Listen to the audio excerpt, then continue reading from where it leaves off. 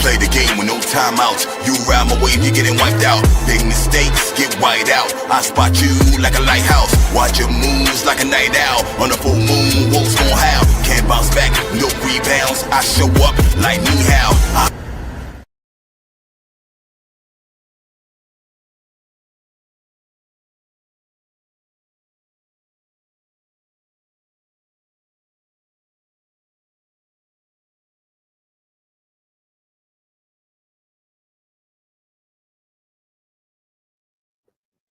Yo, welcome back to another episode of the Tip Off. I am your host, Iceman the Eskimo. And y'all know what I'm talking about. The draft. The NBA draft. Now y'all know. Or now y'all know I've been scouting. Y'all know players. I don't know all the players. I know a lot of players. I know most of the players. I don't know all the players, but I'm talking about this draft.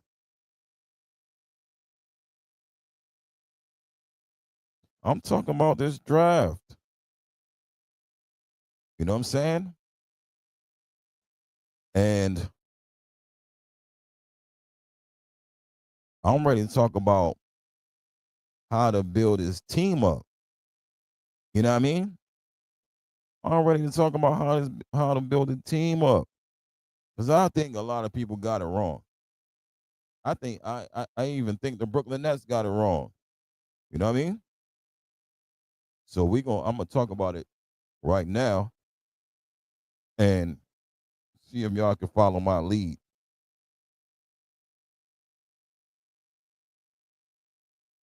All right, my StreamYard is like stalling right now. Hold on.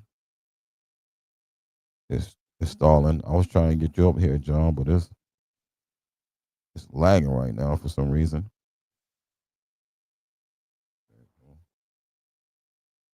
There you go. I got it.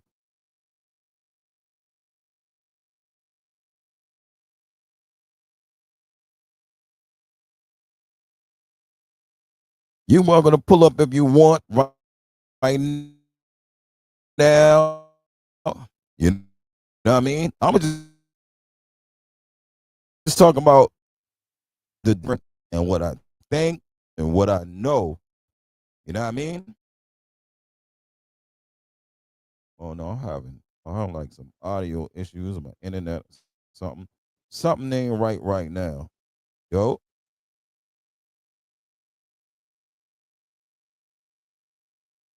yo. Yo.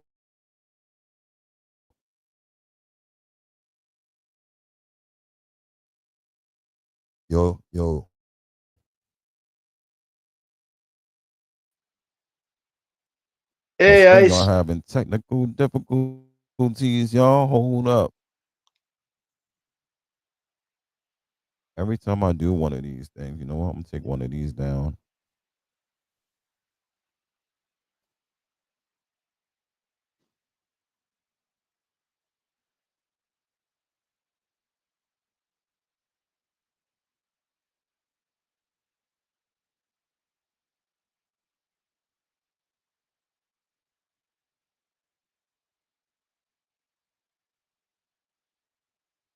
All right, there you go. Like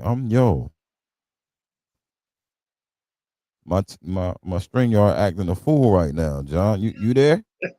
I can hear you. Can you hear me?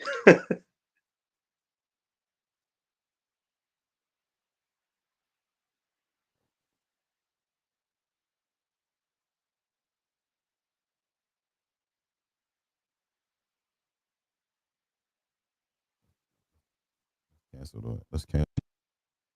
All right. Yeah, you get. All right, there you are. You can hear me? Yeah, I can hear you now. You going in and out there for a second.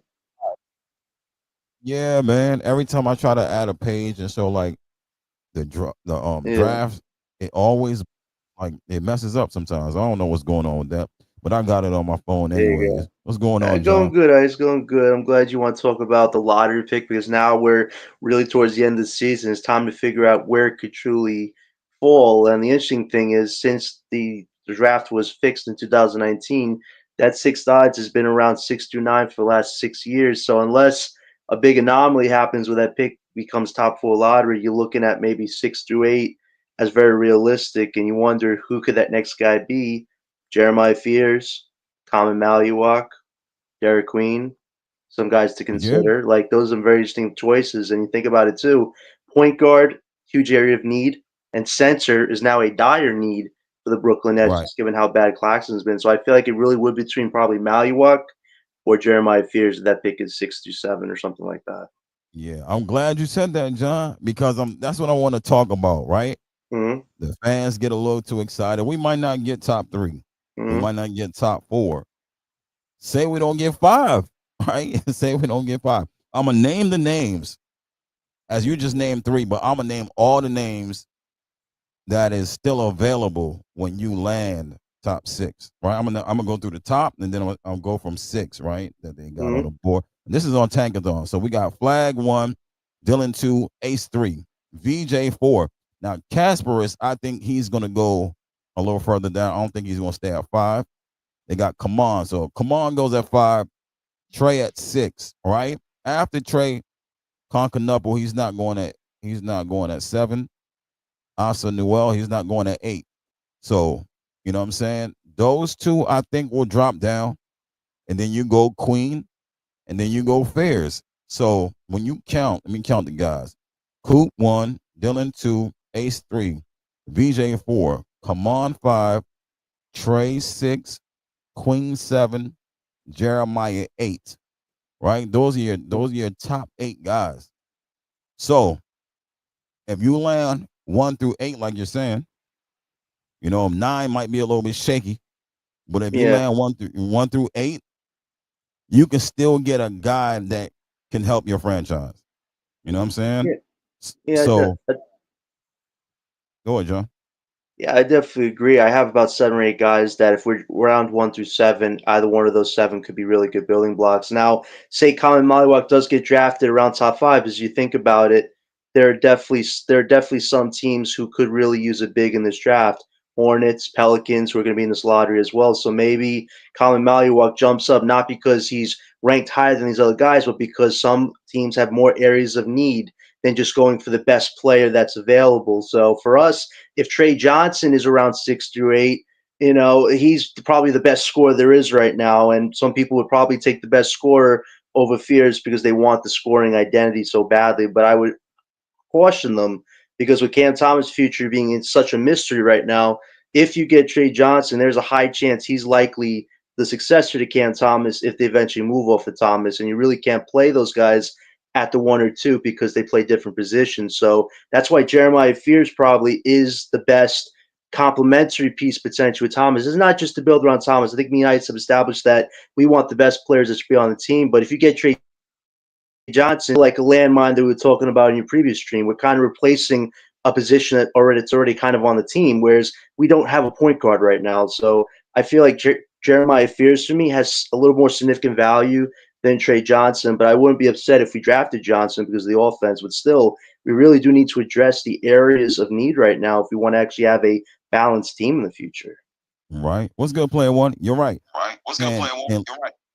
and to look at And that, to look at that, though, I got echo right now. Hold on. Let me see if that's me. All right. me. All right. Okay. Is that you, John? Or is that me? Like, why am I John, is echoing that right me? now? Echoing. Let me come back in just in case. Yeah.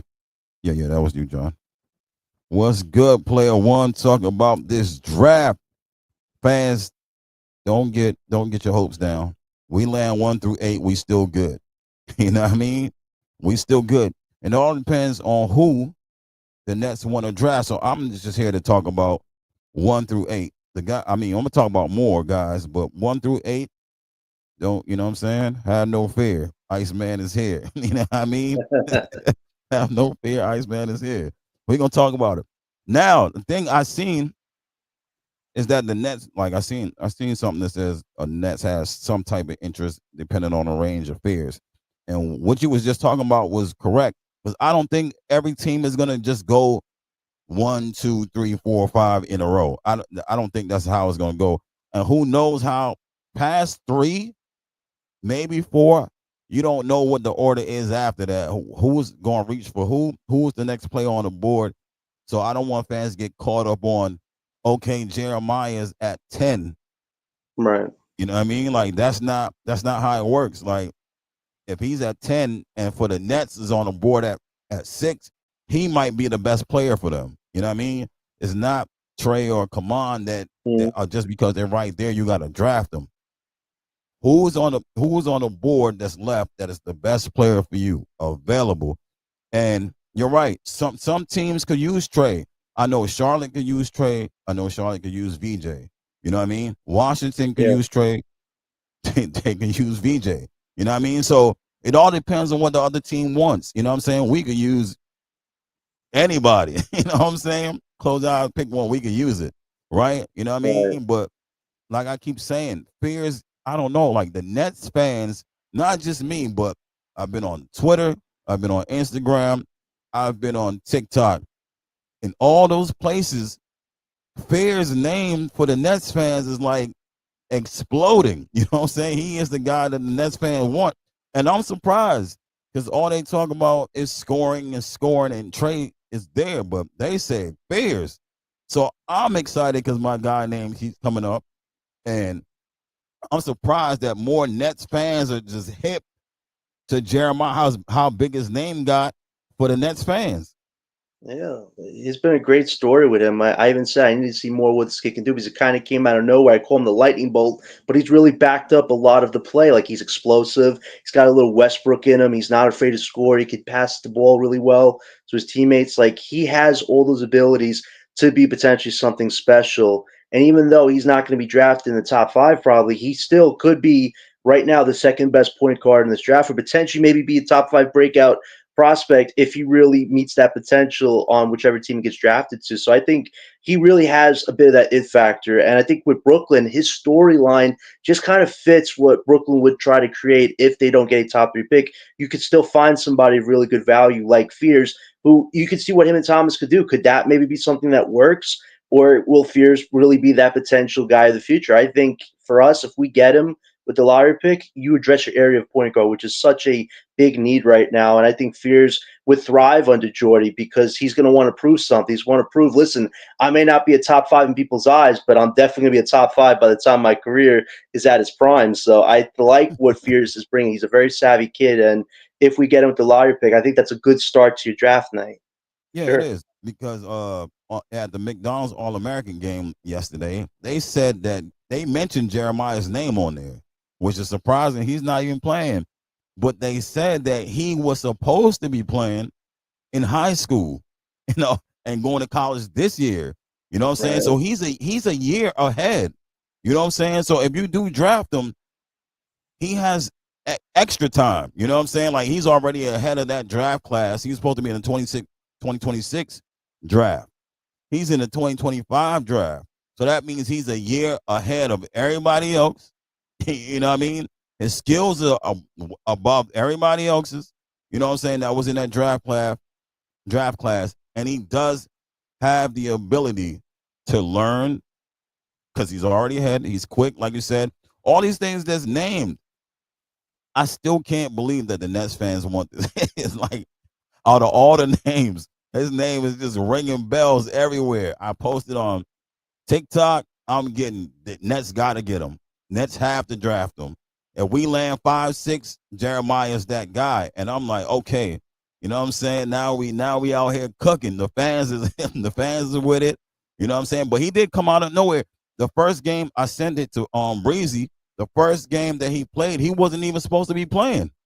He just lucked up and got in the game, and after that, he ain't never looked back. Like, you know what I'm saying? From not being able to play to getting in the game and starting and taking his team all the way as far as they can go in this tournament and end up somewhere in the top top 6, top 5, top 6 of the draft. That's crazy. Yeah, it's definitely crazy, and he just knew it was his time. He got the opportunity, he ran with it. It's like I'm not looking backwards. And look at what it's kind of similar to Dylan Harper because everybody was looking at Ace Cooper being the top dogs, and that Ace was going to be a huge part of Rutgers' success. Dylan Harper was the QB when Ace went down injury. Harper's like, "Give me the ball. I'm going to close. I'm going to play make. I'm going to score. I'm going to do everything on that dance." I mean, he literally almost did. The fact that he was the third best scorer in the draft before he got hurt a little bit towards the end of the season, he improved his stock so much. Now he's the second pick in this draft. That's huge. So you look at him and Fears, two guys who definitely a lot of upside coming into. It's more Harper than Fears, but both of them have really excelled throughout this draft to really put themselves in better positions. And you're like, you get one of those 2 point guards, your draft really starts on a great note, and you're starting to build that core of the future. And you look at us with that lottery pick. If we have to get Jeremiah Fears, you could get Thomas Sorbo with the Bucks pick, or if you get Common Mallywalk, you can trade that Bucks pick to try to get Yegor Demon. As long as we get a combination of a big and a point guard with our lottery and our secondary picks for our first 2 slots, that's a great night for your draft. So I think the Nets have those 2 different routes to explore with that lottery pick if the odds are around 6 or 8, which kind of sets us up actually good than I originally thought. Now that I've started to think about it the last few days. Definitely. There was a stat. I don't want to keep talking about Jeremiah and Harper, but there was a stat that those 2 guys in college were the only 2 guys this year that matched like Ben Simmons paint touches. There were 2 other NBA. I would say Ben Simmons was an all-star. There was another all-star and 2 other NBA players. That only 4 players in a certain like history that Harper and Fears match them guys. So that tells you what type of capability them 2 guys are having, that they have to grow into the NBA. So you might as well say, like right now, matching those guys, they have all-star capabilities from now.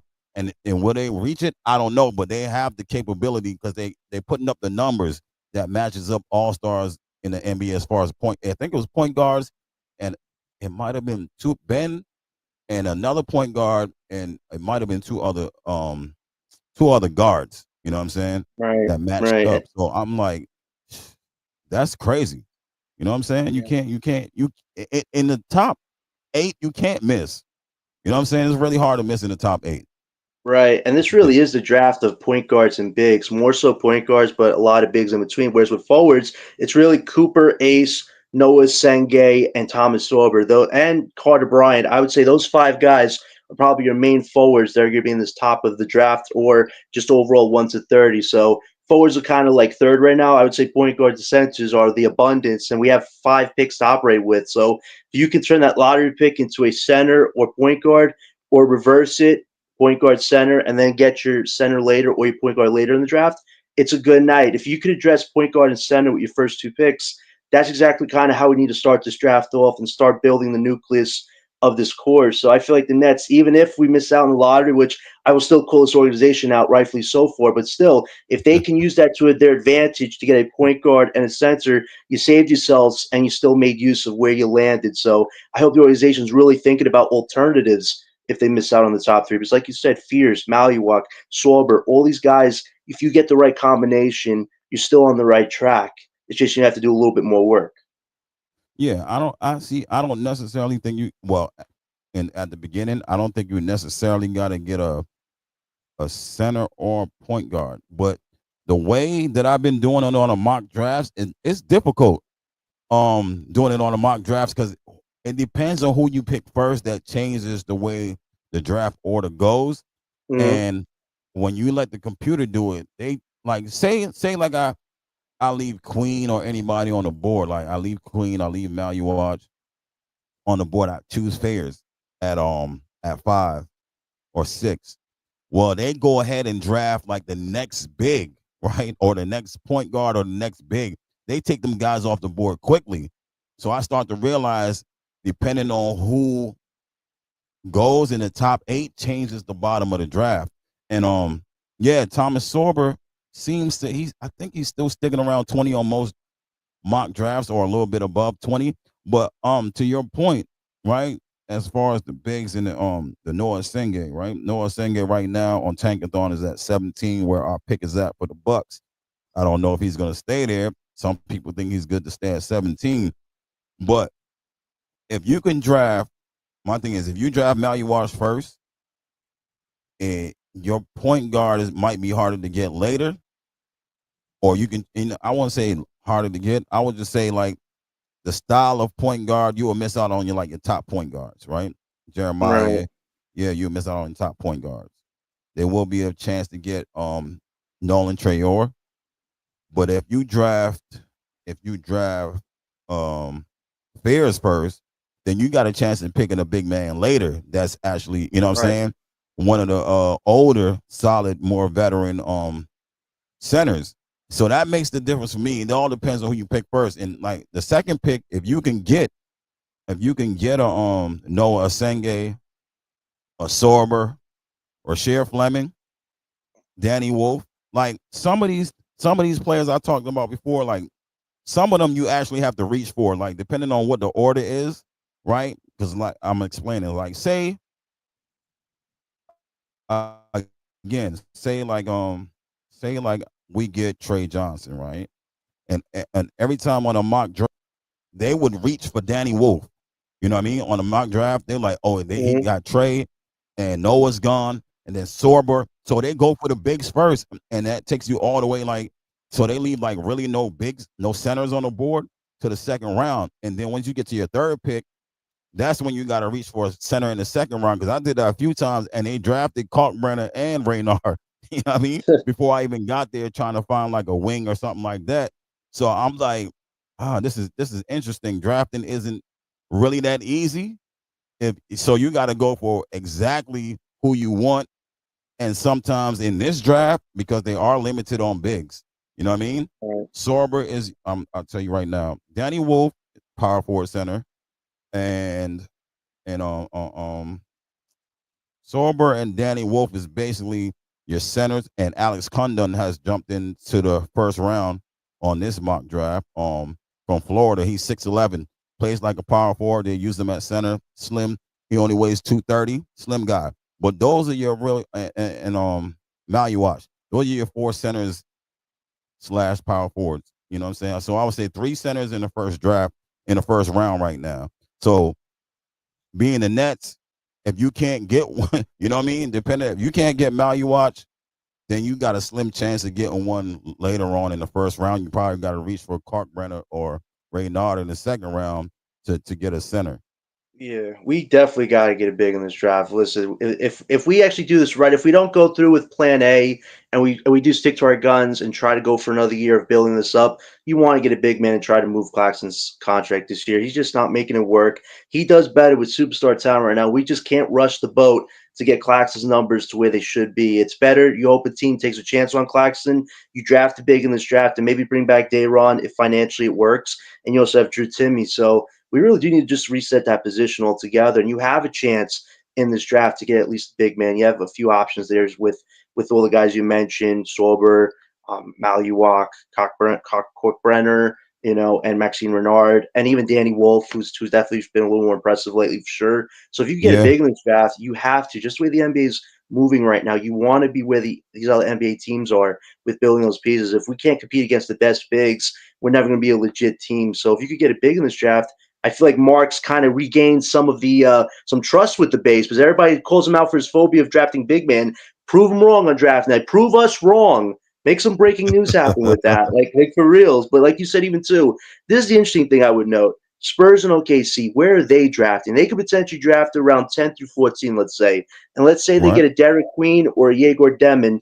They likely want to get veteran pieces that other teams like us have, and they might be willing to dangle a Queen, or I would say Yegor is more dangleable than Derek Queen would be. But if OKC has Yegor Demon, they already have that point guard from the previous year who hasn't played yet. So there would be no room for really Yegor Demon. So if we were able to pull off a trade with him and for Johnson, one of our Bucks pick and one of our late picks, to get Yegor Demon, I'm all for it. Like if you can get a center with your lottery pick and move up to get your point guard, you address 2 huge positions of need. So I feel like Spurs and OKC are definitely going to be 2 teams to monitor on that night, especially if they draft 2 prospects that the Nets might covet, especially if they don't like where they draw in the lottery standings. Like if you use it to your advantage, if they want to do business on draft night, be flexible and open to it. Because if we could get a point guard or a center with our two main picks or trade up for it, I think you're showing exactly what you're trying to show, which is you want to build this core up the right way and address your areas of need. So it'll be very interesting to see if Sean Marks can actually put on a masterclass on draft night, be strategic, Uh-huh. make a move nobody's expecting, make it make sense for the future. Like you said, it's going to be hard to get all the pieces you want, especially with all the mock simulations. How all these players quickly go off the board. So you Yeah. have to be ready on. Like here's the thing with Sean Watson drafting, you have to have like multiple scenarios in your head. Okay, I'm out of top three. Jeremiah Fear's still on the board. Maddox on the board. Who do I get? Point guard. Okay, who are the centers that be available later in the draft? I could trade up for one of them if the Spurs OKC has them. Like Marks has to have different scenarios moving in his head throughout draft night before they even happen, because you have to be on a swivel if you want to do this right. This cannot be the draft where I'm okay just drafting where I'm going to draft.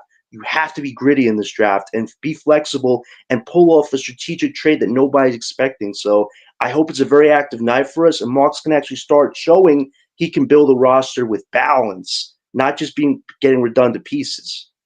Right. Reed, holla. Yo, never have I witnessed a draft lottery as important for the Nets Yep. franchise that we about to witness me to. Extremely important. Because just like John said, they can't miss on. I don't think they can miss on any picks. They gotta get Yep. all these picks right. Like I said, Nets fans have no hair. Iceman is here. Have no fear. Ice is here. You know what I'm saying? I'm with it. That's your You know what I'm saying? catchphrase, man. Right. I'm with it right now. But to your point, right? Because I've been thinking, I talked to Leaf about that too. I said it on Breezy Show.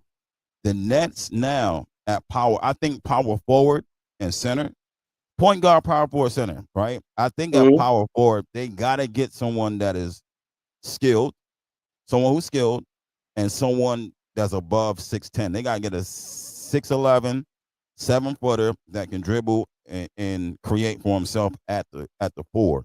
Like I Right. like Clowney. He's starting to do that. He's starting to get into that. Okay, I got to put the ball on the floor, pump fake, all that. He's getting there. Not that I'm rushing him. I like what he's doing, but when you starting to build a team and you see how the NBA is going, you want a Danny Wolf. I'm not saying Danny Wolf is the guy, but you want to start putting pieces like that at your four, right? Because now, just like Cleveland and what is his name? I always forget his name. Jared Allen and what's Mobley. the Mobley. You want a guy not exactly like Mobley, and you want Nas Reed. You want those type of guys at your four, right? Capable of playing the five at times, but you want the creation at the four, like just in case you can sit out there and catch and shoot, or you know what I'm saying, you can put it on the ground, get to the basket. But in this draft, besides Danny Wolf and I think Alex Condon could do it a little bit now that he's in the first round. Besides them two, there aren't too many power forwards that can do that, right? So that's what I started realizing in this draft, that there aren't too many 7-foot guys or 6'11" guys that are skilled. You know what I mean? Like Raynard and Kalkbrenner, straight centers. That's what they are. They skilled.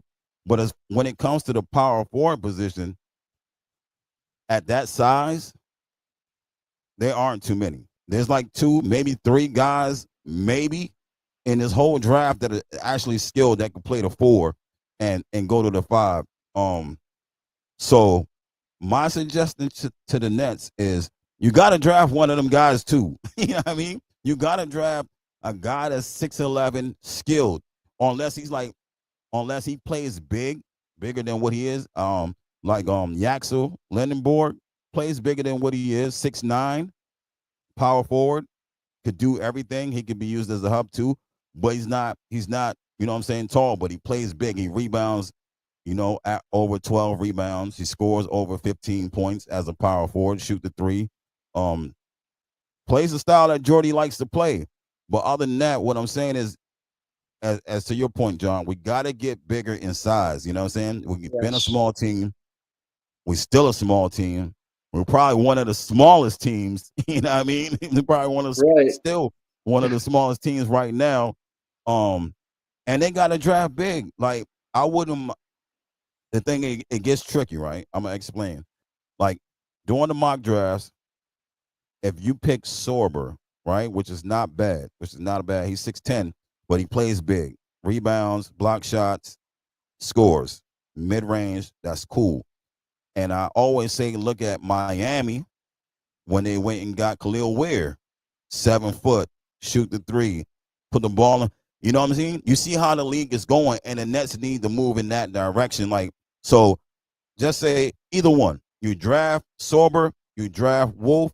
Even with getting Danny, you still need to draft a center. You know what I mean? Danny is 7 foot, but he's not really a center. He's skilled. He can shoot the three ball. He can do a lot of things, put the ball on the floor.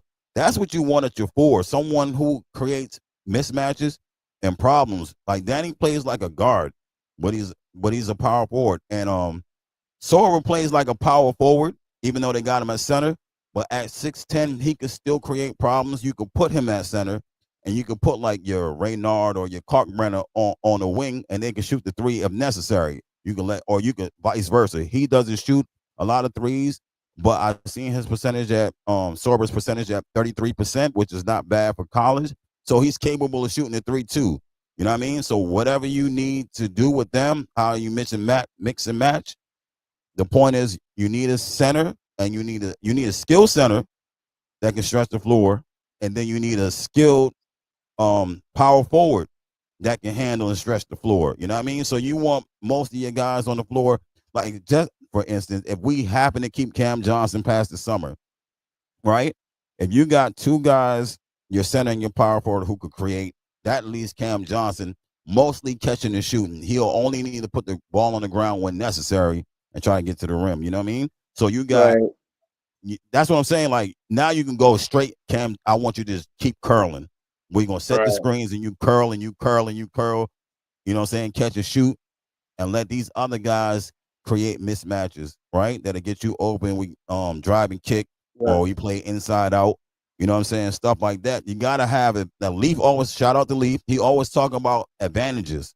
And right now, Cam Thomas is our advantage. You know what I mean? Like, that's it. You talk about Johnson, but I look at his replacement as Carter Barara now. He would likely be our 3 on this team. That guy's 225 pounds, a young Aaron Gordon potential. Imagine having him at the 3 as an upgrade over Zaire, Johnson, and who's the other guy? Who's the other guy?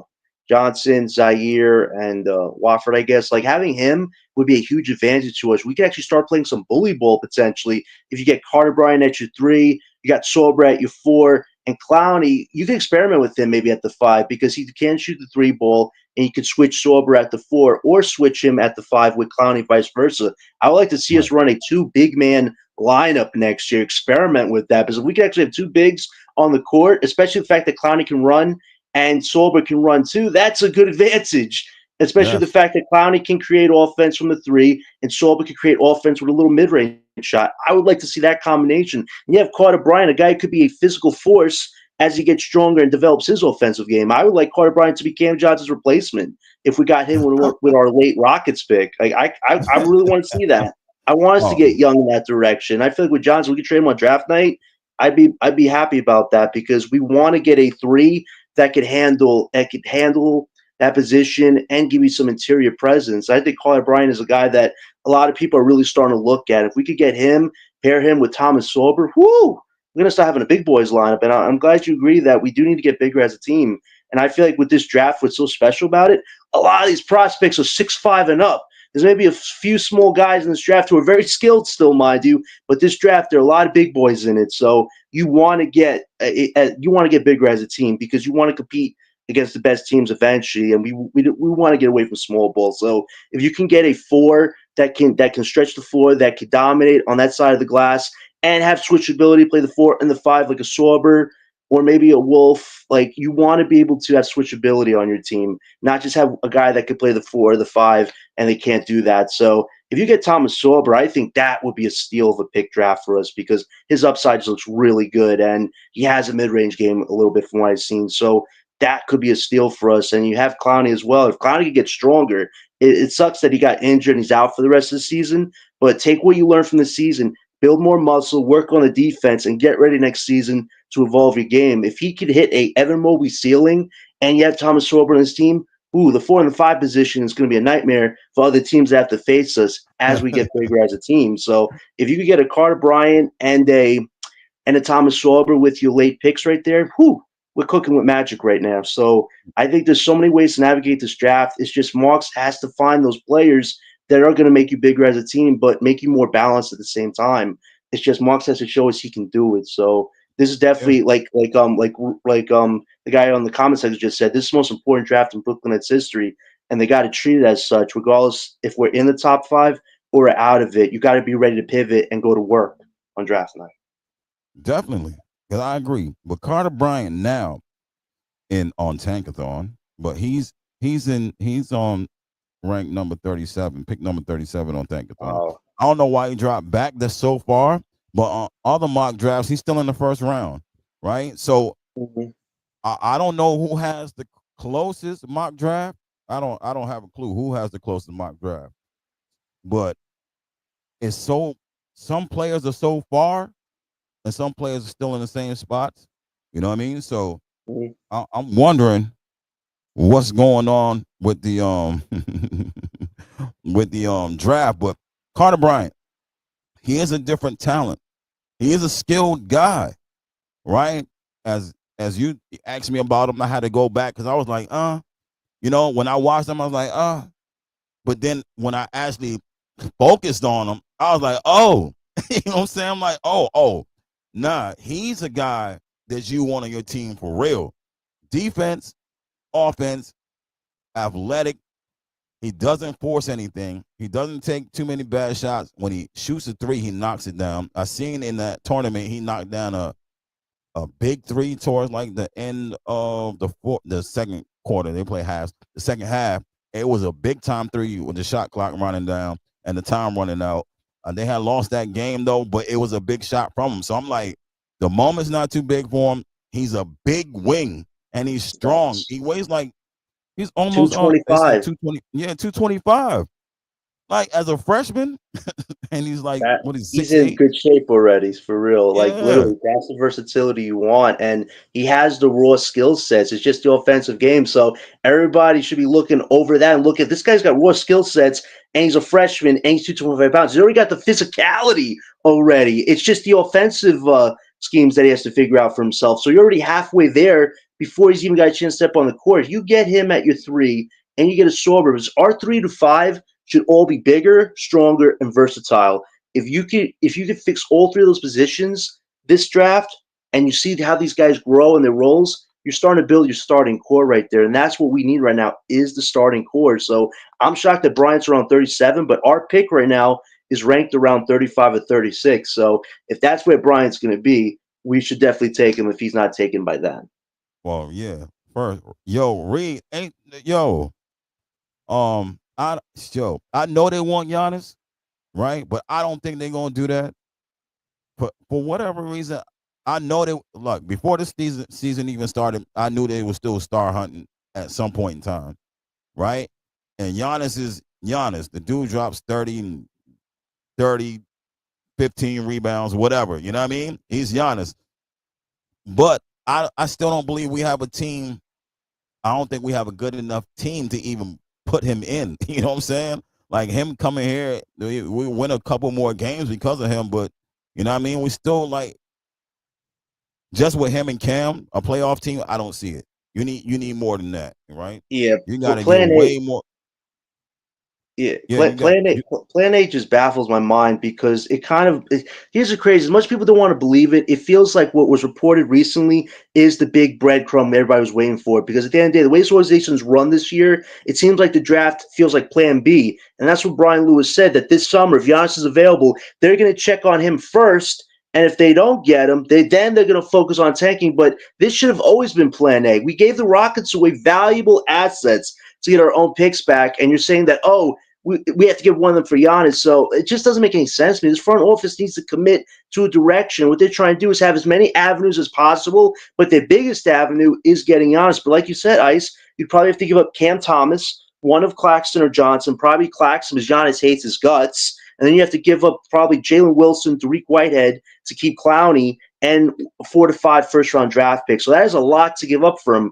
And me and Gary have agreed on this. The only way Plan A would ever make sense is you get Cooper, Ace, or Harper, like a young Dean Wade and young Wade and Shaq situation where Giannis and Shaq coming to this team trying to get this young star through the next 3 years to grow his game while trying to compete in the present. Will it work? Probably not. But if he develops a young star, you say, oh, hey, we competed these 3 years, but then we traded Giannis for a haul, and now we have this young star who soaked up all the knowledge under Giannis. That's the problem, though. We want to be a legit team. We don't just want to get the young prospect star, get the superstar, but it amounts to nothing. You don't want that. But the way the front office is running things, it seems like they're trying to make this sort of bargain with the NBA where you give us a top pick, we'll get the superstar and make you a lot of money. If this is all about economic revenue and selling out tickets, okay. But if it doesn't amount to anything, what are we doing here? That's why this Plan A thing feels so misconstrued. And if they actually pull this off this summer, we're all going to probably be shocked as hell. We might enjoy it for a few minutes, but again, if it amounts to nothing, that will probably be one of the biggest failures ever. So you want to do this right, but just the way this Plan A came out, it seems like they're going to do that first, see if it happens, and if not, okay, we'll tank for another year. But part of me kind of hopes that it doesn't happen because we want to do this right. But if it does happen, live with the results and see what happens. But this organization needs to commit to a freaking direction. We got to stop going for the aging stars and having nothing around them. Because if you don't get a top 3 prospect, you have to get maybe a Trae Young who's probably making 60 mil. Him and Giannis are making over 120 mil, and you have a thin-ass bench. That would be a worst-case scenario because having 2 stars and a thin bench will probably get us nowhere. So if you don't get a top prospect and then you go after Giannis, it might work or it might not work, but it's a massive gamble that would probably set the Nets back multiple years. So, yeah, I don't think Plan A makes sense, but this organization, they don't make sense, Ice. Yeah, you're right. I don't think that don't even sound right because you got to do too much work to put around Giannis, and you know what I mean. You got to figure it all out. I don't think it's that. I don't think even though the defense is good on this team, I don't think the team itself is good enough for him. You know what I'm saying? I don't think the team is good enough for him or good enough for us that we as fans feel like, all right, we're gonna go into this playoff and get past round 1. You know what I mean? So I see it, but I don't see it for this summer, maybe 2 summers or whatever. I know Giannis might want out of his, you know what I'm saying, out of the Bucks, but you know what I mean? Like you get him and do what with him? You know what I mean? You're gonna waste his time. You know what I mean? We don't have that type of roster. For right. him. And if you did get the star prospect and you got Giannis, I feel like next year you'd probably be in the play-in. You see what the star prospect develops with Giannis, but you're not going to win that year. So you're wasting 1 prime year, and then the second year, what do you do with whatever draft cap we have left? Do you trade for that second star to play with Giannis and that star prospect? And if that doesn't work, then you're screwed and you have to start over at that point. So yeah, you'd probably be wasting 2 years of Giannis prime, hope to win that 3rd year. And if that 3rd year doesn't happen, then it's probably not going to happen. So, yeah, the timeline doesn't make sense. And this we have to do crazy work this summer. But the way just looking right now, if that does fall and happen, man, this is going to be one of the craziest summers of Brooklyn Nets history because everything a lot of people wanted probably won't happen. But if Giannis goes elsewhere, then we could just relax, draft our prospects, and build for the following year. But the way this organization is running things, it feels like they're waiting to do something crazy because they want to make a lot of revenue for the NBA and fill up their pockets. But the fans don't want to be cheated either. We don't want to just show up to see a facade. We want to see a team that's actually going to be in the finals, earn that spot in the finals, and potentially compete for something. And Giannis by himself, as great as he's been this season, you don't want to gas him out and break that calf because that's what's probably going to happen if he has to carry us this following year. And if I was them, if we do this, you have to manage Giannis' minutes, especially the star prospect in his first year. You don't want to overwhelm him or Giannis. So you'd have to do a lot of managing. But the way this team runs things and the way Jordy coaches, he's going to want Giannis on the court for like 35 minutes a night. And that could be a nightmare scenario too. So going downhill every play. You know what I mean? No, he needs a better team. I like Giannis. I would like to have him on our team, just not at this moment. This not the moment for him. You know what I'm saying? It's like bad timing for Giannis. You know what I mean? Like it's bad timing. But player 1 says any 3-and-D, the best 3-and-D guy in the draft that we could pick up late, any Danny Green type role players. I'm gonna say this. I'm not sure about Danny Green, but there is I don't know who's the best. But I would tell you, like Carter Bryant, we mentioned Carter Bryant, but he's a big wing. But the guy that I would go to that I know plays known for defense is Miles Bird. Miles Bird, 6'7", two guard. You know what I mean? And his specialty is defense. He could score, he could shoot the three. He's not consistent, but he's known for defense. He's picking pockets, he's playing the passing lanes. You know what I mean? That's what he do. That's like what he does best for his team. So he is in the second round right now.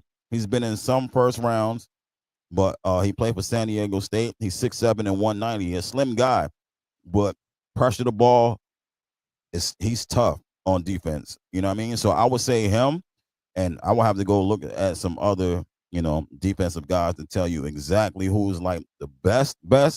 But I know from watching, his name has always come up, and I always felt like he would fit this team nicely because defense is his number one thing, and Jordy plays defense. So I have him on my mock board, on my mock draft as a late draft pick, just in case. There are a couple wings in the second round that, you know what I mean, I close my eyes and pick one.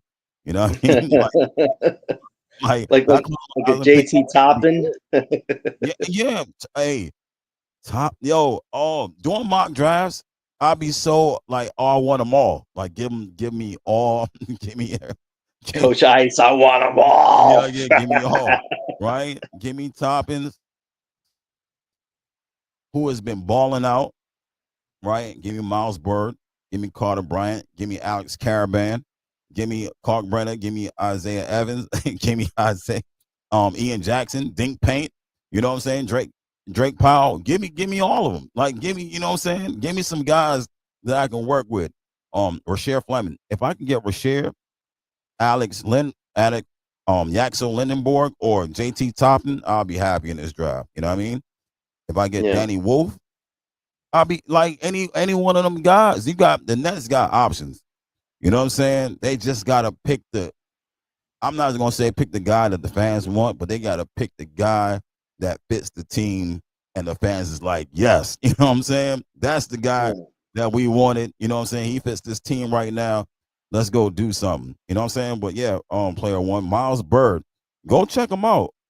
I guarantee you see his defense, his offense, you'd be like, oh yeah, like he if he came off the bench, you know what I'm saying?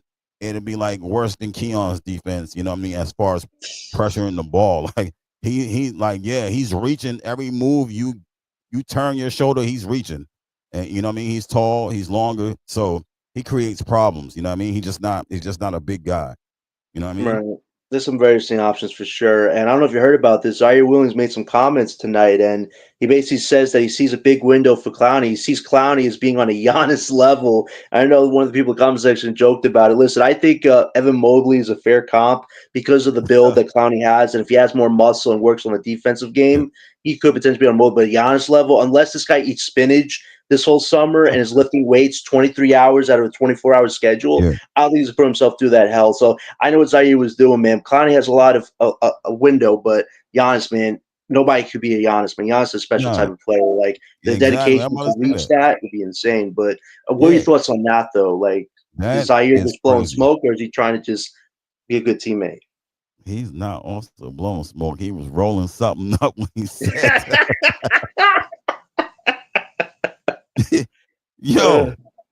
But the only person that may have a slim chance of being Giannis, something like Giannis, I don't even think he's like Giannis, but Noah Senge. He's like that's what I heard, he's so slim, but he dominates. You know what I mean? He's a wing type player, but you know what I mean? I heard Pod Thorne, shout out to Pod, say that Noah is within that range, right? Because there's no one like Giannis. He's a 1-1. You know what I'm saying? Right. 1-1, but he's the only one. But Noah Clowney, I don't even know where to put where to put him at. Like, I don't know the category. He's not like in a Giannis category. Maybe with how big he can get in size, maybe, because him and Ben was like, Giannis and Ben was like 240. So maybe Clowney size wise, body wise, he can get up to 240.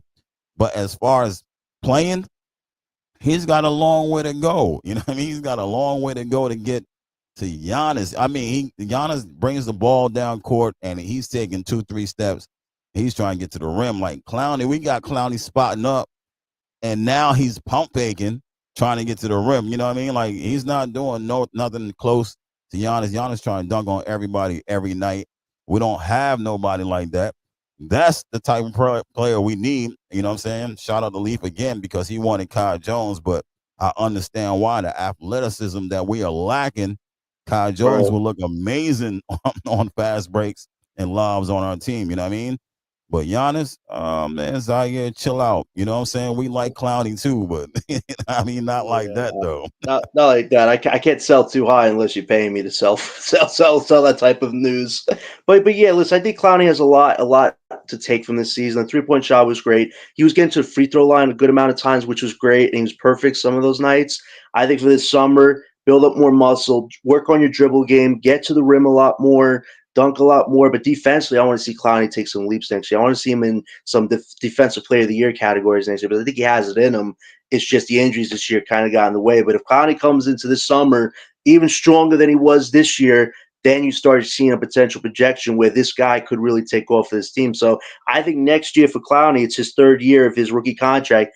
That's the year for Clowney to put it all together and just go, okay, I'm a corner piece and I'm going to show it. So I have high expectations for Clowney next year. Regardless of what direction is, I want to see him truly grow and be one of these potential cornerstones of this team. It just has to put it all together. So I'm definitely looking forward to see if Clowney can meet it or not. So it'll be very interesting to see what type of window Clowney sets for himself next year. Yeah. I think Clowney is growing. I seen growth from Clowney offensively this season. I always made a little comment about him, like he can't put the ball on the floor. And then once this season started, I seen him slowly starting to put the ball on the floor. Slowly. In the other game, like probably the game before he got hurt, I seen him hit it in and out, right to left. And I'm like, oh, okay, Clowney, I like that. Now we talking. Now you trying to create. He didn't move nobody with it. But you know what I'm saying? The point that he started to do that during the game, I was like, okay, so I know you're working on your ball handling skills on your off time, and that's good. We know you can catch and shoot. We know you're a straight line driver. You go up to dunk or something like that. That's cool. You know what I'm saying? But now you're starting to put the ball on the floor and trying to create just a little bit. That's all we need. You know what I'm saying? By next year, he should be doing a little bit more, like you're saying, and we see more growth. Now the defense, individually, his defense is all right at times, is good at times. But I think also because how the team is structured, he doesn't have enough where he can show a lot of his defensive skills like it was like the first time him and Claxton played. And it was like, you know what I'm saying? No one's scoring. We blocking everything. You know what I'm saying? But it's not like it doesn't have that defensive structure is a little bit different. And I think to our point, we need a bigger center. Yes. You need another rim protector, another type of rim protecting center. And I think that'll open up his defense even more because he'll have somebody, have the other team hesitating. Like we got Brook Lopez. Brook Lopez makes everybody hesitate. And then, you know what I'm saying? Everybody get their shot blocked somehow, some way because of Brook or Giannis, you know what I'm saying, on the help side. So I think the same thing for Clowney. You need somebody like that to help his defense grows. Claxton is good, but the way the team is constructed, it doesn't help them. Yeah, and I'm surprised because I thought this coaching staff would be what takes Claxton's game to the next level. But how ironic that Thomas fit the system more than Claxton, and Claxton just feels so awkward out there. Like literally, I saw against Anthony Davis, like Davis playing no defense at the rim. Claxton does the same old hook shot, misses the rim. It's like, what about your mid-range game, Claxton? Davis not playing any defense because he knows you're going to do what you always do. I just wish we had a big that has versatility in their game, and some of these bigs in this draft have that versatility. And my problem is, which I hope doesn't happen, is that when these bigs do come to Brooklyn, they don't just get rid of the offensive game. You need to let them have an offensive game. You can't just turn them into a rim runner that rebounds and plays defense. It's so boring. Like, you don't want 4 out of 5 guys on offense. You want a 5-starter unit that all can offensively dominate on the glass, like Boston Celtics do. Every person on that Celtics starting 5 can score 25 points a night. We're not going to get to that level for a while, but you want the 5 on your team to all be able to score individually. Like, we need that right now with Claxton. It's such pains and aches to watch him because he's just doing what he's always done. Like, it's like there's no big 3 anymore, but he's still doing the same stuff, But everybody's like, well, without the stars, we know Claxton can't score more than 7 points against us because he doesn't do much. So if you can get a big that offensively can do more, then they start paying a lot more attention to the center Yeah, position. That's what we need. You want these other teams to feel you at those positions that were weaknesses. They're now becoming potential strengths. That's yeah. what really starts changing this team up. Claxton scores on certain games. How certain teams, certain way they play defense. He you know what I mean, every once in a while he can give you a 15, 17 maybe. It won't be that Against much Taj because he Gibson. it won't be that much. He won't do it all season, maybe four games, maybe five, you know what I'm saying? He'll give you something like that. But I think he's like he needs a point. We already talked about he needs a point guard. You know what I mean? He needs a Trae Young. I think with Trae Young, he'll probably be a lob threat every 10 seconds. You know what I mean? He needs someone like that. John Morant, Reed Holler. You look at who said John Morant? I got it on board right there. Personally, I'm looking at John Morant situation. Look, John Morant is. I don't think he'll ever touch Brooklyn. I don't think he for that little. Now he being investigated for the little pow Oh pow my bang bang. God, Yeah, that's I don't think. wild. Yeah, I don't think Sean. I don't think they're going for that. You know what I mean? He going somewhere else. It won't be in. It won't be in Brooklyn. You know what I mean? Yeah. Yeah. After talking about it with Gary the last few days, I'm just listen. I'm not going to try to go after Ja just because Claxton's his friend. Given the way Claxton is hurting us financially and the way Ja did that last night, you're not supposed to do that. The NBA has told you they frown upon any type of gun symbols, and Buddy Hill did it too. So he should probably be penalized just as much as he penalized Ja Morant. But it's not a good look as far as publicity goes. I think Morant's done a better job of being professional, but man, you pick a wrong time to do it when the team is going through self-destruction mode. And maybe Ja did it on purpose. He just wants to get the hell out of Memphis. But yeah, given the way Sean Marks and Joe Tsai like to run a squeaky clean image type team, I don't see Ja Morant as realistic for us right now. Even if he's available this summer, I just think they would probably want a superstar that doesn't have that type of baggage. But yeah, but it's wild. If they give him like a 5 game suspension for using an invisible gun symbol, that's Yeah. wild, man. But yeah, like I just don't see it right now. Like that type of baggage is just not what Brooklyn is going to want to bring here to this team. Even if Zaire Claxton and his friends, if we trade Claxton this summer, you could kiss the John Morant spectacle goodbye at that point. Right. Right. Yeah. Exactly. Look, I always wanted Brandon Ingram.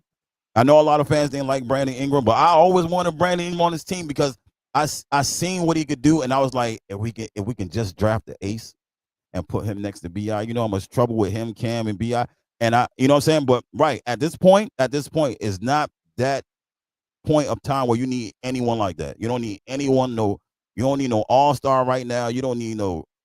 You know what I mean? You need to just draft. If you get an ace, if you get a Jeremiah, if you get a Dylan, if you land Cooper, you know what I mean? That's where we want to build from, you know what I'm saying, the ground up. You know what I'm saying? We got a couple young players that's all right. Everybody on this team ain't just like bad. I just think the way the team is built, even last year, the way that it's built made it look bad. The way the coaching was last year made it look even worse. You know what I mean? You know what I mean? Yeah. It just looked worse. So it's the team construction. You know what I mean? Like you got Tyrese and you got Claxton, you got Sharp, you got Clowney. It's just not it's not a perfect I'm not even gonna say perfect, but it's not a good built team. The team is built funny. You know what I'm saying? Like Been like that for realistically, years, Bill Funny. yeah, it's built funny. You got all our wing guys are 6'6". Jalen Wilson 6'6", Tyrese Martin 6'6", Keon is like 6'4". Cam Thomas is 6'4". I don't even know how tall D'Lo just came over to the team. But before that, they had Schroeder. He's like 6'2". Like it's built funny. You know what I mean? It's built real funny. So it's all about the team construction. All about team construction. That's what I hope. This time when they draft to build a better team. Right, and you need that star prospect. I think if we go down the superstar route, I want at least a young star to be part of that because you don't want just aging stars to carry because they've shown you they want to run things their way, and that was the problem with the big three. If we had that really young piece, and I know some people thought Thomas could, if we had that young cornerstone piece, that could have maybe been what brought that all together. And we were lacking a lot of really good young talent. I know we had some young guys that were playing good in the minutes with Kevin Durant, but man, if we actually had a really young star piece with that big three, could we have maybe fix that? Who knows? But you want that young star to be a part of this, even if you do go down the star route again. I think that would put us in a way better position to actually be a legit contender instead of a pretender. So you Right. definitely want to get the star prospect in this draft. And yeah, do you look at the John Morant and the Giannis situations? I would say the Morant situation is kind of done with us. The Giannis thing is still up for Yeah. grabs, but still, if we don't have to do it, don't do it. And I know Sean Mark's going to listen to offers, but the Bucks want Thomas, Claxton, Whitehead, Wilson, and like 6 or 7 picks. Okay, listen, I want Giannis, but I'm not going to kill myself for Giannis when Right. there's nobody on this team right now to play with Giannis but Cam Johnson. Right. And Cam Johnson, no second or third star. That would be a waste of time. So let's draft well this summer, see what happens with the Giannis stuff. And if they want the house for Giannis, I'm not doing it. So that Yeah, no. we would just build the next year and then go into that 2026 draft, getting another top prospect, and then we could start really putting this together, maybe going after a star when it makes more sense. But the way this organization runs things, they have a hard time waiting. And Right. with the stuff that's going on right now, it feels like they're just scratching their nails, hoping to do something crazy.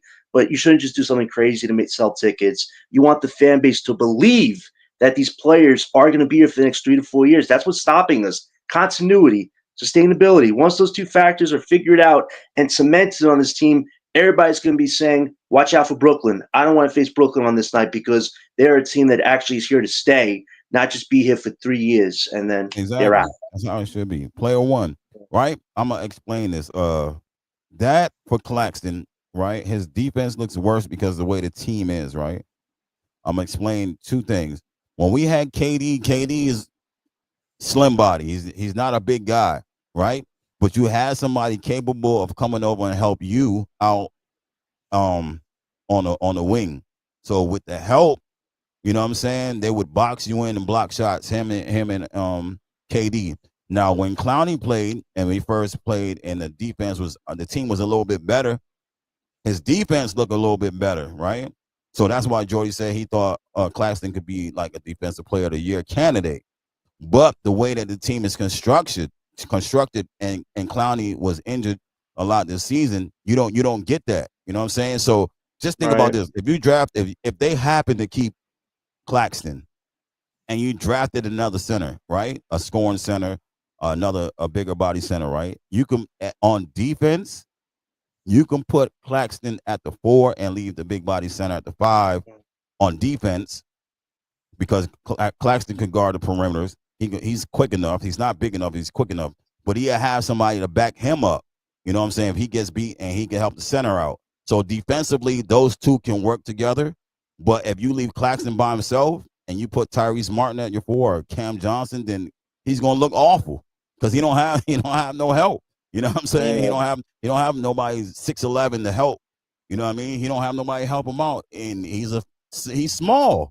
You know what I mean? He ain't weighing 250, so no matter what, he gonna be on an island by himself Yeah, getting cooked by destroyed. Bismarck Biyombo wasn't even playing this He season. Like even guys who are semi-retired could come out and be like, "Yo, Clax, I'm gonna bust your ass." Like that's a yeah. bad thing. So But that's the thing about drafting a big way with Claxton. He can't play him with the foreman. Yes, defensively it might work with the foreman, but offensively, yikes! This guy can't shoot more than like 2 to 3 mid-range shots when he's having a good game. I think he made only 5 or 6 mid-range shots right. this year, and he made 3 3-point shots. He's only had 6 his career. Like it just doesn't work with Claxton because offensively he's so limited. Like you could find a forward and a big that each offensively know what they can bring to the table. The defense will work itself out, but offensively, Claxton's just too much of a liability, and I just don't think it works for us right now. If you have superstars, all Claxton has to do is guard 1 through 4 and be ready to lob and dunk. That's what he primarily does.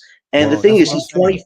He's gonna be 26 years old. Like we don't want to wait when he's in his prime and his game is still underdeveloped. That's why you got Saying to that, get right? Saying that on offense, you put Clax back at the center and you bring your big out like they do Mhm. with Brook Lopez. You bring him out to the 3 and let him create from there. So Clax will stay in the dunker spot, and he might have an advantage there because you got to worry about the shooter. So on offense, you would switch. On defense, they would switch. He would guard the perimeter and let the center drop back and play center, and you could, you know what I'm saying, vice versa. That's how it would work if they was to keep him. That's the only way it would work. You know what I mean? Like if you don't draft somebody big enough where that can help them out, or Clowney's not available, then you know what I mean. It's not gonna look good. It's not gonna look good for Clax, man. You know what I'm saying? All right.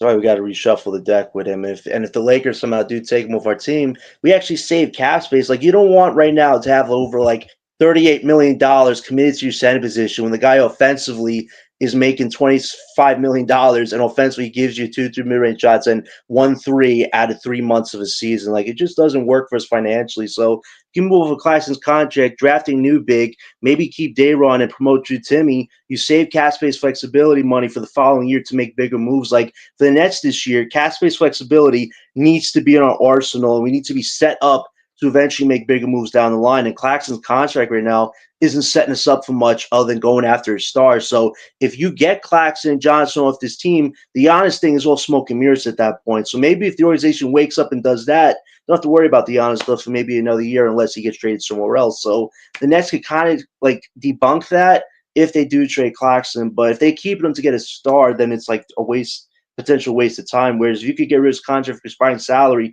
we can still draft well and make bigger moves when the time is right. I just feel like we're at that stage with Claxton, unless we're forced to keep him, which is a reality this summer. The Lakers don't Yeah. want him. What else can you do at that point but put up with the Right. contract? Question. 'Cause this guy names comes up all the time. You know what I'm saying? Timmy time. Drew, give me the ball. I'm fitness score Timmy. Hey, new lyric. Yeah, right. Hey, right. Timmy to be doing the thing out there. Now I'm gonna ask this question because I don't know. Timmy is here for 2 years. I just found that out. Timmy's here for 2 years. Tyrese Martin's here for 2 years, and Keon Johnson is here for 2 years. Timmy, do you think, even though he's like a tweener, he's not really a center and he's not really a power forward, but he can score at center, he can rebound, he can do everything. He's not really a shot blocker. But do you think Timmy, if these last couple games, do you think if Timmy plays well that it kind of changes a little bit of not the center, but maybe a power forward, maybe the center position, the Nets may look at a little differently?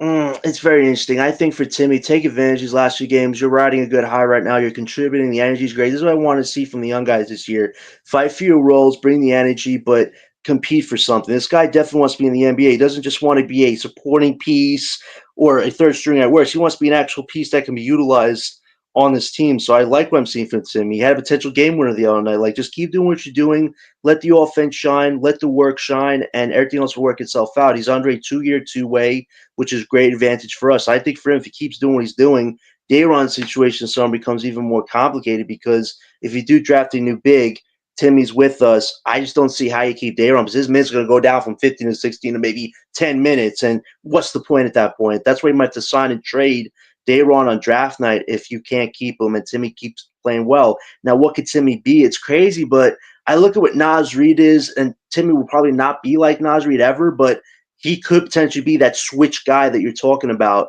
He can maybe play a bit at the 4, play a bit at the 5, not a shot blocker, but he could shoot the 3. He could give you some shots at the rim. Like, he's got that type of build, I would say.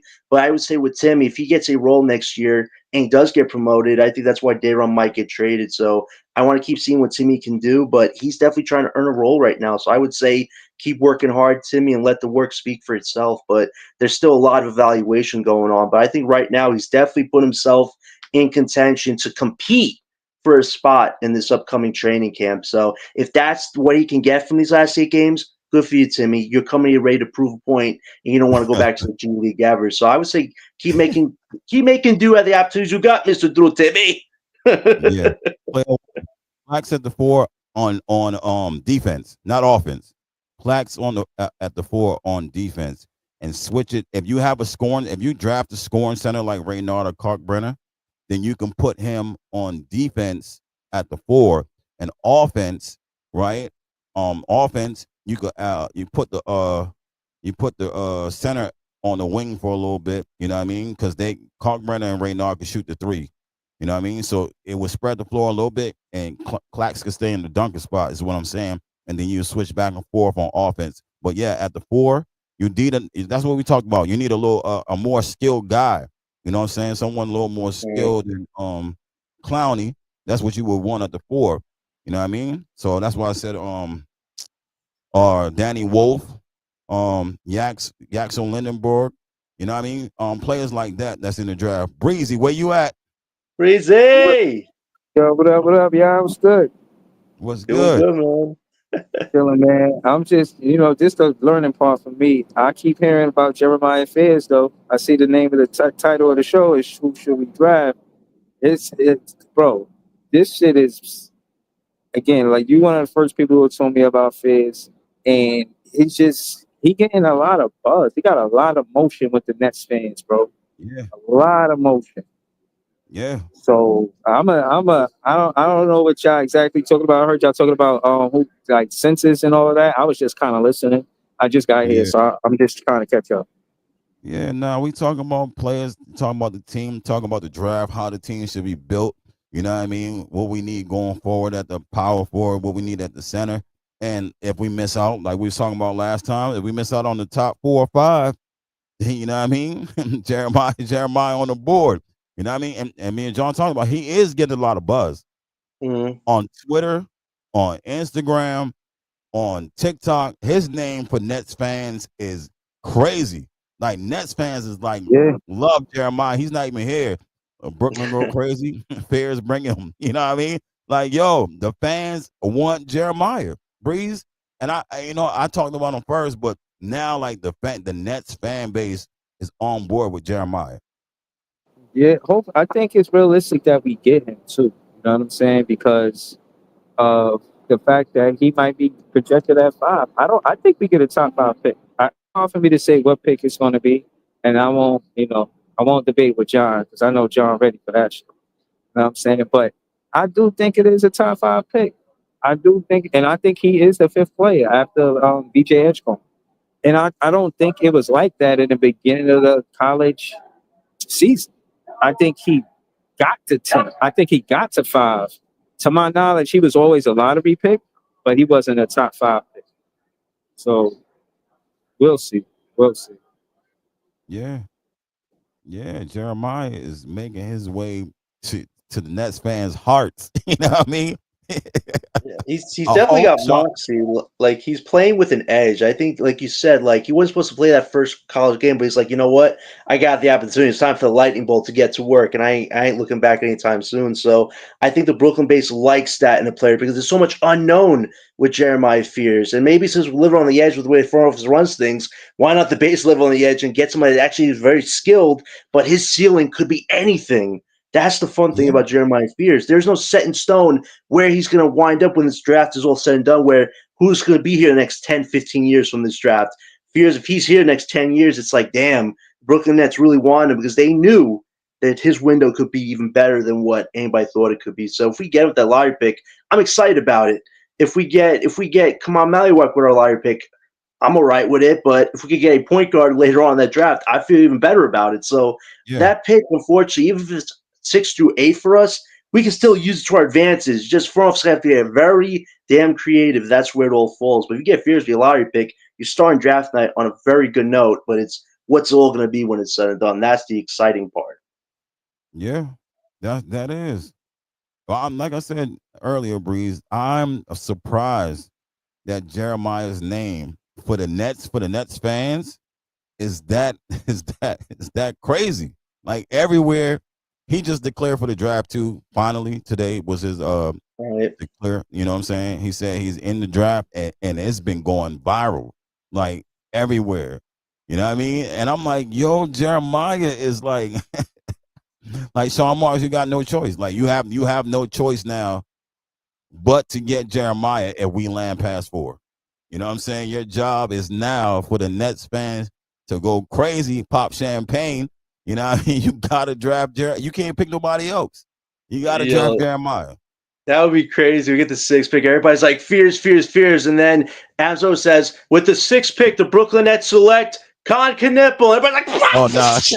That would be insane. Like, I'm telling you, everybody's like chanting Fears, and it's like, Conquer nipple. Oh my god, that would be like the worst case nightmare of like sports history, man. But yeah, if you get Fears that lottery pick, that's how you set the Brooklyn base on fire in a good way that night because the base is going to want a player that they feel strong about. And I think Ace, Harper, Cooper, or Fears, those are the top guys that right now I keep hearing that the Nets base would be very happy to have. So you get one of those four, it's a great start to draft night. It's just what will be around it after draft night when it's all said and done. But yeah, Fears is just an exciting kid, and his window is really unknown right now, but that's an exciting thing at the same time. Player one, what? You not impressed by Fears? Yo, it must be tough to impress you, bro. Because I was impressed the first game. His first game, I don't know if you seen his first game or the highlight. I just sent Breezy in his inbox like the highlights from some of his first games, right? His first game, I seen him do things that someone in high school is not supposed to do. The reason why I'm impressed with Fears is right because even yesterday, I told John, even yesterday, you probably heard earlier, he's supposed to be in high school playing right now. He's supposed to be in an All American game going to college. But so imagine a guy in a top in the lottery playing against guys in high school. What type of damage would he have done yesterday in that All American game? I know I see AJ. Can we get AJ in the 2020? He would have gave them problems yesterday. He would have gave them work. He probably would have dropped about 30 in that game yesterday. You know what I mean? Like to think somebody's younger and doing that in college and end up in the top 5 because he declared to come out of high school earlier to go to college and end up in the top 5. That's impressive. And he wasn't supposed to be playing. You know what I'm saying? He turned 18 at the end of last year, I believe. You know what I'm saying? So he won't be 19 to like like December some, you know what I mean? December or something like that. So he's really young. You gotta take a chance. What's good, Leaf? Hey, What's Lee. good? What's good? What's good? Yeah. Since you talk about Fizz, I'm actually glad you talk about Fizz. Obviously, Fizz is definitely one of the most impressive, if not the most impressive talent in this draft. Just given his stature, he probably at most 6'3". Probably gonna be 19. It's gonna take him like another 9, 10 months to be 19. Probably the season start, and he probably at minimum probably gonna be top 8 in this draft. However, I think the new mold for point guards is probably gonna be maybe a little bit taller for at the point guard position because I'm seeing a lot of big guards like 6'5" and probably taller.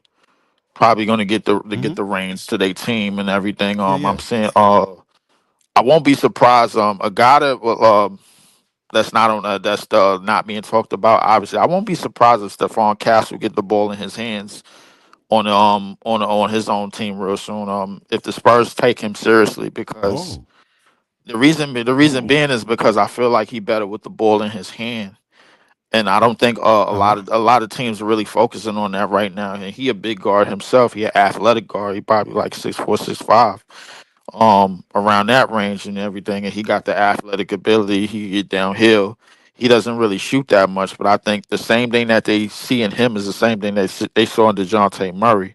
It's just probably going to be a little bit more durable. Remember, Dejounte Murray was a big guard. Okay. He about 6'5", 6'6". So I think with everything that SGA is doing at the guard position, I think Yeah. the guard position is going to be more of a big guard. Like look at the big guards in the league. You got Cade, you got Josh Giddey going off in Chicago these Mm-hmm. last couple of months. You got SGA, Mm-hmm. you got Luca, I mean, it's big guards everywhere. So that mold of big guards is going to have to be in the league at some point. The smaller guards, um they say they probably gonna have more of an uphill battle if you bring more big guards in the league, and it's one of the reasons why I kind of wanted Jaeger. I think Jaeger is overdoing it as terms of a big guard. He probably won't be playing more of a 3. If he get in Uh-huh. the league, if his ball handling can't break down defenses, but I get what you're saying about Fizz. Fizz is an absolute tremendous talent. Best first step in the draft, best quickness in the draft. Um, I don't really see a guard. Um, Outside of Dylan, unless Dylan just overshadows him, I think Fizz has he has a good chance to be one of, if not the best guard coming out of this draft. But Dylan has to outshine him, like Yeah. head over shoulders to me. They're You know what I'm definitely the saying? top two best guards in this draft. Just looking at the skill sets and the fact both of them have really surpassed a lot of top prospects in this draft. So you get one of them with your lottery pick. That's a great night for Brooklyn. The point guard position really is going to be our binding piece during this new era of Brooklyn basketball. And if you can get one of them, that's how you start off on a high note. Then it's just your center position, your forward position. But you want to have your point guard locked in. And Jordy, the point guard whisperer, however you want to call him, he wants the point guard to run the whole offensive system based on what he wants them to do. And a lot of the point guards this year have executed his game plan, whether it led to wins or not. A lot of the effort was there a lot of the time. So if you get a young point guard that's going to be part of your team for the next 8 or 9 or 10 years, however have you, great start to draft tonight. But you definitely want to get a point guard with your I, lottery pick probably if you miss out on Ace or Hooper. well, I won't necessarily say a point guard per se. I would just say somebody that has the dribble, pass, shoot abilities of a point Mhm. guard. They could be anywhere on the court. Realistically, we done put the ball in Trendon Watford's hands, and he's 6'8", 6'9". We done put the ball in anybody that could basically pass out of the post or get into a post, get to a move. We done put the ball into their hands. We went from Schroeder to BS. We went to we went from Yes. goddamn D'Lo, who is about good 6'5", bro. We done been all over the place when it come to point guards. So I the point guard the guard, I guess the said guard position or the lead ball handler, the lead passer position, bro, wherever they might be on the court. I don't care if they at 1, 2, or 3. It really don't even matter to us, man, because Jordy could make it work. They've been, like you said, they've been executing the game plan of Jordy in terms of like, because we done do the ball. We literally done do the ball to Trendon Watford in the fourth quarter and let him work and let him break down defenses, bro. Like, so like if he had advantages, whoever had the advantages that night. But obviously we talking about somebody in a Fears that may have an elite advantage with his first step. Right. And somebody in Dylan who might have an advantage not just in his first step but anywhere. But if you put a big dude on him, you put it like a 6'7" dude on him, he might be able to get by him. You put a smaller dude on him, he might be able to put him in a post. I'm seeing a lot of things from Cade and SGA and Luca and all of these big guards, bro. That's gonna rival that. Specifically in this draft, if Dylan outshines anything that Fears is doing, no matter what, I think anything under 6'4" at the guard position, bro, is probably might be an afterthought. I'm probably maybe talking way ahead of time, but it might be an afterthought. You're gonna have to get that big guard, bro. Like SGA is probably gonna be the mold. SGA and Luka is probably gonna be the mold for guards in the future, bro. So I don't know. That's what it seemed like to me. Well, I'm gonna say this: the shortest guard in this draft is Boogie Flan at 6'2". Fears Mm. is a legit 6'4". I said that seen it when I was watching some highlights. They say he is legitly 6'4". And to your point though, most of the guards are above Like 6'4", 6'5", 6'5", 6'6", yeah, 6'6". something like that. Yeah, and most of them in this draft Because I is think Dylan is about 6'6". He a big yeah, guard, he's so 6'6". I mean He's 6'6". that's Cade. Cade is about 6'7". Luca's about 6'7", 6'8". Giddy is running a point for over in Chicago. You see what he doing? He going off for triple doubles left and right. He's 6'9". So 6'7", the time 6'8". for Yeah, yeah, yeah. You're right. the time for big guards to really flourish is now, bro. Like, I mean, not saying nothing about the smaller guards, but I mean that ring around the rosy, like hide and go seek 6'2", 6'3", 6'4" shit, and you can't really move nobody. Curry basketball, that's pretty much being a thing of the past. Yeah. Right. And you want your offensive coordinator because if we want to build an offensive identity, we need the guy that can orchestrate. We don't need the D-Los, the BSs, all those guys that are past their prime and nowhere near where they should be. You want a point guard that has the skill set, the capabilities to drive the hunger, all of that. And Fears or Harper definitely are at the top of that because either one of them fits Jordy's system to a T. And that's how you start off on draft night. Then the offensive identity could start taking some type of formation. And especially with 2026, you have AJ DeBosa, Darren Peterson. Imagine getting Dylan Harper and Darren Peterson in back-to-back drafts. Woo! Or Fears and Darren Peterson. There's your 1 and 2 of the future right there. Like the Nets have the opportunity, if they get out of plan A, to get your 1 and 2 of the future, and then you could just go off like a rocket, go into space at that point. So the Nets Right. really have to make full use of See, that lottery. that's that shit I don't like, yo. No, Wait, no, what? seriously. That shit right there, man. You just cancel out Cam Thomas for possible. You know, you ever play spades? You know, that's a possibility. You know what I mean? That's a I maybe, mean, a but Breezy, I'm perhaps. just being Hold on. honest though. At the same time, Breezy, we don't know what Thomas' future is. If he gets re-signed, there's a No, but when 50% guarantee he could be a tradable asset. That's just how bro, the front office wants to do things. Not because he's a you bad don't. player. No, if we get listen, at the end of the day, I gotta disagree with John. I gotta be blunt and just disagree with you, bro. If we got Fizz or Dylan Harper in the backcourt with Cam Thomas, I'm not going for a point guard that next season, bro. I'm Have you not. seen Derek I'm Peterson? Have going you ever for watched Derek Peterson's bro. film at all? I'm. Let me finish telling you why. Cause I'm going for Boozer. I'm going for, and that means if we get Fizz, that means we missed on Ace. I'm going for AJ. At that point, going into the 2026 draft, if we cover the point guard in this draft, the wing is going to be more important because I'm not jacking this Cam Johnson shit going to be here till 2026.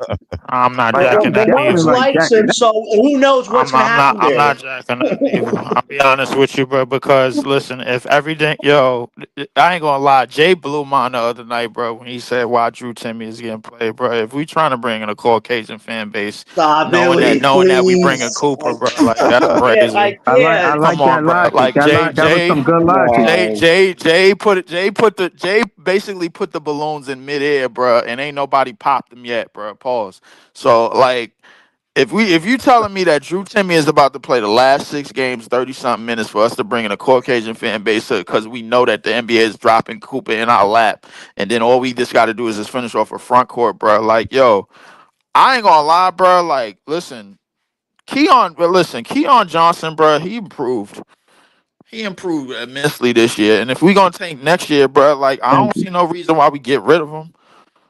You know what I'm saying? So I mean, it is what it is, man. Like I mean, it's cool with me, bro. Like I mean, obviously this gonna take another year or two. I'm not listen. I'm that Giannis shit. I'm off that, bro. You could miss me with that, but Nah, in fact. terms of the backcourt, bro, I don't know what it's gonna look like in the next 3 years, bro. I'm focused on the front court, bro. Like I mean, because that's what at the end of the day, the elite front court is gonna get you there before an elite backcourt do, bro. So Like hold and on. if What Cooper? We get Cooper. Cooper, what, a 4 or a 3? Cooper He's a probably gonna he probably gonna play 3 out the gate, bro. But he right. probably his max is Play probably both. gonna be a 4. Yeah, He he can looked like play a both. tweener. He looked like a between the 3 and 4. You could switch lineups with him. Like you could have a Yeah, he's a solidified 4. hybrid. Mhm. I Yeah. would play him at the 3. The mold that you want for a 3 is like you want to get as close to Rasheed Wallace as you possibly can. Like at the 4. So like I mean like at the 3, bro, I think Cooper is the mold, bro. Like yo, 6'9", do a little bit of everything, bro. Like shoot, pass, break, cut, play off the ball. Defensively, we already know what he about. I mean, that's kind of what you want at your 3. That's your 3 man, brother. You know what I'm saying? So the 4, you want to get as closest to Rasheed Wallace as you possibly can. In terms of the 1, you probably want to get close as possible to like a big guard, bro, like Luca SGA, and Cade as you possibly can. So, I mean, Yeah, if Dylan is on the board, I'm cool. yeah. I don't necessarily agree with the big guard, right? I just think if the guard has that type of talent, you know what I mean? Because me and John was talking about, there's been a stat on Twitter that only Jeremiah and Dylan has compared to NBA players like Ben Simmons and some other point guards.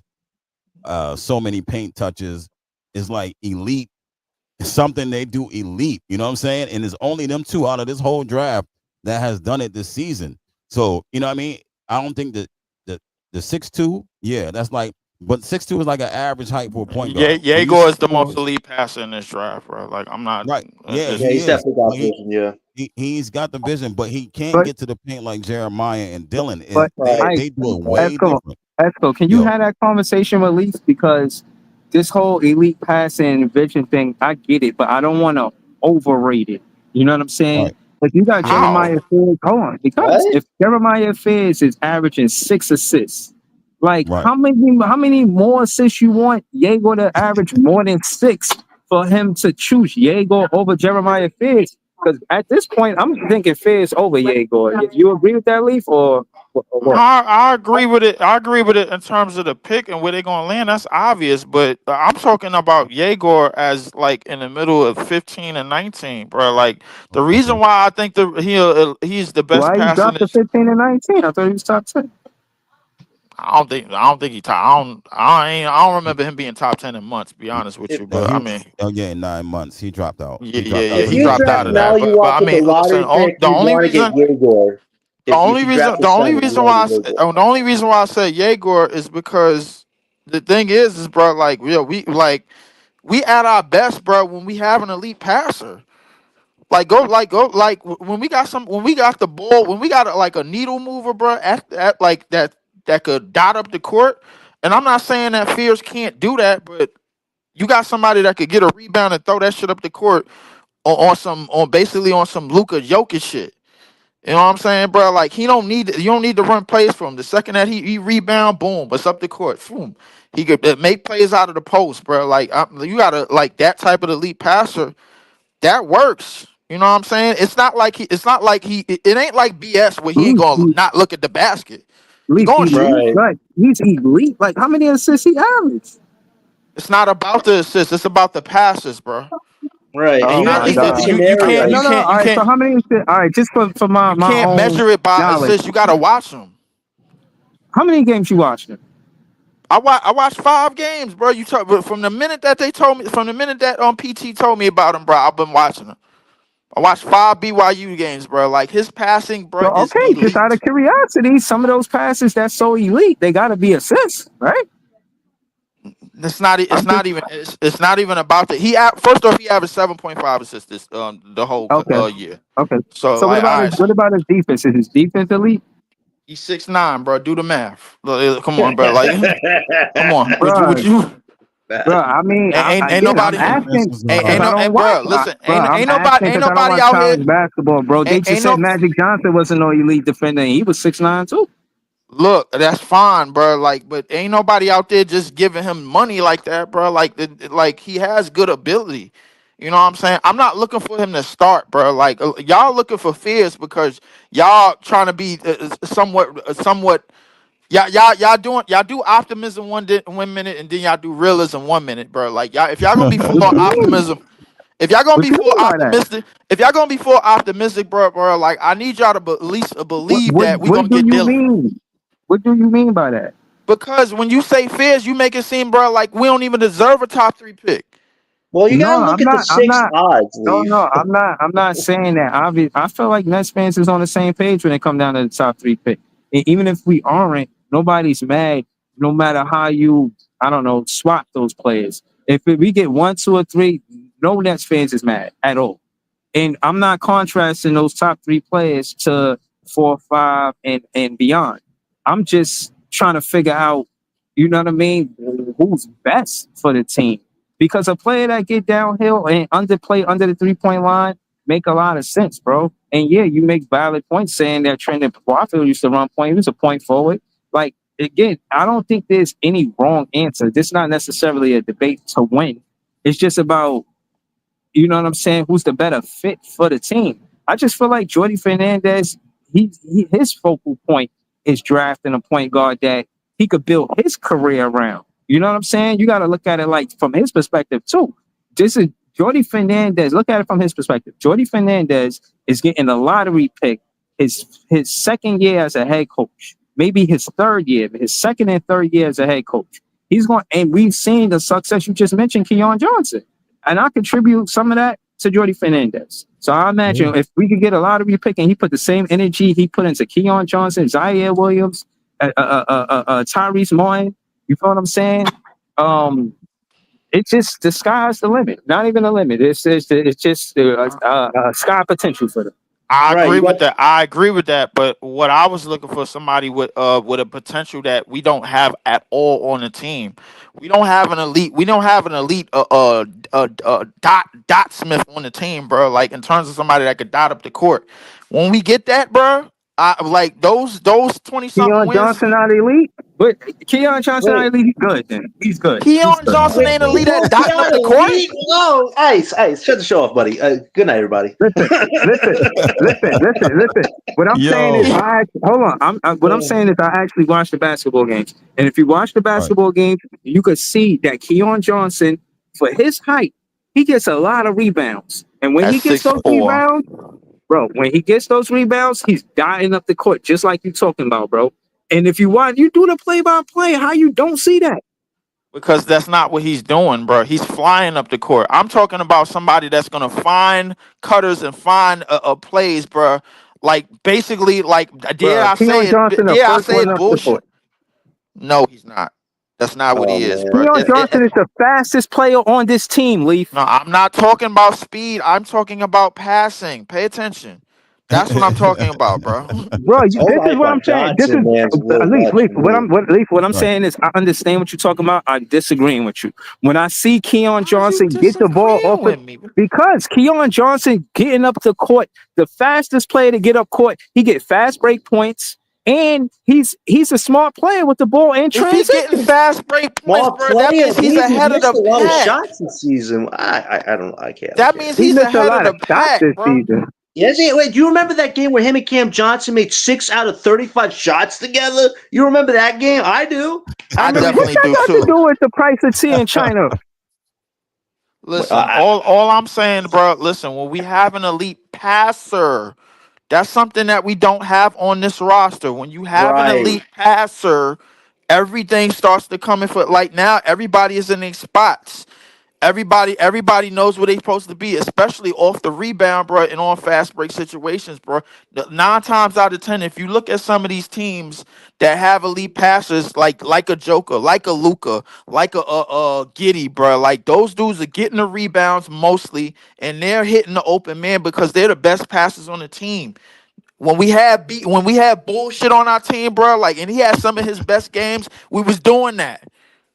Go back to them games when he's coming back. He had 10, 10, and 10. Them damn Boris Diaw triple doubles, bro.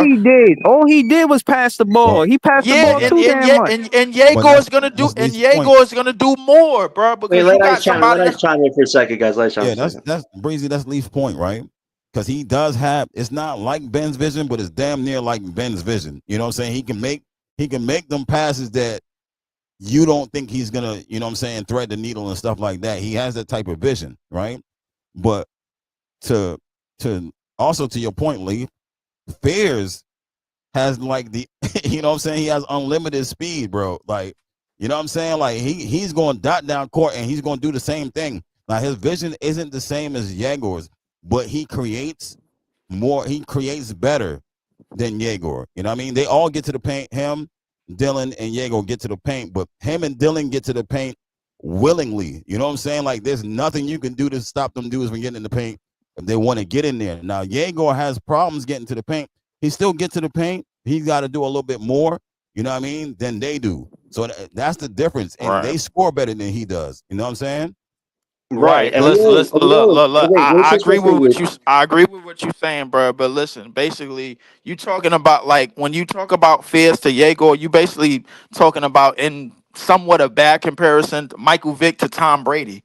Like I need somebody that's gonna stand there, bro. Like if you could stand there and and dot that shit up the court in a second, bro. Basically, you creating 2-second offense. I don't like you saving energy by not exerting up the court, bro. I don't care if you mad dashing up the court. If that's the case, let's go get John Morant. Nah, he could do that too. I don't think that's happening. It's just that Yegor's vision to do things is at a higher level. But like I said, like Dylan and Fears, when it comes to playing like point guard, they like this. You know what I'm saying? They destroying whoever's in front of them. You know what I'm saying? Yegor has problems offensively. He has problems with small guards. He can't do the same as them. You know what I'm saying? But he has the best vision out of them. He has the best passes out of them. But as far as being a complete point guard, them two is way ahead of him.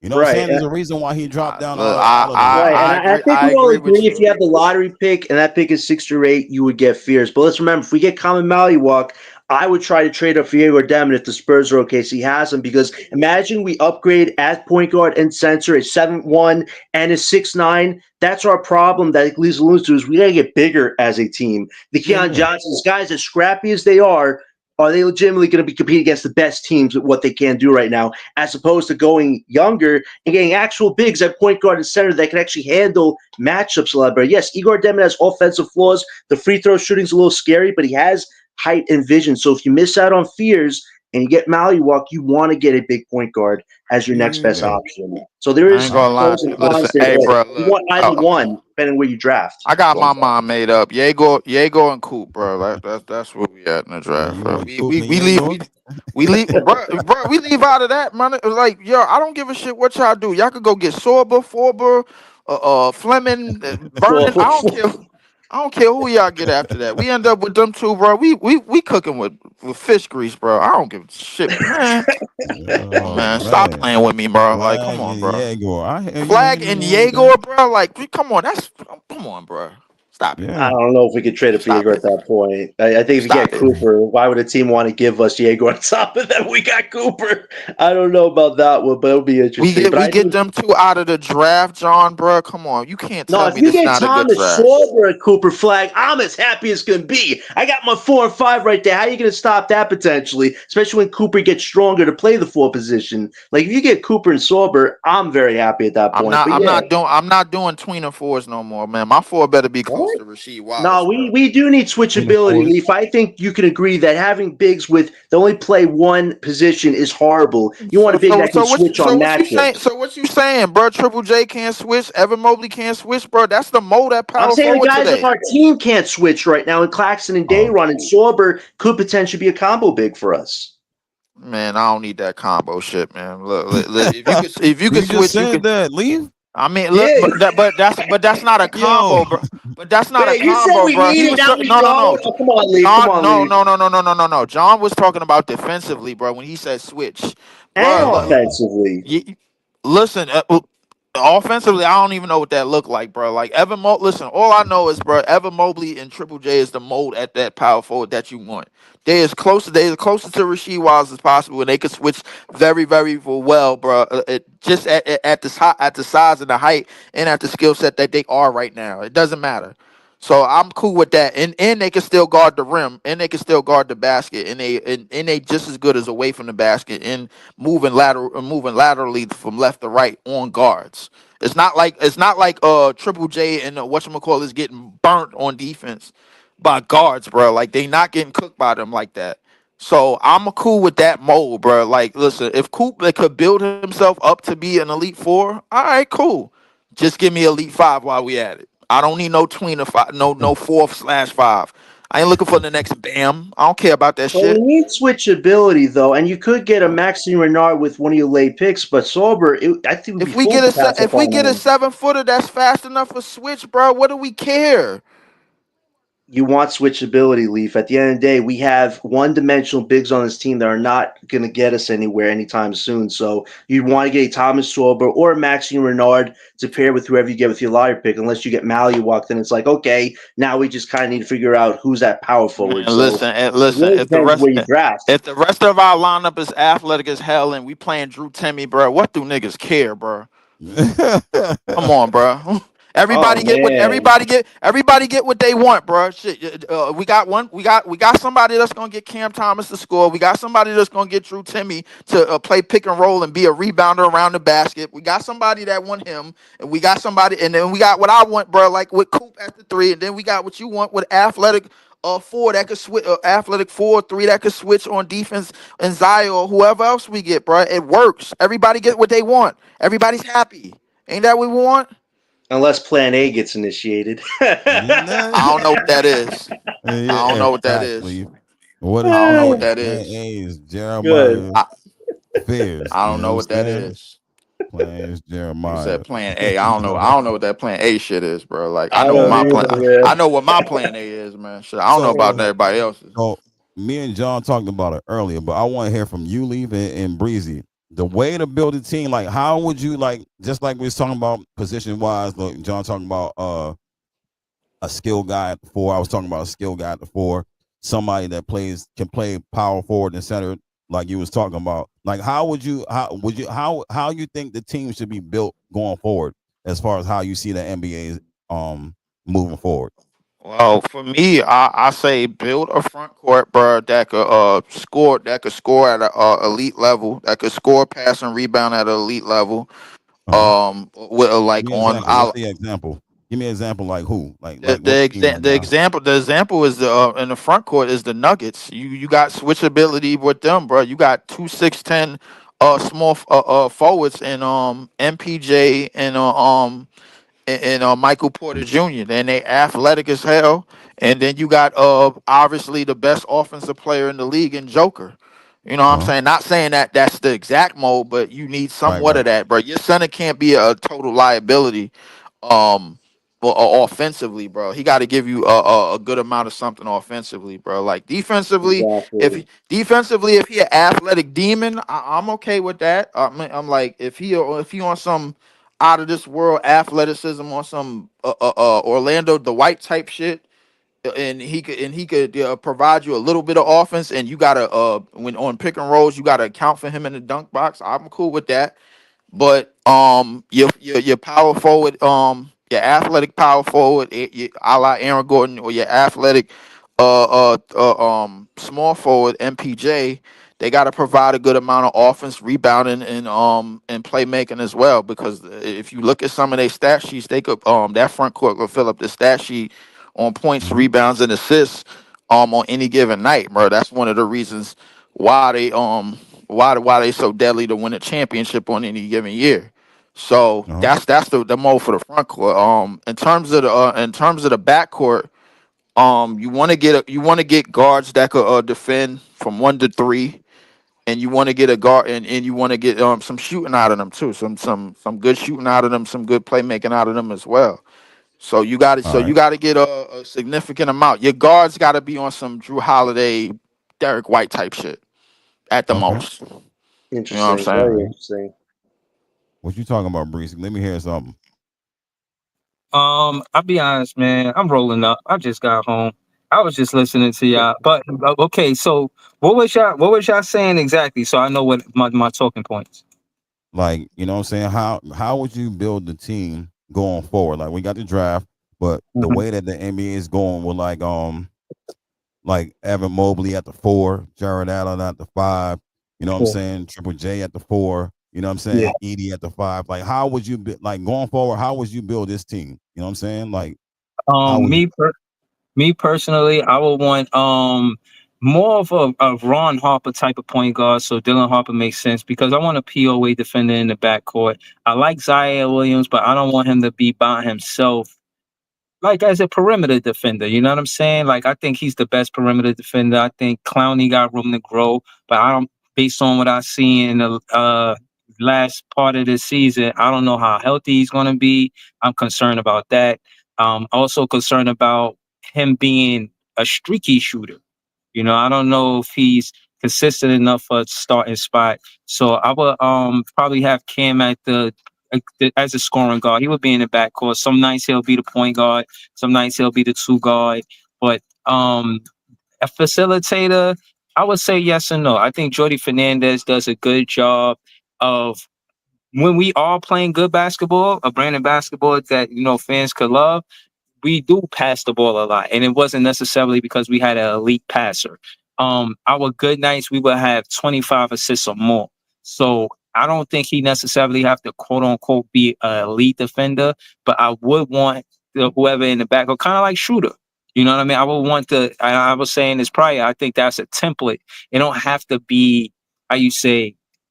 It don't have to be his height, but somebody who kind of do what he does. You know what I'm saying? Right. Shooter's not Uh-huh. going to take all of the shots, but he is going to dive to the basket, dive and dish. He is going to dive and kick. He definitely is going to find the shooters in the corner, the shooters on the elbow. I thought he was a good fit. And if we could get a point guard to do kind of what Schroeder is doing, that's who would be my point guard. And again, when Schroeder goes to the bench, you could run Cam Thomas at point. And then, I don't know, I'm just saying Tyrese Martin just because that's who I thought of.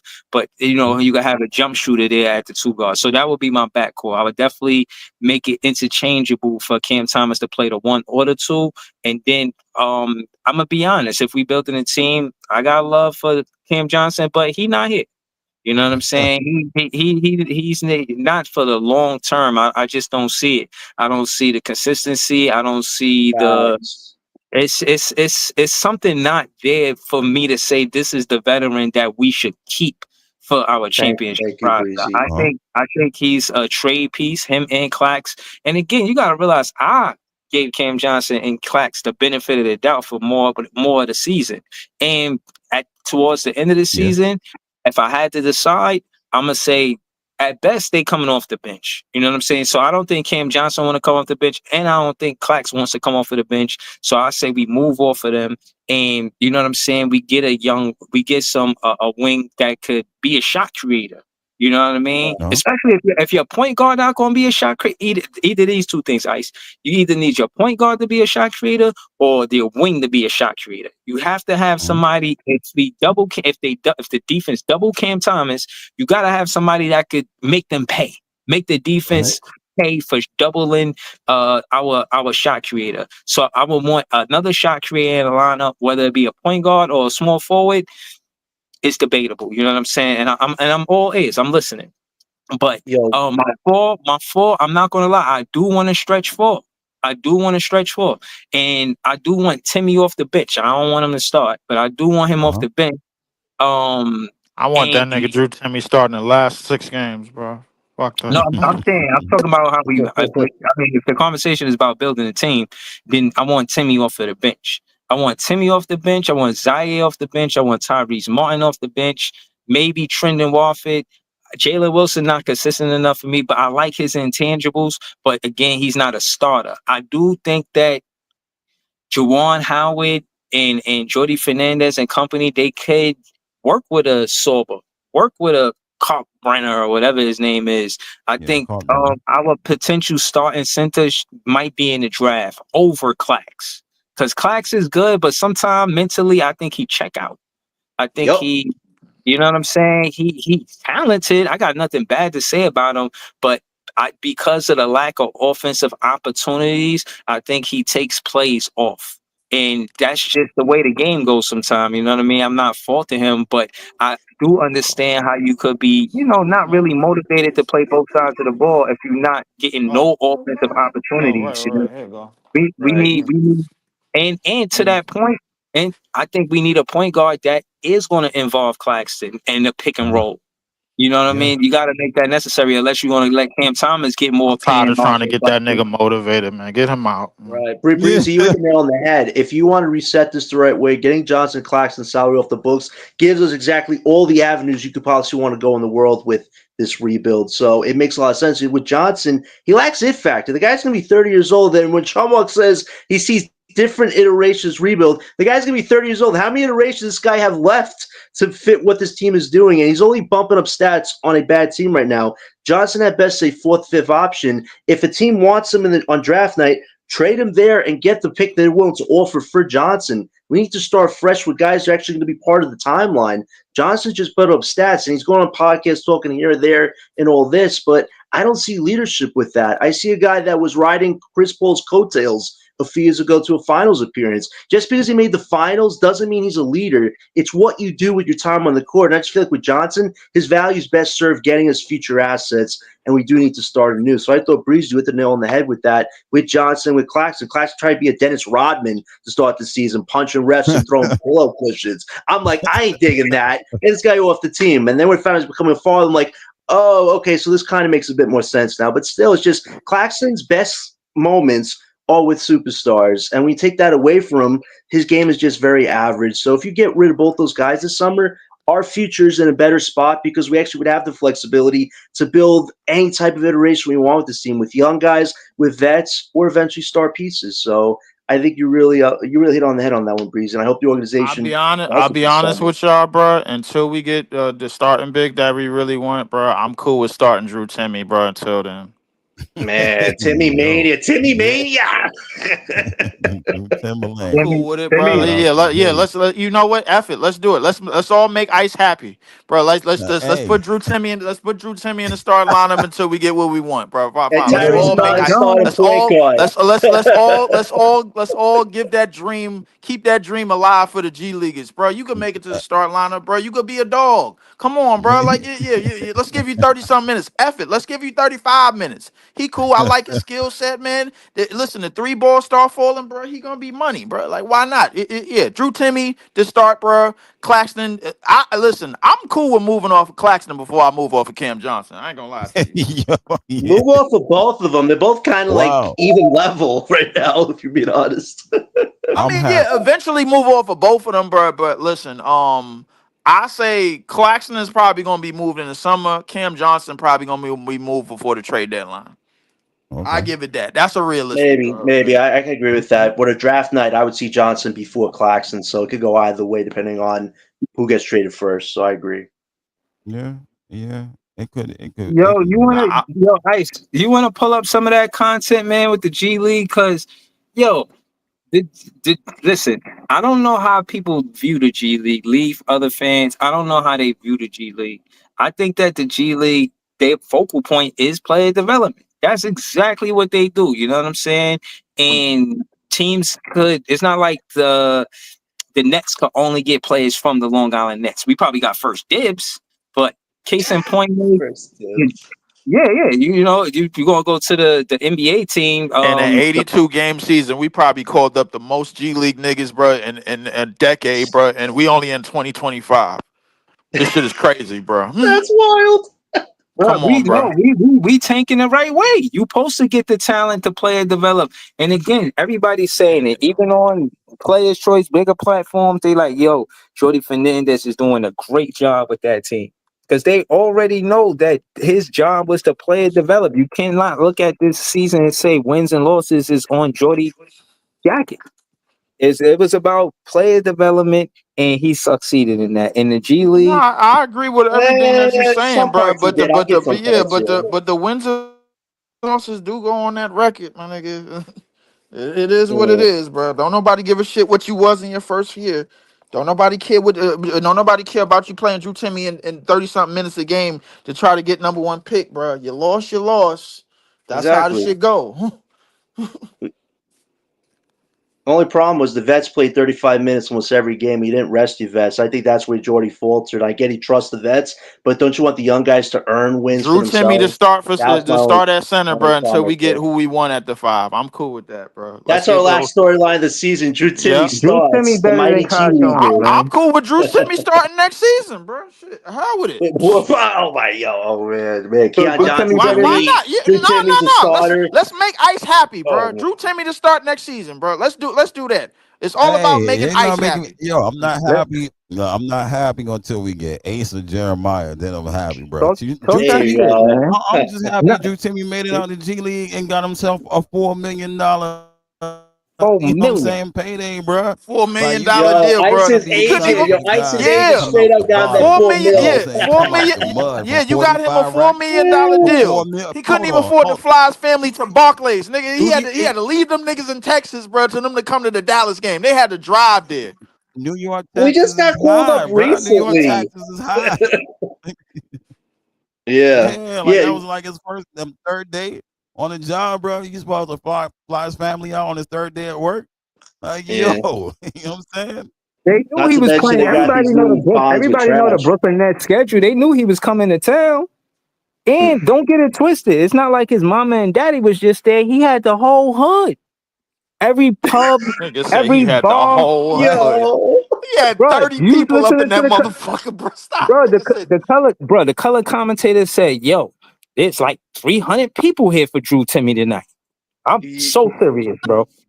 You guys know that Gary was at the game. How many people that was in Dallas? Do you know that Gary was at the game that night? He actually met Drew Timmy's family. They're all a bunch of tall people. It runs in the family. Yeah, Him and his yeah, wife got to I meet seen them. And Gary's picture. yeah, bro, I understand that. And the only reason why they got in the building because the Dallas Mavericks was dumb enough to trade their damn franchise player that now they lost season tickets. Everybody know that. Yeah. Bro, Kai Jones could never. That's all I'm gonna say.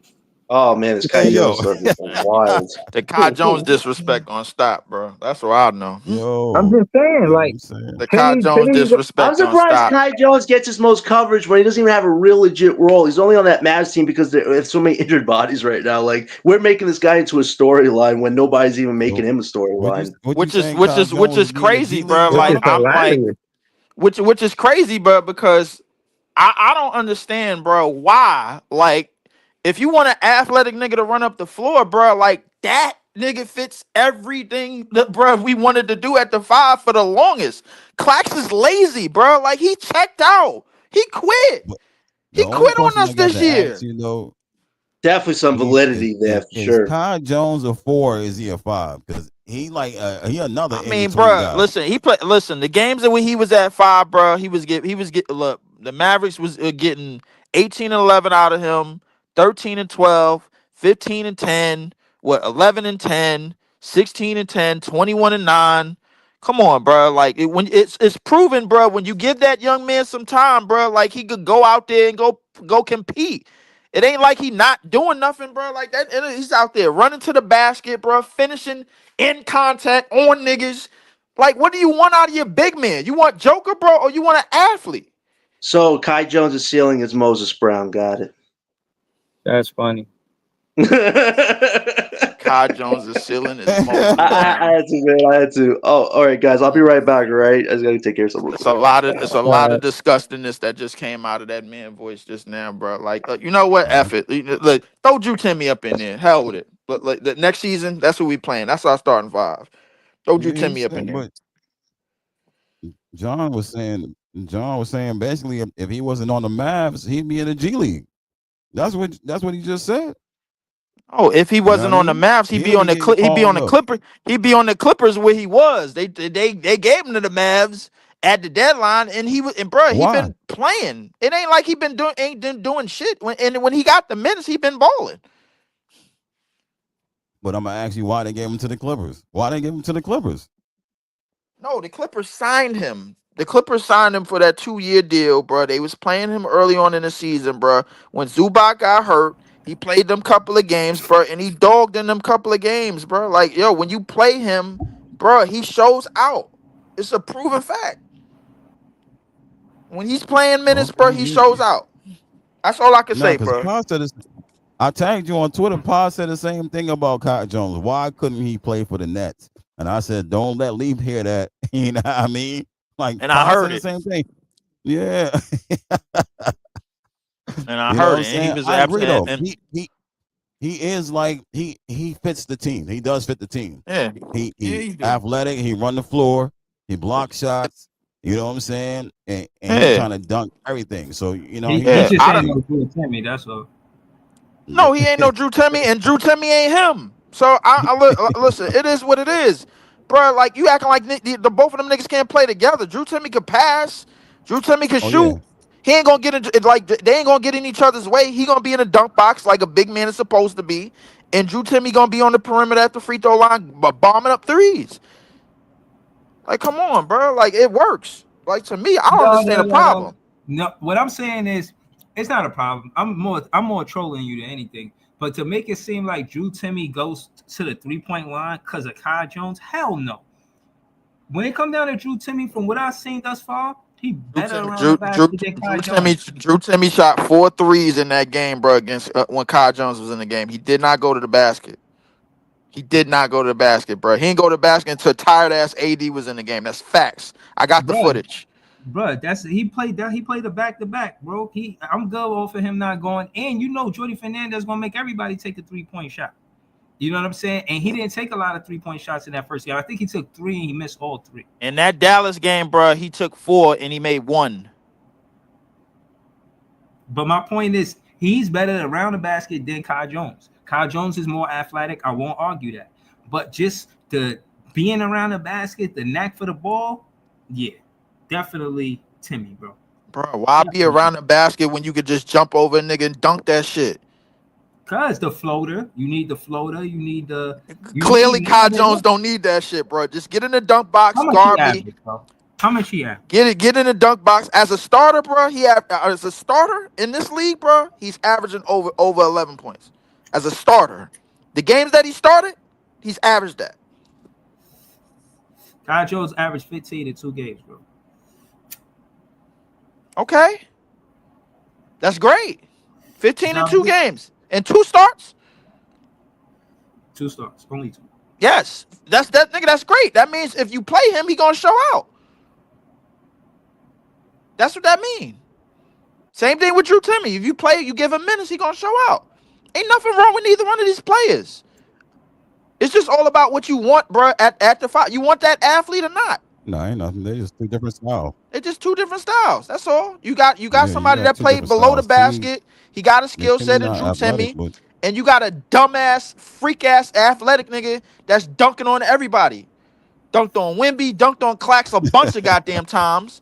Bruh, like, yo, everybody get what they want. yeah, yo, he did dunk on Clax a few times though. He did get Clax with that. You know what I mean? Nigga fucking that's- crammed that's- on that's Clax, wild. man.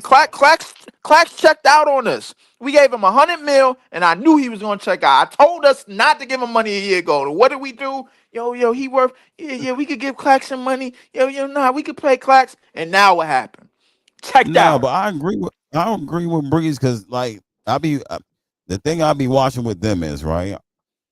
Even if Clax or Dayron gets a mismatch and they just happen to seal somebody, they won't give him the ball. You know what I'm saying? I done seen Clax cuss people out, pass me the ball, you know what I'm saying? Stuff like that. And they run it to the top of the 3-point line. They go run the same offense. He goes all the way to the post, come all the way back up to set the screen, to run all the way back to the post and don't get the ball. You know what I mean? Like yo. And you know what you want out of your bigs, bro. You want your bigs to work, not bitch and complain, bro. When I see Kai Jones run off the screen, bro, he running dumb fast to the goddamn dunk box. And it's 2 times we played Dallas when he was in the dunk box, them niggas was hitting nothing but floaters. Why? Because you gotta guard that shit. You gotta guard that dunk spot. If he get the ball in that dunk spot in that live box, bro, you fucked, bro. You basically finished. And everybody knows it. Did you know that Clax was doing that earlier in the in the season too? You know, he was doing that. He was slipping to the basket real quick. But after not getting the ball like that, there's only, you know what I mean? Like, dog, how many times I'm gonna set this pick for you? But you're not gonna throw me a lob. The difference is Kai Jones is still working, bro. The energy does not burn out. That's the difference, bro. He ain't bitching and complaining. He running full speed up the court, getting back on defense, rebounding, getting like not bitching, bro. Running to that dunk spot, dumb quick, bro. Listen, look, I'm not on the top of the key waiting to go down there. I'm forcing my way down there, bro. I'm stronger than niggas. I jump higher than niggas. I'm dunking on them. Simple. And y'all all saw that. That's what I saw when I watched them Dallas games. I saw nothing but, bro, I'm like, yo, this nigga is dumb fast on the break. I'm like, how we don't have this nigga? I'm like, yo, bro, nigga done dunked on the nigga and did the Shawn Michaels kick up. I'm like, come on, bro. I'm like, what are we doing? Yo, what are we doing, bro? Like, why are we paying niggas anything, bro, when we supposed to be player development and tanking any damn way? I'm not paying no nigga no $100 million, bro, if we tanking. Fuck out of here. You asked for $100 million, bro, from me, bro, and I'm trying to rebuild my team and I'm trying to build player development. Fuck out of here, man. Go somewhere else. I'm not giving you shit. Paying niggas vet minimums. I'm paying niggas fucking Ninja Turtle money. 3 years, 12 mil. Oh my shit. Yo. All right, bro, look at all the G League niggas we done called up. It's for a reason. They hooping. Yeah, they all hooping. But the thing is, they're hooping and they're not complaining. They running through a wall for Jordy, Keon Johnson, Jalen Wilson, Clowney. They all ran through a wall for. They all ran through a wall for Jordy, bro. You know what Clowney did? Man, I don't want to play this game. Let me kick in it. Let me do some fuck shit, man. Let me get up out of here. Anytime, bro, you trying Okay, to, anytime I see you get ejected out the game, bro, that means you don't want to be a part of it. That means you checking out. Clax checked out, bro. And I need niggas to acknowledge that. He got money and he checked out. Yo, he ain't He got $100 million from us, bro, and he checked out. Nah, he checked out. He checked out this season. I would say I wouldn't say that. I would say he checked out. I agree that he checked out, but I think he checked out because there wasn't enough PNRs in the offense. That's why I think he checked out. It's that simple. It's that simple. Especially with Jay saying he going to the spot and he's seeing Clax. He like, yo, they won't let me shoot threes. I think they limit Clax. Like he can't do what he want to do on the offensive end because that's not the way they want to run their offense. Clax raised his hand like, I should take a three. Everybody, like, you know how you try to say something like a joke, but you really mean it? You know, Clax right like, everybody else taking threes. What about me? And everybody look at him like, nah. The idea out of all of this, the idea out of all of this is to maintain your composure, bro. Like the thing is, bro, what I see out of these G League players, bro, they ain't sweating shit when they don't get the ball. I'm pretty sure Dayron dived to the basket a bunch of times. I don't see him bitching. He go out there, he go get that rebound. He go work. You know what the difference is? Coming out, I'm about to play this joint in a second though. Coming out of making $45,000, right? And you get you get a $4 million contract, and you make it to the team. And you get a couple shots here, you can get a couple shots there. You telling me that ain't gonna feel better than playing in the G League for 40 racks? That's gonna make a difference. You hit 2 threes that game, you probably feel good, like, all right, you know what I'm saying? Let me get a, you know what I'm saying? But Clax making what Clax make, like, give me the ball, bro. You know what I'm saying? Y'all got me out here looking crazy, and I'm doing all this setting screens. I gotta set the screen. Y'all can't create for yourself, so I gotta set the screen. I'm not even a good screen setter. You know what I'm saying? Right. And then when I slip, y'all take so long to gather yourself to pass me the ball. The defense close in on me, and y'all can't throw the lob no more. Like, what am I? Only CT, Ice. Only Cam Thomas to find him. Hey, yeah, Keon found him a couple times too early. You know what I'm saying? Tyrese Martin tried, but he be late. He be late on his passes sometimes. But that's what I'm saying. Like, if it's only Cam, right, doing that, and then you get Keon, is like, finally, you know what I'm saying? Finally, everybody like to say Cam Thomas. The last time I checked, bro, and early in the season, bro, it was a nigga getting 22 and 11 games, 30 and 10 games, bro, and it wasn't Cam Thomas. It was Dennis fucking Struder. That's who was giving him the ball, really. You miss it, bro. You missing the point of the conversation, bro. I seen Struder throw Claxton pick and rolls. I mean, I seen him run a pick and roll. No. What do you mean? No, that nigga was opposite 22 and 10. Bro, who else was he throwing the ball to? Most of his assists was to the 3-point line. Stop it. We not fitting to pretend like he was just going downhill looking for Claxton the entire time. He was definitely finding the elbow 3-point. I could guarantee you Clax had double digits in a lot of them games where that nigga went off.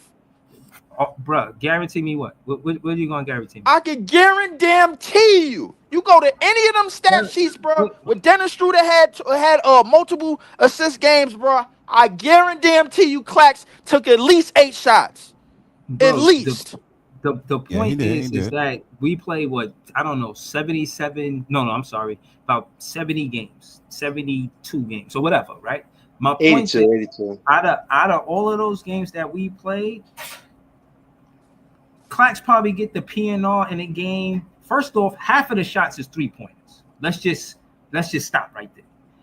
Then on top of that, them actually finding Clax for offense, maybe 5 plays. They may look for Clax 5 plays out the game. Just like really look for him for a play for him. Clax used to do more fake dribble handoffs. Bro, he checked out. A lot of the stuff that they used to ask him to do, they don't ask him to do no more. There's a lot of drive and kick, and I still feel like Dennis Struder assists, the 10 assists that he would have, a lot of those came from the drive and kick. It wasn't because he was finding Clax. Like, yeah, he was finding Clax, but it wasn't like that was his priority. You already see how Jordy Fernandez give it up. You know you know what I'm saying? Like I said, I got love for Jordy Fernandez, but we got to play under the 3-point line too. We can't just have it one-sided. That makes us one-dimensional. We got to, keep the defense guessing. You know what the problem is with Claxton? You know what? I agree with you, bro. But I agree with you, but go ahead. Go ahead, John. Yeah, you know what the problem is with Claxton, Breezy? It's like he shows you these little things here or there, like he's showing you throughout his career, but it's like, can you do it consistently? We know you could go to the rim once in a while and dunk the ball. He did to Wemby once. I think with Claxton, it's like too little, too late. Like every time he has a really great performance, 10 assists, then he backs up with a horrible, crappy, underwhelming performance. It's like nobody should feel sorry for you this year. Yes, this will be a tough year, but it was up to you to take power to your own hands, be a vet on this team, but evolve your own game. Because I don't think the players even trust Claxton because, like you said, he might have checked out. He might have not put all the work in this year. This is supposed to be the year where you get rewarded $100 million. You're supposed to take at least 5 or 6 mid-range shots a game, maybe 2 to 3 3-point shots a night, and if they don't go in. But to do it so little in between like he did this year, it's like nothing has changed. Claxton is still Claxton. But he's shown you here or there that if he has a point guard, his numbers will be okay because he can lob most of the time. But it was up to him this year to take the power into his hands and evolve his game, but he couldn't handle that pressure because he doesn't want to do it that way. He wants the stars to carry him so he can bump up his numbers and do what he did with the big three that we had. We can't do that anymore. If Claxton's not going to put in the work himself and he can't handle the strides of the season, I think with the G Leaguers, like Leaf said, they've all bought their time and they're ready to take advantage of every opportunity to get because they're hungry. They want to make that big money. Exactly. That they all evolved. But that's the problem with Claxton. You got the money, but that's when he's supposed to be putting the work. Even though the season was supposed to be a tough-ass season, him and Thomas were supposed to be the leaders this year. And when Thomas went down, that's when it was Claxton to be like, you know what? Even if my numbers aren't good, I got to be the leading scorer every night to make a point that I was rewarded the money, but I'm making do on that. He hasn't done that this season. He got cooked by young centers, old centers. I think Drew Timme should start the season as our center until we get the center. He's too good, man. He's too good. You give him starting minutes, we won't be winning too many games.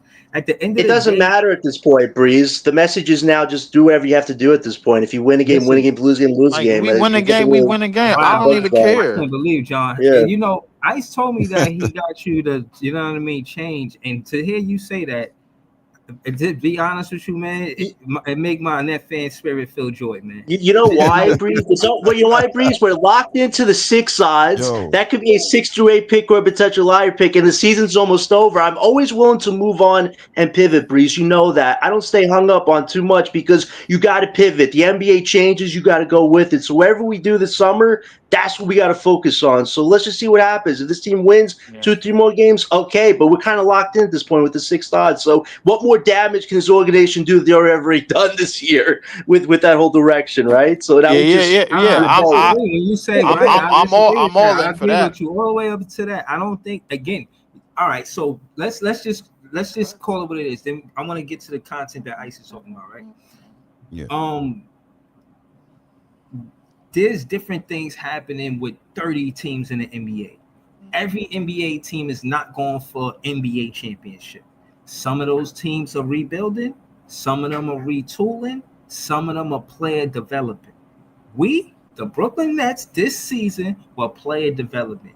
Now, again, I don't put it towards wins, especially if we trying to put ourselves in position for the high draft pick. So how are we going to position it we can't do both?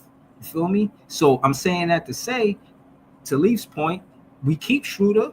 We a way better team. We won't debate this, right? Even me and Leaf won't debate this.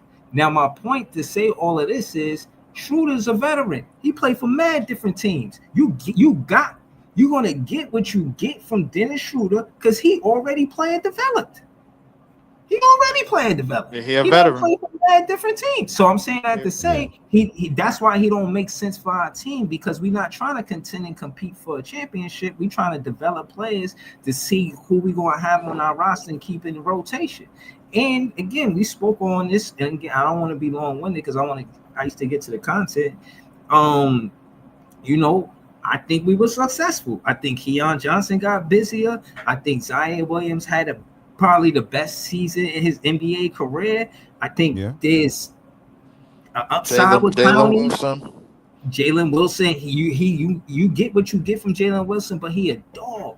He's a player that's going to give it all at every game. We could be playing If he not scoring, bro, like he's gonna we do could be other playing the things. worst team in the NBA, bro. He want to play basketball. He going right. He gonna grab rebounds. He gonna play defense. He might not steal a ball, but he gonna deflect it.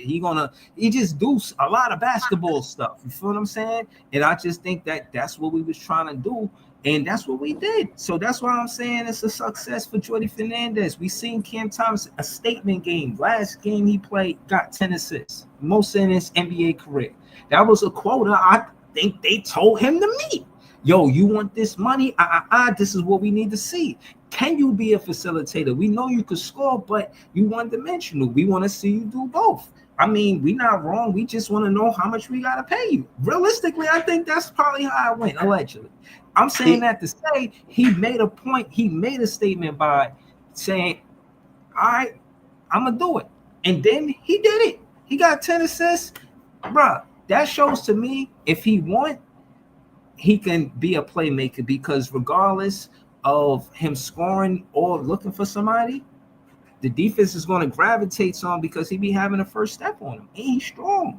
But go ahead, Ice. We might as well come into the season with a G League lineup next year. The fuck it, why not? Let's make. I'm gonna let Ice go, but listen, I'm gonna let Ice go, but you know what? I'm in the business of making everybody happy because everybody is so content with pissing me off. Let me just make everybody happy, bro. Like let's give Cam Thomas $100 million for Breeze. Let's start Drew. Let's so he could be so Breeze could be happy. Let's start Drew Timmy. Yeah, let's start Drew Timmy. Let's give Tyrese Martin some good backup minutes for Ice. Let's do that. For John, let's make sure we get lucky. Let's tap somebody on the shoulder in the NBA front office. Yo, can we get Coop? Yeah, you can get Coop. Yeah, all right. Then that means the draft is successful. Yeah, you get a number 1 pick. Everybody's happy. Everybody gets what they want. Everybody's fine. We go into next season and we play a development again, bro. Drew Timmy is our starting center. Cam Thomas is our starting 2 guard. Another nigga that's making $100 million on our team. And we could get rid of the other 2 niggas that's making $100 million. That sound good. Everybody gets what they want. Everybody gets to be happy. I ain't gonna be pissed off no more. Somebody already pissed me off, and now I gotta go deal with it, man. And I made a video about it earlier, and now I gotta go do something that I don't really even want to do. So let's all be happy. Drew Timmy and the G League is for Ice. What makes you happy? Just making us happy? Yeah. I'm cool with that. Yeah. That's my new shit. That's my new shit, bro. Let me make y'all happy. But hold on, let me get. He had a leaf epiphany. Let's make Breeze happy. Let's make Ice happy. Let's do that. Write that down. He said leaf epiphany. That's a T-shirt. Write that shit down. I've been thinking about that term for a while, and every time Leaf changes mind on the draft, I'm like, it's another leaf epiphany. Let's do that, bro. Fuck it. Why not? We ain't got nothing better to do. Let's make the fans happy. Let's make Breeze happy. Let's make Ice happy. Let's play some G League niggas, bro, that work their ass off, and let's pay Cam Thomas. Let's give him 150. I mean, all right. Yeah, that would make Breeze very happy. Let's pay Cam Thomas $150. Fuck everybody else. Let's pay little itty bitty contracts left and right. That'll make everybody happy. Ice, you up? Go ahead. Hold on. I want Ice to lead into the content of what I'm about to say because I'm gonna just add to what Leaf said. The point is that if these 2 seasons is about player development, Nets fans in particular, not around the NBA, this and that, we should be focused on the G League, bringing players up because we like Tyrese Martin, Keon Johnson, Noah Clowney. That's 3 players. You know what my only thing about this is, bro? Hold on. Listen, if Jordy Fernandez run a 10-man rotation and there's 4 players in the G League out of 10 that we like from the G League, we should go into this next season not focus on the free. We should just focus on the G League. We're gonna get players from the G League. We're not touching the free agent. I'll probably be exaggerating, But the G We are League, touching the free agency because we paying your man $100 million. Remember that? man, He restricted, bro. Like, remember that, bro? We can't I forget think about the that. cap space allows that. He about to be a restricted free agent technically. So let's make you happy. Let's pay him 120. Fuck it, why not? Let's play a nigga that's still developing passing abilities. $100 million, Breeze. Let's do that. That's great. That's lovely. That shit is amazing.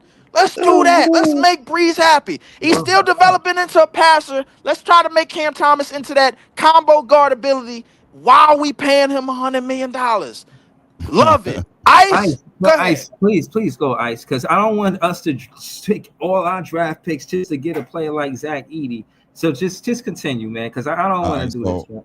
So what I'm gonna play is this video Breezy sent me about the G League. You know what I'm saying? This is a good video about details of what goes on. There's some things in here I didn't know either that I learned about the G League watching this. You know what I mean? Yeah, but it's good content, man. Yeah, some people can learn something and actually see what I be talking about the G League that, you know what I'm saying, you wouldn't think it goes on. So I'm gonna play a little bit of it real quick. This is gonna start about the G League. Let me know if y'all can hear it. This G League conversation. So everybody knows about the NBA, right? And they know, kind of heard about the G League Development League. Can you explain exactly what the G League is, how it works, the teams, all that, to kind of give people a greater, idea of the G League? So the G League, and in its first iteration, the NBA Development League, now G League, Gatorade League, we're in our 22nd year of existence. We are the official development league, affiliate league of the NBA. So if somebody's a baseball fan, you think of minor league baseball, AAA baseball. And we are, if you are a player and maybe it didn't happen for you out of college, in years past, the G League, D League then is where you would come to hone your skills, continue to grow, just continue to, in some cases you're there, you're ready, just wait for opportunity. So, Seth Curry, Steph's younger brother, spent 4 or 5 years with us. Jordan Poole, before he really, took off, he, spent some time with us. Jeremy Lin, countless, players. I think now the status, somewhere over 50% of current NBA players have G League experience. So, everything from, players that were passed up in the NBA draft, young NBA players. Last year, half of the lottery picks spent time in the G League. Half of the first round spent time in the G League. So, players that were passed up in the draft, young NBA players trying to, find their way, develop their game. They're so, 18, 19, 20 years old, still trying to find a role for themselves with an NBA team. And now we have our Team Ignite, which is primarily made up of younger guys that will be draft eligible. So the Jalen Greens, in the past, Jonathan Kuminga, Scoot Henderson this past draft. So what's the Team Ignite? Can you explain that? So Team Ignite is a league, NBA, G League owned and operated team. They're based in Henderson, Nevada, right outside of Las Vegas. And that team plays in the G League. They play the same, schedule, same teams as everyone else. But it's primarily made up of young players that come from high school. Some come from abroad, come international, and that will, 1-2 years enter the NBA draft. So, again, Jalen Green now, everyone knows him. He was started with us with Team Ignite. So Scoot. All right. So far, what y'all think about that? Look at the names that just appeared that that just appeared that actually was in the G League, and he said 50% of the NBA have G League experience. Like, I didn't know that. So what y'all think about that? Well, I gotta say, for one, that there's talent in the G League, Ice. I thought they knew that. We told them that there was talent in the G League. I mean, they scoff at these things when we bestow basketball knowledge upon them. Now, wouldn't want to see a Net fan disagree with Big Fan Breezy. Because at the end of the day, if y'all paying attention to the content, y'all should know that you subscribe to me, Ice Leaf. And, you know what I'm saying? See what John got going on. We've been telling y'all what it is prior. Now, this is kind of like where I was actually sourcing it. Like, nobody asked me my source. Like, nobody never said, like, you know, what's your source? So, you know what I mean? I'll be talking my shit, you know what I'm saying? Y'all let it rock. But I sent this to Ice because of the work he was doing. Like, so case in point is a lot of the stuff that I was saying, it was because I seen this interview. I'm not going to cap. This is the actual interview that I seen. That's why I was, you know, I'm telling y'all about the money and shit like that. Because, again, if y'all get a chance and y'all Nets fans, watch this in its entirety. Like, we doing a recap, we stopping, we talking. But this is a great interview, bro. Shout out to Ice. Right. You know what I get from this? I think the G League in this modern day and era is so important for the future NBA because you look at drafts right now, not every draft prospect doesn't work out. Some guys like Jabari Parker, Wiseman, I don't want to say Ben Simmons, but clearly you know why for those reasons. Like a lot of top prospects with all this hype, they don't meet those ceilings. They're the guys in G League that fight their way up, that earn roles, and some of them eventually do become core pieces. They earn their way from the bottom up, whereas these other guys get gifted opportunity right out of the gate. And now they prove their diamonds or they prove their pawns. And at the end of the day, I think having the G League and the NBA with players rising up from it is so important for the growth of the NBA because not every draft prospect works out in this modern day and era, especially when the NBA, everybody wants results, especially big market teams. Whereas I think small market teams, G League benefits. So the great thing about Brooklyn is we are a big market team now, but we do utilize our G League rosters a lot more than other teams would. But I think for the small teams as well, G Leaguers definitely do earn bigger futures on those teams. Whereas with big markets, it's very hard as a G Leaguer to get playing time because you're expected to either be a main piece or you're not. So I think for the future of the NBA, the G League is definitely very important as far as finding those building blocks. Whereas in the draft, there are a lot more duds than there are diamonds sometimes. Yeah. What you got, Lee? Yeah, the G League cool. I mess with it. I was only poo-pooing it, bro, because I mean, hey, listen, that's what we bringing up. But hey, why look, the G League is it, man. Like sometimes you got to go down there, even if you do get drafted. You know what I'm saying? But mostly undrafted players go down there, and they start out a couple of years. You know what I'm saying? But like to improve, you can improve in various ways. You know what I'm saying? So I mean, it's not like you gotta like be a standstill and a mummy and or whatever, bro. Like you know what I'm saying? So like players that's willing to improve, they gonna improve, and players that's you know that's willing to put in the work, they gonna put in the work, and you see that when the players that we got on our team, Keon came up, Noah Clowney came up, Jalen Wilson was down there for a minute, he came up. A couple of players came up, you know what I'm saying? So I mean, it is what it is, man. I'm not mad at it. You know what I'm saying, bro? Like, I mean, as Nets fans, we want our results, man. But I mean, it is what it is. We know Rome ain't built in one day, so I mean, it is what it is. Right. I'm gonna continue this little piece right here, and I'm gonna pause it again after. Henderson, this past draft started with us. So that's our league made up. We're 30, it's 30 NBA teams with 31 G League teams. We'll be 32. Phoenix is the only NBA team that doesn't have a connection to the G League. They'll be in. I feel really good in the real near future. And then we have a team in Mexico City, independent team, not connected to an NBA team. And then again, Team Ignite. So that's our league. That's our purpose. That's what we do. We also a place where young coaches grow up. If you follow Nick Nurse, 76ers head coach, started with us. Yeah, champion in both leagues. Yeah. Yes. So,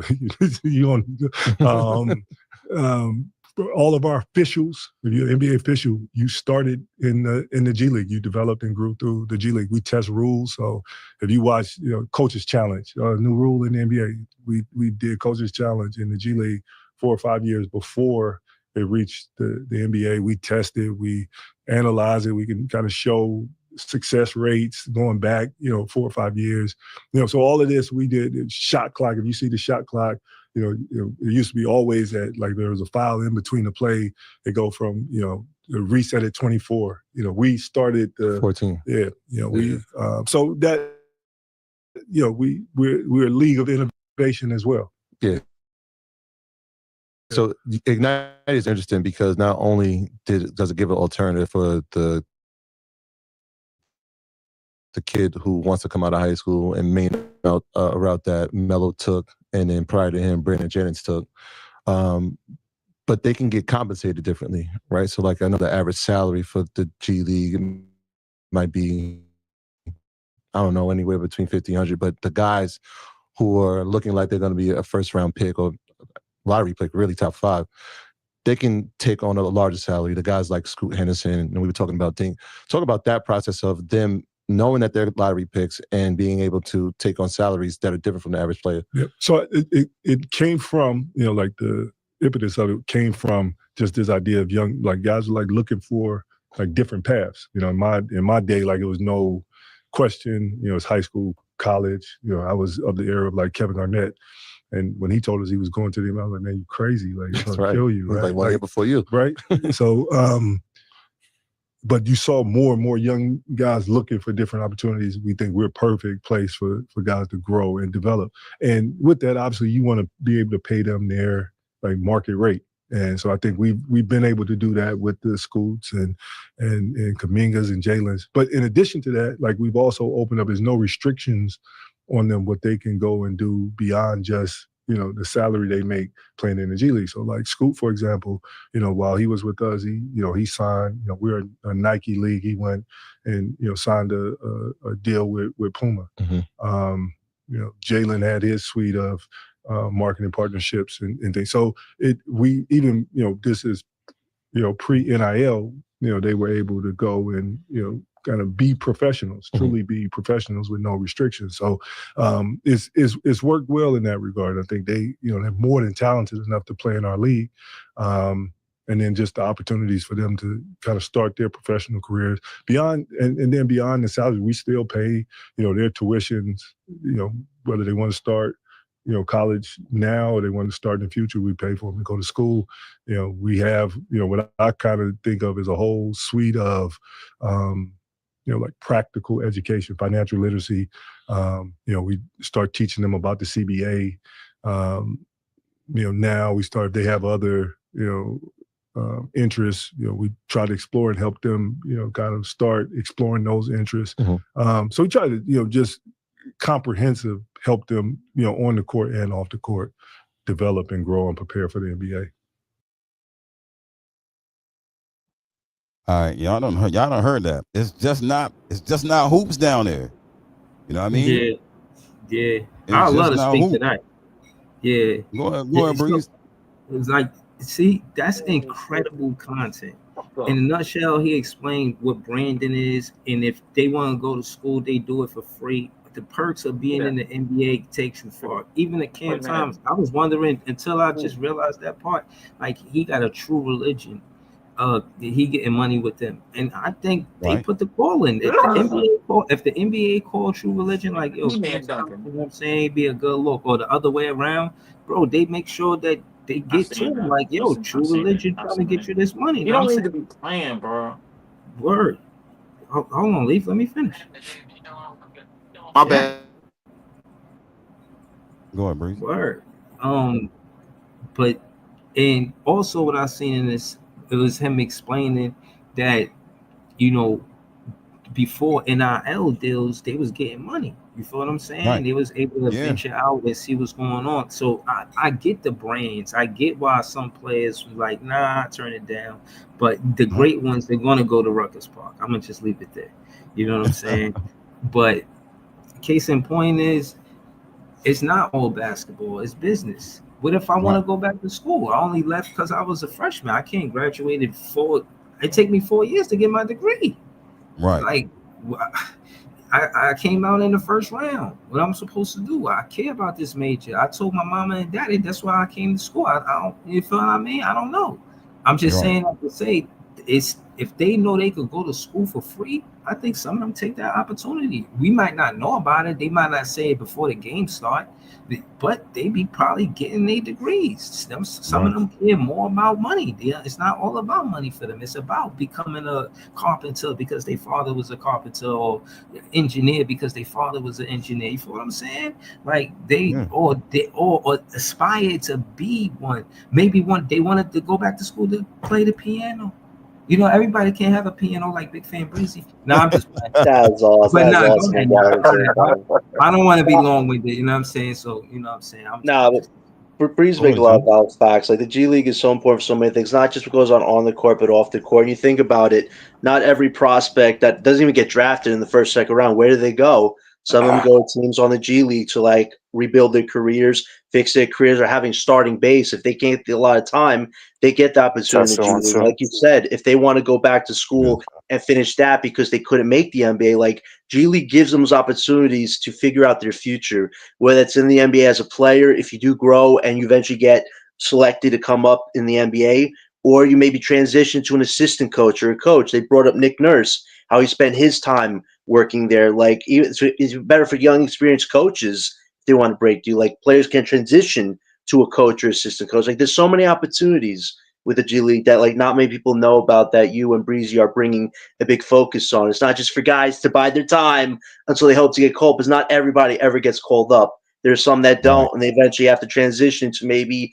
going to Euro because they have big leagues over there. But you also become an assistant coach if you feel like that's not where your career was destined to go. So the G League really does, like Breezy said, it's a business, but it allows you to move forward, whether it's as a player eventually, an assistant, or to finish your school and stuff like that. And it's so essential for nowadays because, like you said as well, not everybody breaks through even on the draft. Some of them don't realize their potential. Look at the G League guys that bide their time, that grow in 2 to 3 years. They get that call up and they might, really shine and change the whole narrative. So there's so many benefits to the G League, and I appreciate, Ice, that you wanted to bring a spotlight onto that because not everybody looks at those aspects. They always look like, is that guy available? Is he better than who was a dud or stuff like that? So I really appreciate you bringing a good focus to that tonight. Yeah, no problem. Because that's why I was saying, Breezy sent me this, but I'm like, there's more things that I even knew. You know what I'm saying? There's more things that goes on down there than the average fan even knows about. I'm just looking at the talent in there, and I know teams go down there to find talent when needed, or, you know what I'm saying, somebody standing out, somebody took the time and they got better. But now they talking about paying for school. I can understand why some of their checks is smaller because they got other ways, you know what I mean? They got other ways to venture out. So they just because they get 40,000 doesn't mean they're not making side money. Don't mean they not in school. So, you know what I mean? You like triple hustling in the G League. You know what I mean? If you got, like you said, Jalen Green was getting money. You know what I'm saying? Other people going back to school. And I'm like, oh, I ain't know that. Well, y'all they really be looking out for you when you in the G. If you're a nice player, you still get deals down there. You know what I'm saying? So you can't frown upon the D League when, you know what I mean? Like, oh, down the D League, he ain't, you know what I'm saying? Like, and Ice, you see how he openly says we the NBA affiliate. Like, if you want to get to the NBA, you go through us. Like, you could go hoop overseas, but we trying to get you to the NBA. To John's point, bro. Right. Scott Burrell, he's the head coach for the Long Island Nets, and they had a very good record. I think they went to like the conference finals. And they did.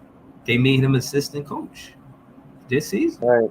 There are different avenues. You see what? Listen, that's one of the coaches that Jordi Fernandez chose. I could honestly say. And hold on, I just wanted to land a plane saying, and that's who I give a lot of the credit to for pulling which players from the G League, because he was the G League head coach last season. And that's what I wanted to say. I ain't gonna lie, bro. The G League seemed to me, bro, like it forces a lot of players to humble themselves before they get in the league. Right. You know what I'm saying? Because it's a lot of things that might not go your way, and you got to have a significant amount of professionalism, bro, like to be in the NBA to begin with. You know what I'm saying? So like that developmental system, bro, like it is what it is, bro. Like I don't know why they changed it to the G League. They should just kept calling it the D League. That's what they used to call it before because it was developmental. But I understand the concept, and the concept works for a good amount of players. A lot of players go down there. They got to get their mind right, and they got to get their head out of the gutter that they shit don't stink, bro. Like when they come in the league, you know what I'm saying? Just because you was a top 10 or top 55 pick, bro, the shit might not go your way early. Right. You know what I'm saying? So I mean, they call it the G League now because it's Gatorade. Because of Gatorade. Oh, so right. Because Gatorade own that shit. Yeah, right. It's, yeah, Gatorade. so they sponsor with that. Yeah. Well, yeah, it I does. didn't know that. Yeah, I didn't. Wow. I ain't know that. You know what I mean? I just thought it was a G. You know what I mean? That's all. You know what I'm saying? That's all I thought it was. I'm gonna skip forward a little bit and you can see the benefits. We're gonna listen to this real quick. The benefits of being in the G. You know what I mean? So let me turn the volume back up there. All right, let's go back. Spot you like a lighthouse. Who said that, Ice? Right again. I said spot you like a lighthouse. That's the intro joint. Yeah. Mm-hmm. Where you get that beat? You made that beat? Hold on, breathe. Yeah, Nah, I'm waiting I got on that. Anthem. I forgot about that. Don't forget. Nah, I got that beat online. I be going to a place where I be getting beats from. You know what I mean? And I got that joint. I got that joint online. You know what I mean? So I got the Anthem. It's cooking. It's sitting right now. So you know what I mean? We're gonna get to it. It's hot. You know what I'm saying? Let me go back to this video.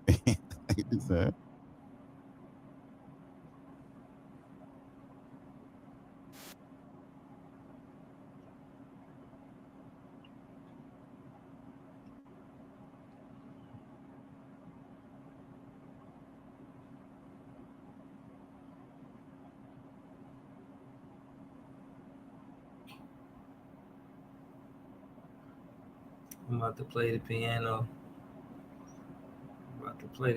While you got to get a piano for your background, Breeze, like a real one, man. Legit, that would be amazing. What am I doing with a piano? You're playing the tune of your song. I will learn how to play the piano if I had a real piano. Yo, if you take the lyrics from your song and play it in the piano, Breeze, that would be so lit. Like if you hear the echo of the sound coupled with your music, it would be like multi-dimensional. Man, that's how good it would be. Nah, I'm not gonna lie, John. One of the coolest things I've been to is called a New Yorican Poetry Cafe. They had a stage where you could perform like a poem, or what I would do is take my rhymes and I would perform a cappella like a poem. Wow. But the point is, they ask you if you want somebody in the background to play the piano while you do it. Like, it's a real option. I'm like, wow. I paid $5 to get in there. I was hyped. I was like, what? And like, that shit was dope. I think one time they did it, they played a live band. It was really dope, man.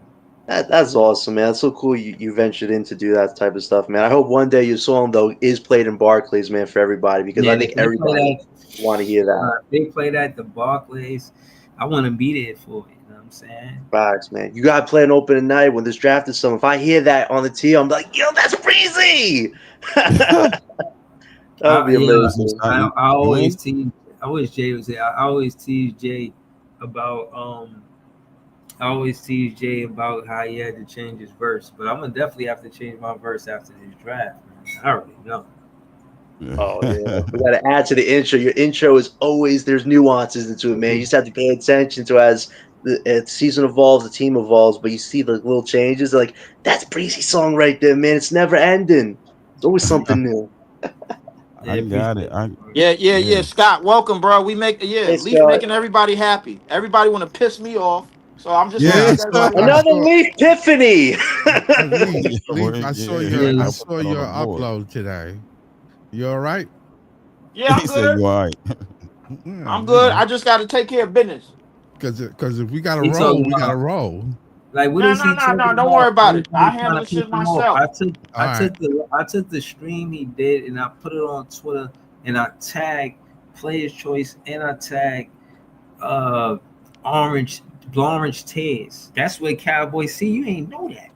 While you doing that, I sent it to where he be at. That's where he be at. I sent it to them so they know what's up.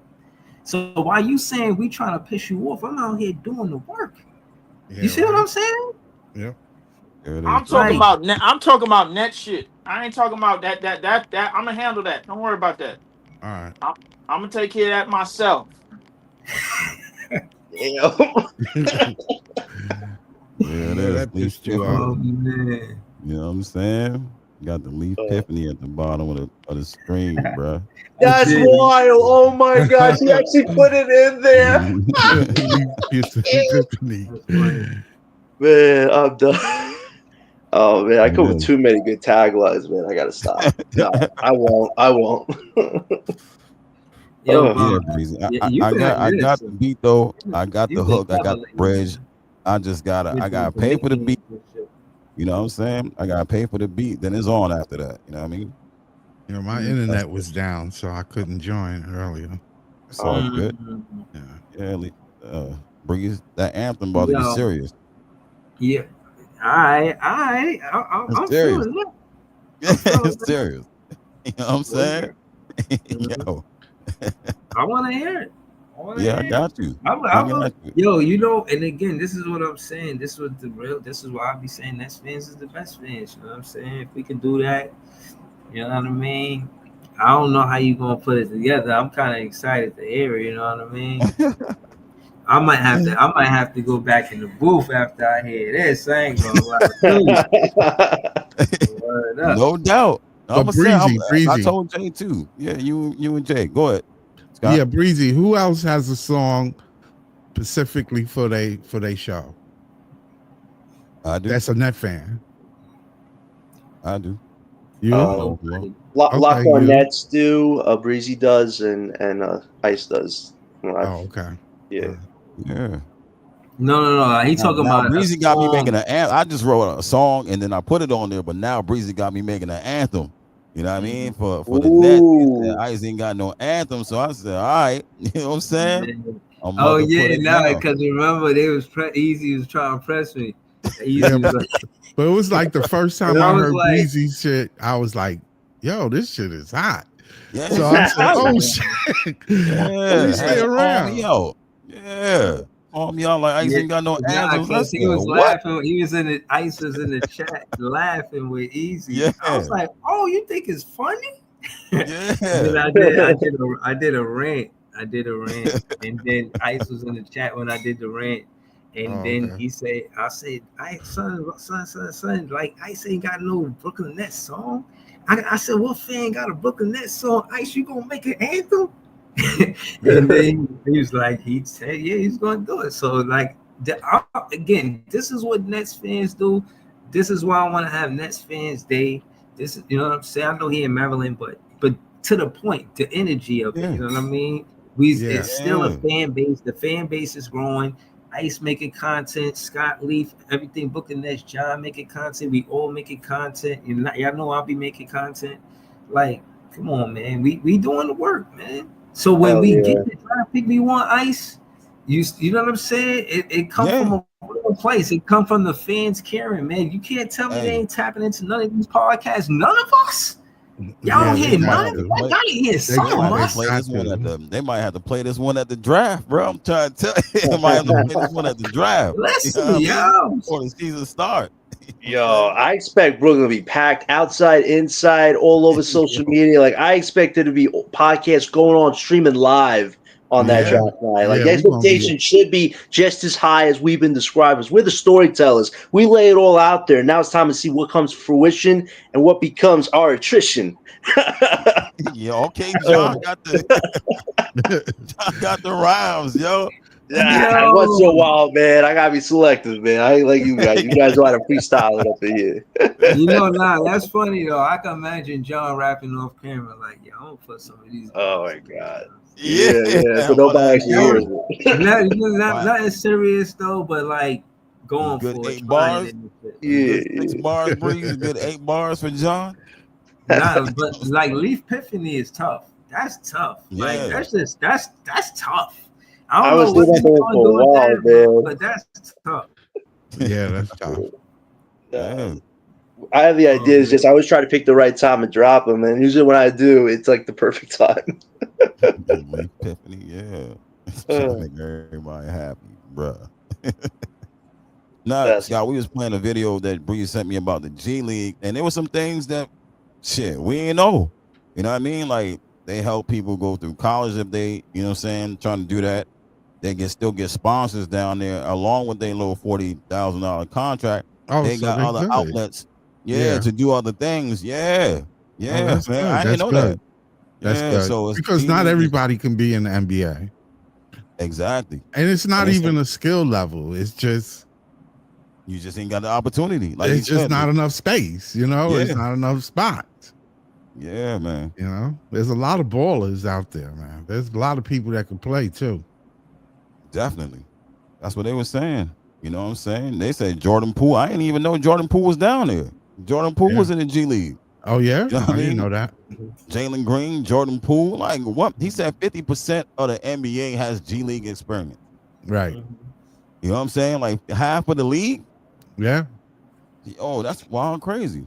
Yeah. You know what I'm saying? So can't sleep on the G. So Gator. so hold on, Ice. Can I ask you and Scott a question? Like, how you feeling? So you if we could get 4 players this season from the G Uh-huh. League, you think we get 4 more players next season? And we just add the 2 rookies. That's the roster with Cam Thomas, of course. Well, yeah, because But look, it's dumb. how you asked me that question, but I ain't never hear how you would make the roster. Yeah, like how I make the roster? Okay, Yeah. I'll tell you. So, all right, yeah, you would get those Making players, that though, shit like- with You Drew ain't- Timmy and Tyrese Martin. Yo, Don't tempt me. Don't tempt me Oh, now. You yeah. know what I mean? Yeah, Don't Drew tempt Timmy. me. Drew Timmy No. gonna be there. They good That's why I players, call man. Ice our head draft scout, man, of player Hey, development. Why? Drew Timmy put these dudes in the wash and rinse cycle, bro. Don't tempt me to put them in the lineup. You You know need what I mean? somebody to come off the bench. I Yeah. ain't gonna lie to you. Nah, I will build a team. man, like, let that nigga start. Nah, bro. Like, Nah. nah, I'll build a team like this: a 1-5 stretch, a stretch 5, who can do everything: drive, create for himself, and create and pass out. You know what I'm saying? Pass to the wing.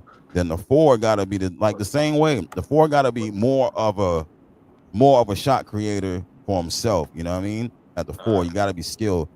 Ball on the floor, dribble, 1 dribble, pull up, that type thing. You know what I mean? I want the 4 skilled.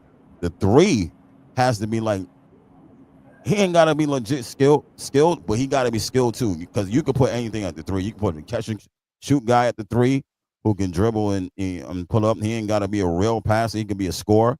But the point guard too, facilitator or score, but he gotta be able to facilitate and, you know what I'm saying, score for himself or create for himself.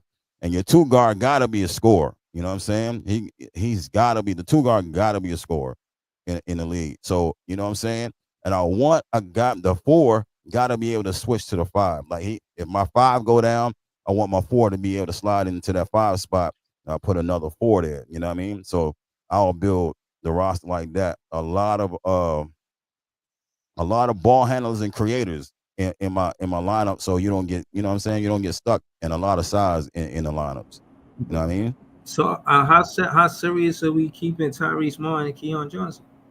Look, they here for 2 years, but as far as what's drafting, it all depends on what you get. Like, because there's a few guys, there's a few guys in this draft that will probably knock them off this roster, and it depends if we pick them or not. You know what I mean? It all depends if we get them or not. Like somebody like, I don't know if y'all know Neek. I know John knows Neek Clifford. Have you seen Neek? He's taking Tyrese's spot easy. Easy. You know what I mean? He's taking Tyrese's spot. But you getting him at what? What pick you getting him at? In the 20s. He'll probably be in the 20s. And he's a senior, but he's 6'6". And let that nigga Drew Timmy start the whole next season. Fuck that. He's 6'2", but he averaged 20 and he averaged like 20, almost 10 rebounds. You know what I mean? And he shot 38% from three. And he's athletic. He's more athletic than, you know what I mean? The real athletic guy dunk on you, all that. So, you know what I mean? Somebody like Tyrese Martin, he'll be out of a job. You get Nick Clifford. You know what I mean? Like easy. I mean, like easy. You know what I mean? Create, pass. He do everything. None of them niggas gonna be out of the job. They're gonna have to go to the G League first. Remember? That's what we talked about. Hey, yo. At least Leaf's on board. he might not. You know what I'm saying? He might not have to go to the G League. But that's another thing that I think they was explaining in the content is the different kind of contracts, the 10 days, the standards, right? Like how many games you play when it's a standard contract, a two-way, how many games you play if it's two-way. Like they articulate a lot of business side of basketball when it comes to the contracts. You know, it's a good content, man. Yeah, because I wanted to know what was a dead. We was talking about that, Ice. What's the dead something? I'm trying to think back to what we talked dead about. Dead base? Was it called dead base? Dead base? Yeah. Let me see. I don't remember. Let me see. I'm gonna look it up. Y'all keep going. All right. Well, yeah, Breeze. That's how I build a team, man. I need a 7-foot center too, and a 6'11" power forward, bro. That's what the fuck I'm talking about, Ice. I told you that shit. You need one of them Rasheed Wallace ass niggas. I said that, bro. I need my four closer to Rasheed Wallace as possible. Yeah, 6'11". So what you think? Do you want a scoring center? You want a center that can play with their back to the basket and score the ball? Yeah, I don't mind that. We got Drew Timmy. Let him start. Fuck that. Oh man. Well, okay. I'm putting it like that, Breeze. Someone that's 7 foot that can do what Drew Timmy do, and basically there's two of them in the draft that do that. So what about the rebounding though? Because at this point, Drew Timmy could get the most touches, and I'm saying pause. And then we could get a good rebounder. What's the best rebounding center in this draft? It looks like right now it looks like Raynard. He lead that conference in rebounding. You know what I'm saying? And they got him now. He in the second round, but you know what I'm saying? He in the second round, but he led in rebounding. You know Thomas Swarbrink's a good rebounder too. I would say him, Raynard, and maybe Maliwak as far as your best rebounders go. Like, you know what I'm saying? Most of the real centers, like Queen, well, he in the center, but like he just named, those guys are rebounders. You know what I'm saying? Most of the guys in here that play the center position in college are rebounders. But like I said, like somebody, a guard / power forward like Nick Clifford, he's grabbing 10 rebounds. You know what I'm saying? He grabbing 10, like Tyrese Martin and them, like they might grab 3, some games they 6, some games it's 2, but he averaged 10 rebounds as a guard. You know what I'm saying? Like he gonna take somebody's spot. That's what I'm saying. I feel like, and I wish where Jay at, man? Where you at, Jay? But I feel like Drew Timmy gonna take Day'Ron Sharp's spot because he could grab as many boards, maybe not as many boards as Day'Ron Sharp, but enough for you not to miss Day'Ron Sharp entirely because he could score the ball better than Day'Ron Sharp. He's a better offensive player than Day'Ron Sharp. So now you're looking at like, okay, cool, he better offensive player, but how about his rebound? I know Day'Ron. He also a better offensive player than that nigga we paying $100 million to. Get him the fuck out of here. Why you gotta do claps like I that, wasn't bro? so eloquently going. I wasn't going to eloquently say it like we did, but to the point, Timmy, they got a different appreciation for playing in the NBA. I'm dropping. You know what I'm saying? Like I came from the G League. You don't know my story. You don't know my glory. They out here trying to stay in the G League, and they may not. Like DDJ, he got back. I think he went to the 76ers, but after he left the Brooklyn Nets. But I don't know what team he played on after that. You know what I mean? But I'm saying that to say it's their job to stay in the league after they come from the G League. They don't want to go back to the G League after they get them contracts. That gotta hurt. You know what I'm saying? But it depends on who it is. Jordan Poole, he was next to Curry, soaking up game. You could tell he got some of those moves from Curry. You know what I'm saying? Like you develop your game sometime from the best player on your team. You know what I mean?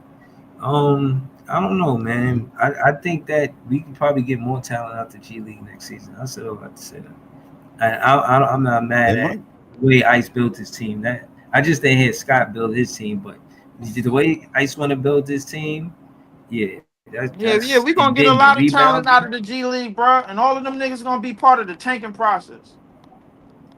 Drew Timmy gonna get 20 shots a game next season. I'm with it. Fuck Drew it. Timmy, I Drew Timmy, will say Cam this. Thomas. Yo, If they can't beat Drew Timmy and Cam Thomas, the league got a problem. And if we get a rookie, Nigga, they gonna beat the shit out of Drew Timmy and Cam Thomas. What the fuck you talking? I seen Drew Timmy block AD, but we ain't gonna take it there. Nigga, AD was Well, shit. actually, he blocked James Yo, Harden. yeah, he he blocked did, James but Harden at the rim. put that shit on the glass. He Nigga, put that that on nigga AD glass. is broken. Nigga, Lee. what the fuck? Yo, did you guys see what Jared Allen did He tonight broke that- against he broke that against shot I on the think it was glass. Towns or somebody? Blocked him at the rim, man. Dropped the body, man. Jared Allen tonight, man. Yeah. Like he dropped somebody and dropped with him, man. One of the craziest blocks I've seen this season.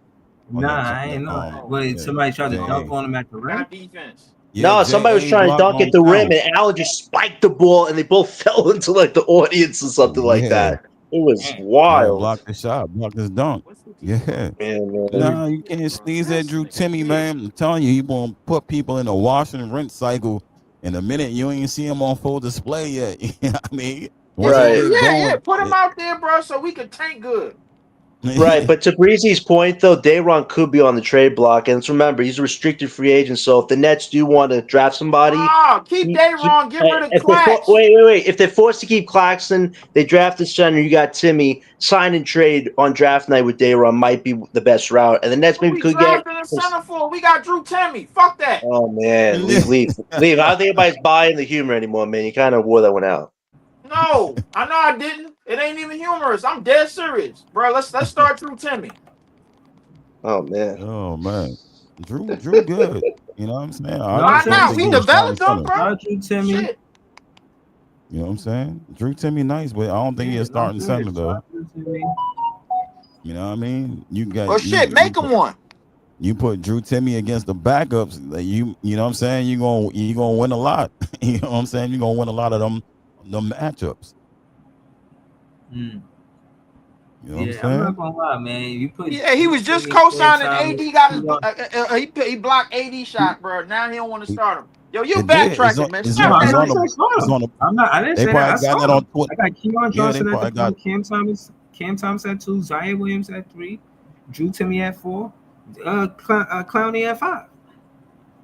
Yo, you know what's the best part, bro? We get to make Breezy happy by paying a nigga $100 million that we trying to develop into a passer. It's not. No, I don't think it's about throw that word developing out there Cam like Thomas. that. It's now. I don't think that's the narrative that I'm painting. What I'm saying about Cam Thomas is that he said he in it for the long run. He's got a connection with the Brooklyn Nets, like a sentimental connection. You know, they drafted him, and he understands that this franchise is trying to build. He's a fan of the NBA teams too. He's seen how you could try to microwave a championship with free agents, and it didn't work. And he could see that the Brooklyn Nets went in the direction of draft picks and taking them serious. And again, it's going to be impressive to the draft picks we draft if you give Cam Thomas a good contract. Give him a good contract. They're going to take notice of that. That'll motivate them. That'll help their motivation to the what's the word, morale. That, you know what I'm saying? They will want to play here and want to play for this team because they see that a draft pick got taken care of, and that's their situation. You're right. You're right with all that other bullshit. But with the most important part, the most important part you missing out of the bullshit that you just said, we get to make Breezy. We get to make Breezy happy. Let's do that. Bro, you missing the whole point of that. No, I'm not. I got your whole point. Bro, let's give let's give money to a nigga that we trying to develop into a passer. Well, let's give him money. Well, in fairness, Leaf, it makes sense right now to re-sign Thomas to a fair market deal because we need the flexibility with his contract. If Thomas takes a qualifying offer this summer, if Marks can't re-sign Thomas to a fair deal, he really should be the GM at that point. If you can't keep stars, role players, or a guy out of his first rookie contract, what more can we trust you with? So re-signing he's gonna Thomas keep- is he's really gonna our best sign him. window right now because at least next year he gets next year to really prove himself. And if he does well, he's got a chance to be a cornerstone. If I'ma not, tell you you- figure it out. But Listen, I'ma you tell want you to why they're re-sign gonna- him to a fair market deal. That Yeah. has to happen because we They're need going to have the flexibility. money too, We need because flexibility while right people now. were Yeah. saying that they wouldn't, but Keon Johnson and Therese Martin coming off the books by January. They have player options, right? Both him No, and they don't got no player option. You sure? I think Yes, they I didn't know that. if the Nets keep them on the roster by January the 10th, they have to pay them each $2 million. Oh, okay. But no, Scott, this is what Their I'm salary trying to- right now is $700,000. Right. That's So coming- listen, Scott. That Scott. that $2 million will come off the books. Right, Scott. Can speak to that. Can you? I want you to continue to speak to that and how the Brooklyn Nets are making good transactions business wise. If they Yeah, get they into do. G League contracts, they sign Yeah. G League players, so you don't have to commit to them the same way. Right, you don't would have to commit as to a free none of them. agent. Don't free agents. That's like a veteran minimum. So they like Yeah, that's a it's veteran different. minimum. Right, and you gotta realize. That's a mid-level they call right, it, or Scott, mid-cap. so, right, Scott. I want to hear like Scott. I speak to the. Let's commit to Cam Hold on, Thomas and hold pay on, the rest hold of these on, niggas bro. Can I crumbs. finish? Can I finish? Because you're missing a point. Why, again, They I'm could just talking release basketball. them. Hold on. I'm talking Go ahead. basketball. You think I'm trying to be funny, but I'm really talking basketball. Go ahead. The Brooklyn Nets are making sure that business transactions are G League transactions, and Right. the reason and the significance of that has nothing to do with Cam Thomas per se. It Per does, se, but it right. don't. It for in the more side it don't because it's not personal, it's business. In Right. business, when you dealing with G League players, they're way more grateful than free agents who expect a bag. Free Yeah. agents who expect a bag, G League players they're gonna be happy with the bag they get. It's Right. a difference. You feel what I'm saying? Right. And that's the main difference. So Yeah. Cam Thomas is involved in that because he's a draft pick that been there 4 years. It's time to renew his contract, and he's shown that he could play with some of the best in his draft class. Even if we redrafted, he's not at 27. I say he's 10, like around maybe 9, around that area. He's in like 8, 9, 10. I give y'all that there's players that you could say they're better than Cam Thomas, but it don't make them my favorite player. And I do know how to distinguish the difference between my favorite player and a better player. So I'm They saying might that be better, but they not super better. right. I'm saying that to say even if we did the redraft, you're not getting him at 27. He 10th or somewhere around there. You feel what I'm saying? So again, his contract there have a lot of stipulations where you could give him the bag early. He had 27th pick. The top 3 picks, if you watch more of the content, they explain those top 3 picks, they get the bag, right, Ice? Right. Yeah, Yeah, they get the bag. they're going to end up getting the bag. They get the bag and they still can go down G League and play with that amount of money down Yeah. there. Yeah, but that'll know what I be mean? the only bag they'll get if they go in the G League. You know what I mean? Yeah, they get the bag. You know what I'm Here- saying? Here's a question: which draft prospect do you think would be sent to G League? Like they start out very bad and they get sent. Who would you think from this draft would get sent to the G League early? That's a good question, John. Yagor? We haven't talked about that yet. Yeah. Yagor that's- Devin. Jaeger, wow. Yeah, I Jaguar do. is going to I the might. G League. I say Jaeger too because I really have high hopes for him, but Y'all out It of y'all doesn't rabbit ass seem- minds. it don't He's going seem to the like G it. League, We'll bro. see. Oh We'll man. see. I think Lee, because how his shooting hasn't come along and his offensive game really hasn't. He had like the last 2 games of his tournament he played well, but besides the beginning, like the middle of him playing that season was like not good at all. That's why he dropped down. You know what I Bruh, mean? all it's gonna take is for one training camp for him to get right. Have some goddamn patience.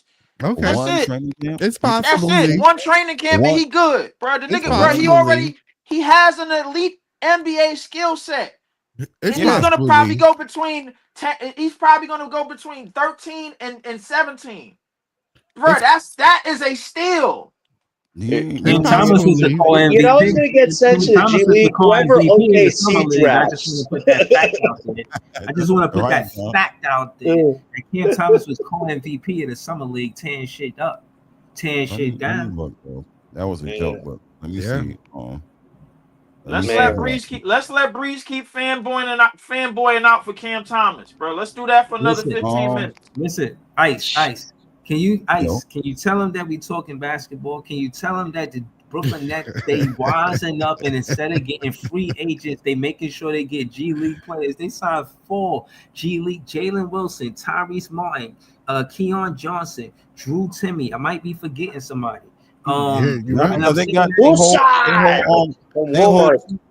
the two-way contracts. They got 3 G Leaguers. They got 7. They didn't sign him though. Right. So what I'm saying is Jordy Fernandez showed the NBA and all the players that might come there from wherever they're going to come from, the draft or the free agency or via trade, that Jordy Fernandez care about your career and he could change how you looked at in this game. And it's not he owns the story. Wiggins said it. He said, yo, when I left the Bulls, I got to do more stuff with the Warriors because they just made me score. Like I couldn't do nothing else with basketball. I couldn't do no other basketball stuff. They just wanted me to be a scorer. So they never got the quality of my player because of it. They didn't play develop me right. And then for other words, that's basically what you're saying. Right. Well, that's what I said about Nick. That me and Scott talked about. The way that Nick came out of college and then his height, his growth spurt, and they like, all right, now you gotta play center. I think that took away from a lot of his offense. Because then now he has to learn how to play center and not be a guard. He also tore his labrum. Ever since that arm injury, his whole shooting mechanisms are just out of whack. Like his windup is way slower than it used to be. Like the time it takes him to do that, especially when he dribbles the ball, like it's just so uneven. So that too. I just thought putting him in the 5 was a terrible thing. That too. If they actually convert him to a power forward, I think Claxton's career would have been better than what it is now. But they had probably be the 5 with the 3 stars, and he's stuck in that role. This should have been the year where it's like, okay, I could be a 4 and a 5 on this team. Clowney, if he was healthy, he could play 5. I could play 4. But Claxton, I just feel like he's stuck right now, and I don't think we're going to make it any better unless he chooses to evolve his game, which just doesn't look like he's doing it right now. I don't think it's gonna happen, John. I don't see it. That's why you gotta trade him. Yeah, rim runner. Yeah, that's what they made him into. That's what he is. He can bring the ball up and get a layup on a transition, but other than that, half court, he a rim runner.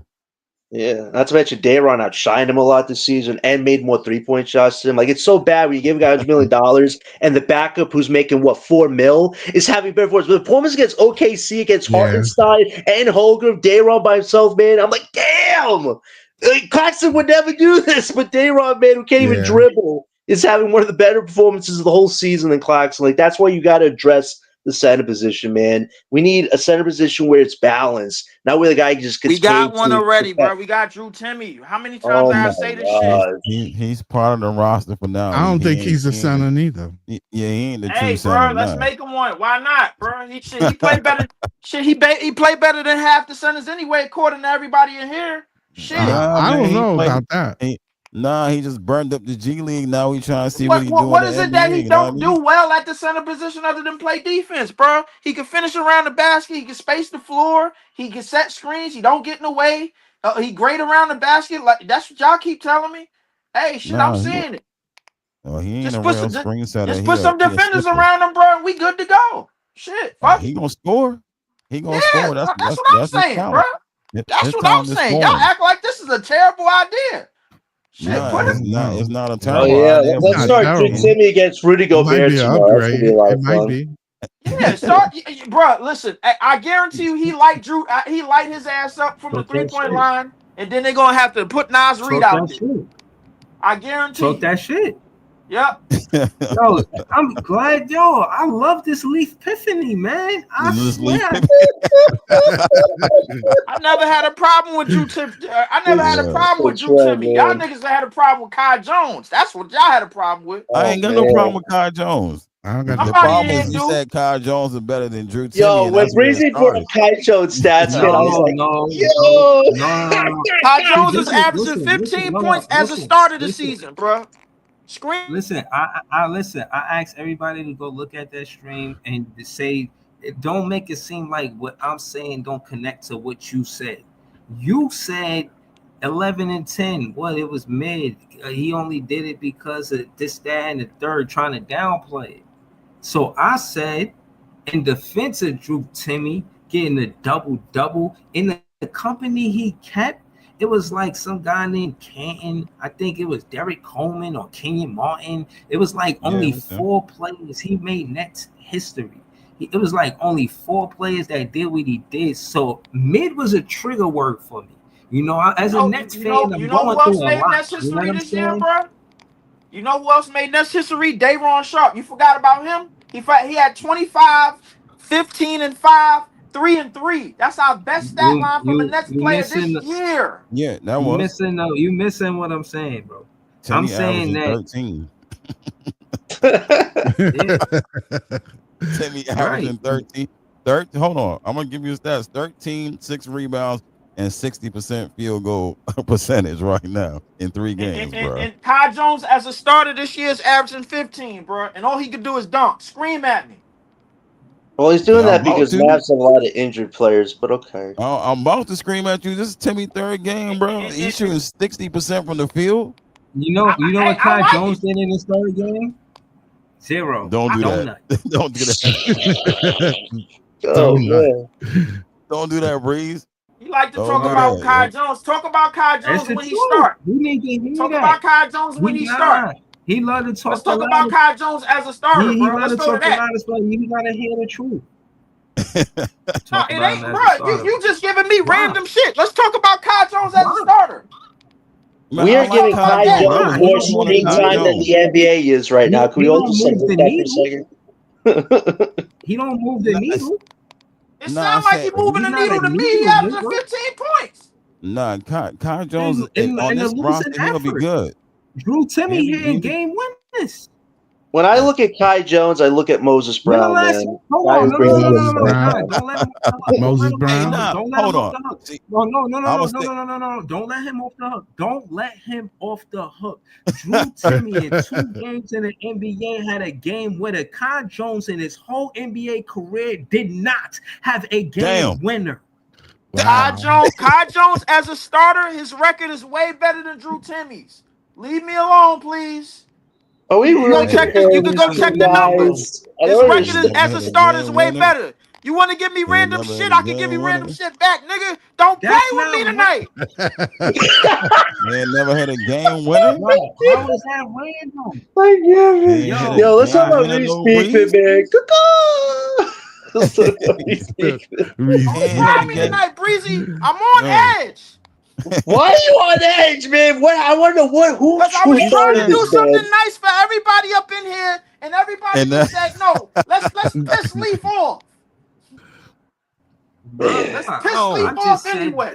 Okay, so recall it. Listen, my thing is this. I'm not trying to piss you off. I'm asking you to recall a Kai Jones game winner because Drew Timmy did it in 2 games. He didn't need a game winner, bro.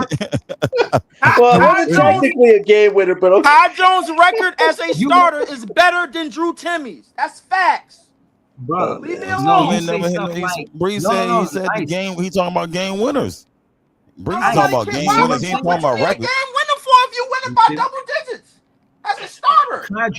Kai Jones is not winning not a damn thing without double digits. He ain't winning. He's not helping that team win no games. None. I mean, if you want to talk about wild stats. Yes, he is. What you mean? If you want to talk about wild stats, the only game winner this year was Claxton, D'Lo, and Timmy. every game he started, bro, he had over 10 points. They won. The games that he started, they won. Like I said, so he gonna be a free agent this summer. I think so. Yeah. All right, y'all ever heard of the bachata? That's what Leaf just did. The bachata is instead of answering the question, He did a bachata. I gave you facts just like you gave me. No, I'm gonna tell you. I gave you facts just like you gave me. Nah, I actually You gave me your facts. I gave you mine. Oh man, Breezy said he hit the bachata. That Kai Jones disrespect is unnecessary, bro. No, I'm No, nice. This has to be one of the most fun streams yet, man. Seriously. Kai Jones He's coming disrespect is so much unnecessary, tonight. bro. You do it all the time just for the shits and giggles, G-League bro. bachata. Acting like To we the can't G-League. use a nigga like that on our team. G-League Bachata, yo. No, it's the G Bachata League. Yeah, man. Yo. Kai Jones free agent. Where he going? Where he playing that next season, Lee? Tell me. Shanghai. He should be playing with us. Why not? You don't cost nothing. Wait, oh man, I can't. Oh, I can't. where you going? Hold on. Who we letting go to put Kai Jones on his team? Because you got 4 G-League, 3. He ain't taking Drew Timmy's spot, that's for sure. Yo. Hey, Hey, definitely taking Reese Beekman's spot. He can start with Drew Timmy. He can start with Drew Timmy. Now Drew Timmy got a lob threat. Great, 10 assists. What you talking about? So we're playing Kai at the 4 and Timmy at the 5, or? Hell yeah! Why not? Okay. We trying to tank, man. Why not? I mean, we could draft Thomas Sorber, Max Renard, but let's give it to Kai Jones. Hey, why not get Moses Brown? We can play Moses, Kai, and Timmy. Hey, stop mentioning my guy Moses Brown, man. I gotta give Moses Brown some. Nah, I know, but I had to use that, man, because I feel like Moses Brown's the same position Kai was. Hold on. Moses Brown be killing the G League. It's not even fair for him. You know, I don't see Moses Brown. Hold up. Why you keep saying Moses Brown? I don't see Moses Brown getting called up, bro. Oh no, he got called up like yo. I don't see Moses Brown and nobody start lineup, bro. What he got called. Moses Brown got called up at least 10 times or more this season.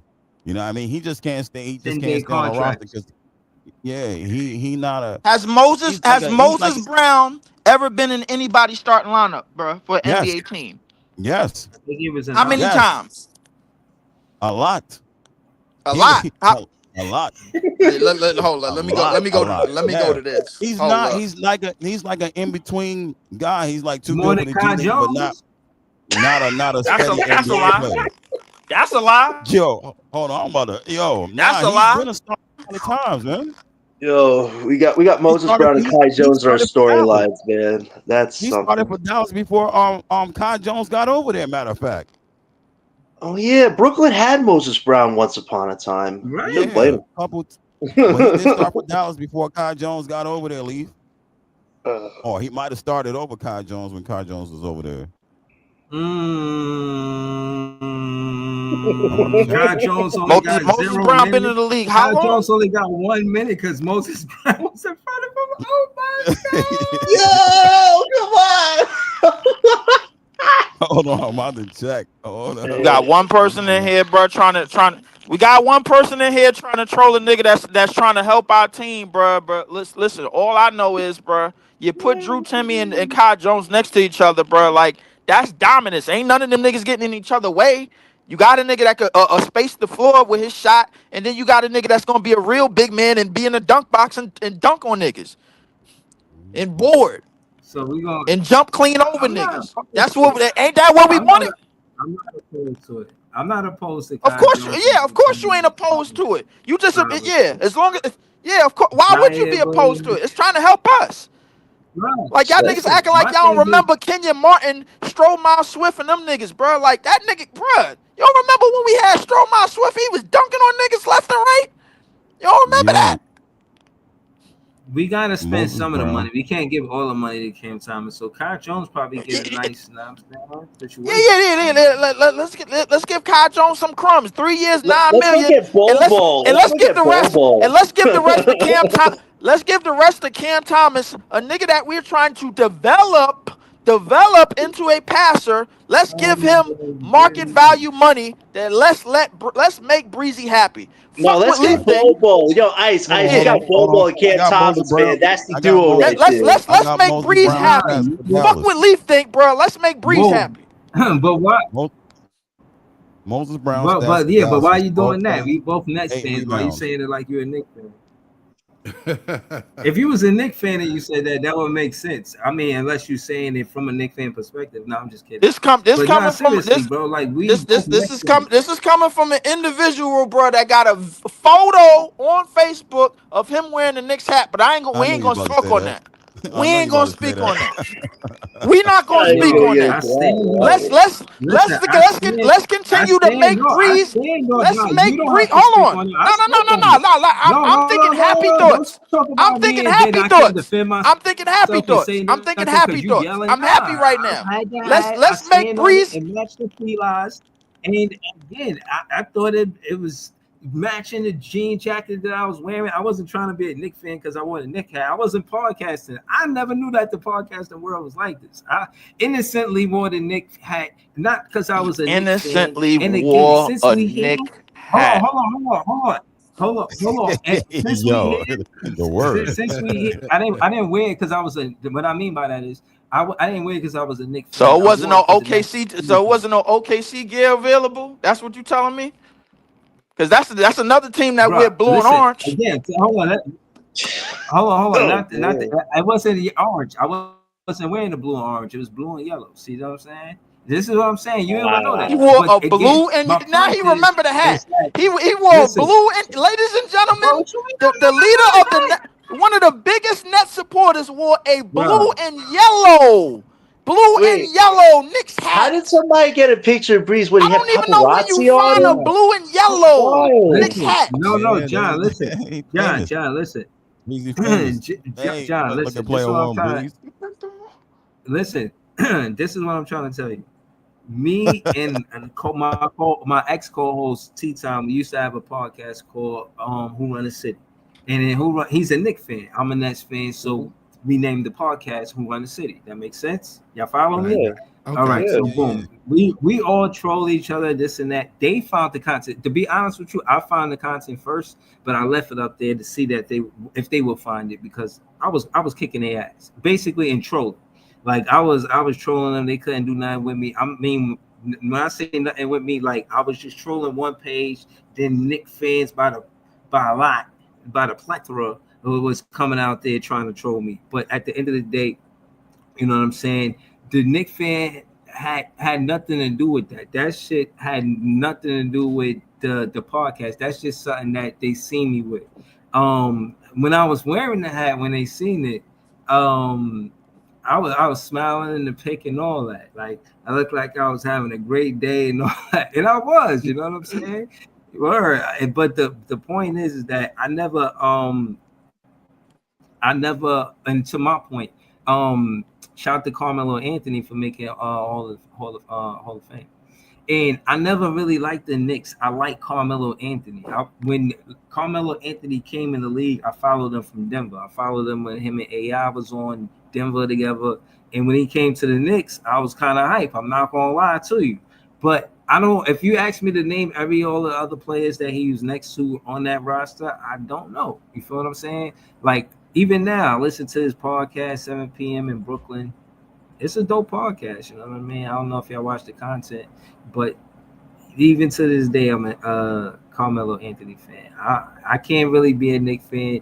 And my thing is too, since we had knowing that history between the Net fan and the Knicks fan, it kind of enhanced what I do by not being a Knicks fan. You feel what I'm saying? Like their history is dirty. Like the way that the franchise did the Nets, they really did them dirty. Like I can see why they don't like each other, and I just think that the fans that keep the culture like a rivalry, I like those fans. You know what I'm saying? I like those fans.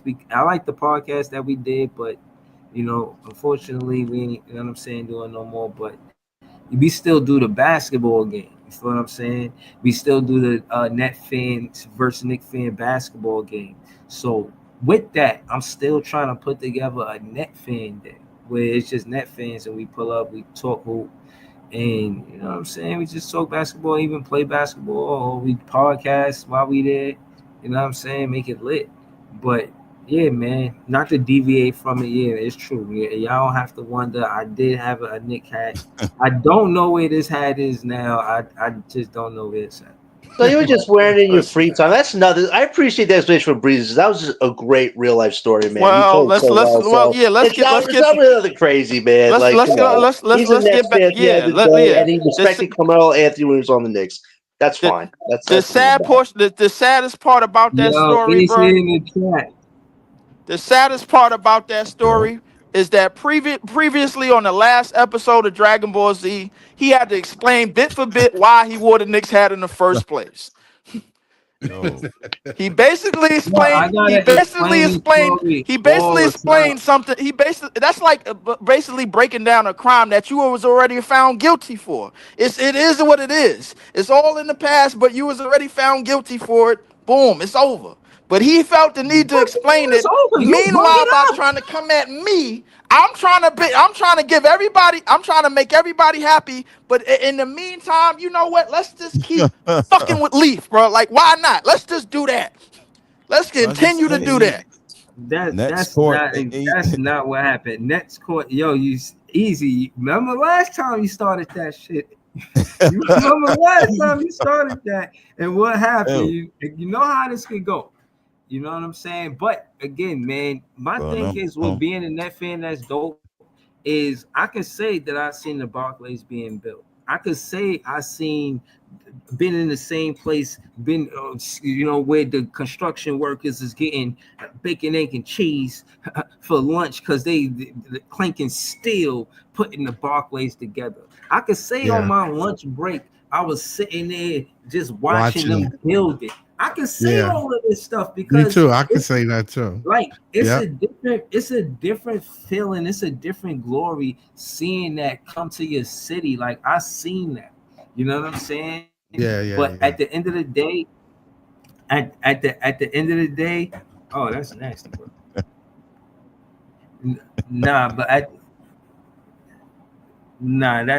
That's not even true. See, these narratives, I have to dispose of them. You know what I mean? Because they aren't accurate. You know what I mean? They're just narratives. Like I said, I had a whole song with KD about KD before Cam Thomas was ever in my verse. That's what I'm saying. When we come down to it, Scott, Leaf, Easy, Ice, who put in that work like I did?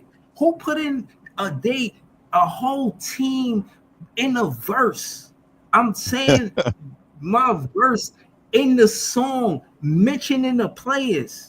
Yeah, I'm mentioning the players in the song, in the KD song, the same way I did this song, and I mentioned Cam Thomas. I mentioned Jared Allen, Karis LeVert, Joe Harris, Spencer Dinwiddie, and Kevin Durant. I mentioned 5 players in one song. Hey, yo, Ice, you a gambling man, bro? Nah, I ain't a gambling man. Bro. Hey, Scott, bro. Listen, I need an over under, bro, on how many times the rest of the year Cam Thomas gonna come out of his mouth.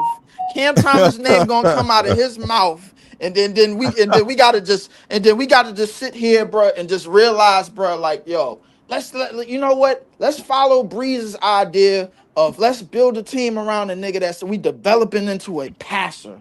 Let's go. Let's do that. Let's give him 4 years, 120 mil. Fuck it. We ain't got. Hey, we don't want to give no other free agent no money, bro. Let's give the nigga that was the 27th pick. Let's give him the money. Fuck it. Why not? We ain't doing shit else. Let's do that. Meantime, we trying to get our draft picks. It's all a smear campaign. This is all propaganda. All the smear campaign to try to put a stain on. No, this ain't no smear. I'm with it. I'm with the play.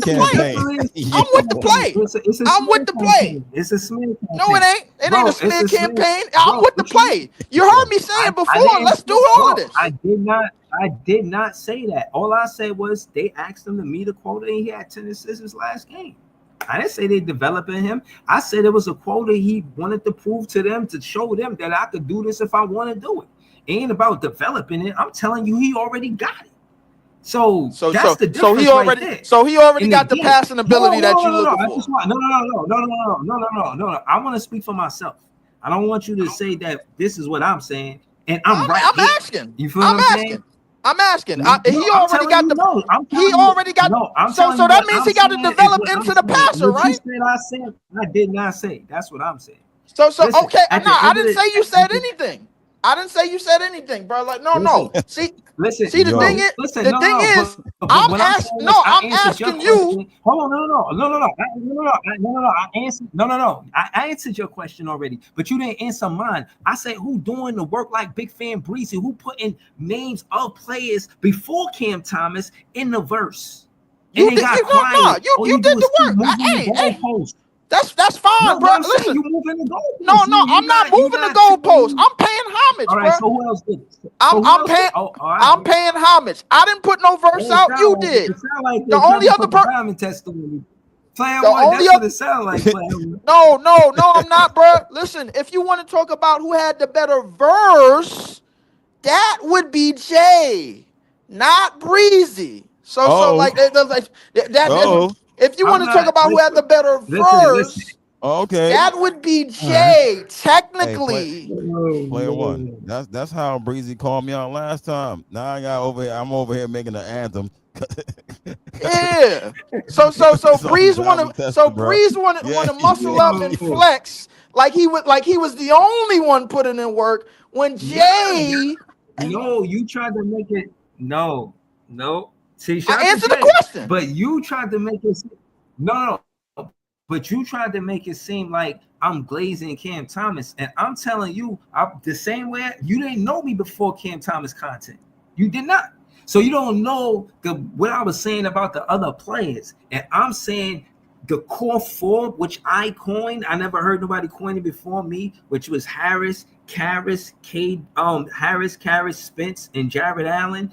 And adding to that with KD and Kyrie is the championship roster, and not adding Harden. I never had him part of the team that I was talking about as a content creator. And again, like I said, I don't mind doing this because this is the actual work I did. But the point is that I'm not a Knicks fan, for one. I was offended that you took it there. Two, when it comes down to that I didn't say. I said you was wearing a Knicks hat. Hold on. When it come down to you and Easy talking about whatever y'all was saying about being a Cam Thomas lover, I didn't mention Cam Thomas. And my point was not even talking about the players, but the G League and the content Ice had, and how the Brooklyn Nets have these contracts that 4 out of 10 is, you could argue more, is from the G League. And if they continue to do that, they could get into that 2026 draft. That's why I was trying to go with the conversation. You feel what I'm saying? They could get into the 2026 draft, because those players are cool with the player development and trying new things and learning new things and adding things to their game and being able to stay in the NBA. They cool with that. Free agents ain't gonna be cool with that all the time. You know what I'm saying? That's what I was trying to say. Which I agree with, bro. So but yeah, and to do with Cam Thomas, but not entirely. And somehow, some way, in the first soliloquy, he decided to give me a whole history lesson about what he did, bro, before Cam Thomas got drafted, which was in June of 2021. But by the way, I've been messing with Breezy for almost 3 years now. An entire time I've been coming into his podcast, Cam Thomas has never not been a topic of discussion on none of his shows. I can guarantee you that. It's over 150 goddamn episodes. I guarantee you Cam Thomas is front line of the discussion. I guarantee you. Do you know why Cam Thomas is front line of the discussion? Because Breezy, all he ever wanted to do in the last 3 years since that damn trade was build around Cam Thomas. That's all he ever wanted to do. And them 40-point games indicated that shit. It's easy. Tell me I'm lying. Ice, tell me I'm lying. I dare Jay, if you're listening, tell me I'm lying. The second that Kevin Durant got traded, Cam Thomas was numero uno on Breezy's list. And he's been on that, bro, for going on 3 years now. And I put up with it. I said, you know what? With that shit, Lee, yo. I said, you know what? CTO with I said, you know what? I said, you know what, bro? Listen, fine. I'm cool with it. It's the Nets. Fuck it. Why not? Let's do whatever. You know what I'm saying? Can I Right, stand on this? right Can I stand on right this? after the 340-point games, they just said, you know what? Yo, Cam Thomas, yo, he needs to be built around. Let's build around him. Yo, Jock Vaughn, that's gonna be the coach of the future. Yo, Mikal got here. He gonna be a duo. Yo. No. We gonna put Mikal and Cam Thomas together in the backcourt. We gonna put him and Cam Johnson, and then we got Clax to lob it to. He gave me a history lesson. I gave him a history lesson on the time that I've been here listening to this bullshit the last 3 years. That's not entirely accurate, bro. I think you be trying to paint this narrative like this. Why I be asking you to debate. Like, you know, they do this. They're like, you know what I'm saying, to settle the score. You feel what I mean? Because you be talking like, again, calling the knowledge that I bestow upon the fans bullshit hurts my feelings, because at the end of the day, I do the work. I mean, I really watch the podcast. I really tap into content. And guess what? I don't know everything. And I listen to other fans that do know stuff, and that's how I be knowing stuff too. But case in point is to pretend that I didn't challenge you to a debate because you've been talking like this crazy. And I've been wanting to do it. But my point is this: since you said no to it, I stopped asking, right? But when it comes down to Cam Thomas and to Easy Point and him being an integral piece, yes. When it comes down to shot creation on every championship team, they got 2 or more shot creators. Cam Thomas is one that we got late in the draft. You could get him on a good contract. If you don't want to do that and y'all want to do it Leaf and easy way, y'all going to go out and spend more money than you should. And every free agent outside of Jason Kidd haven't shown that we did the right thing for the most part for putting that type of money up and getting back the return.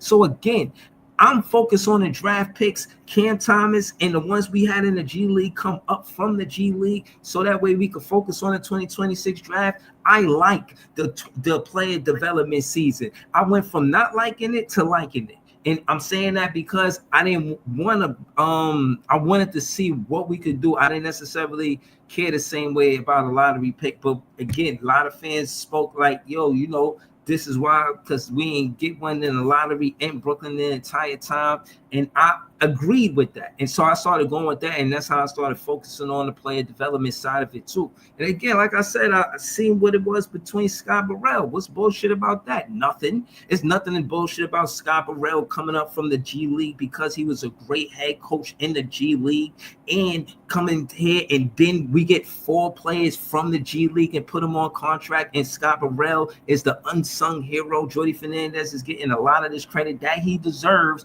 but it's because not him just as a head coach, but the head coach in his coaching staff. He got him, Scott Burrell, I'll just name those 2.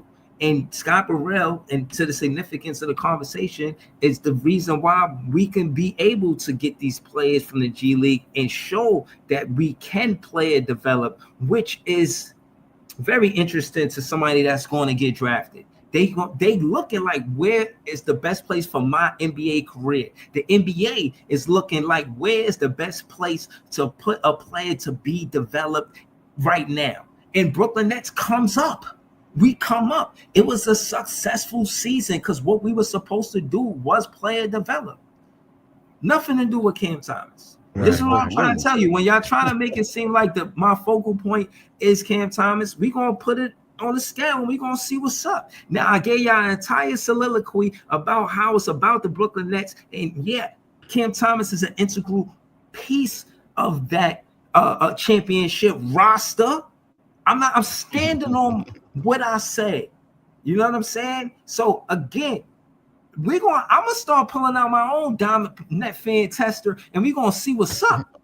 You know what I'm saying? Y'all ain't gonna keep testing my net fans and not get tested. Y'all gonna get tested too easy and leave. You see what this is, Ice, bro. You know, and Breezy had his epiphany, and he had his change of heart to now pivot towards. Guess what? I had my pivot too. Now I'm gonna follow Breezy's idea, just like I did when I first came into his chat, just like I did when I first came into his party, bro. Like the second that KD got traded, bro, he was like, "Yo, we should build around Cam Thomas. Yo, Jock Vaughn is gonna be the change of the culture in the future." That didn't work. Jock Vaughn is out. Yo, next year, don't worry about it. Mikal and whatchamacallit gonna be a top 10 dude. That didn't work. I still followed. I still showed up. I still submitted. I still sent super chats consistently. I still followed that lead. And now for the third straight year, we're gonna follow Breeze's lead about this They player definitely development. wasn't Let's following pay my lead. Cam Thomas. I'm gonna follow it, The and I'm Brooklyn not gonna bring up no ideas. No. I'm not gonna bring up no ideas because when I brought up ideas,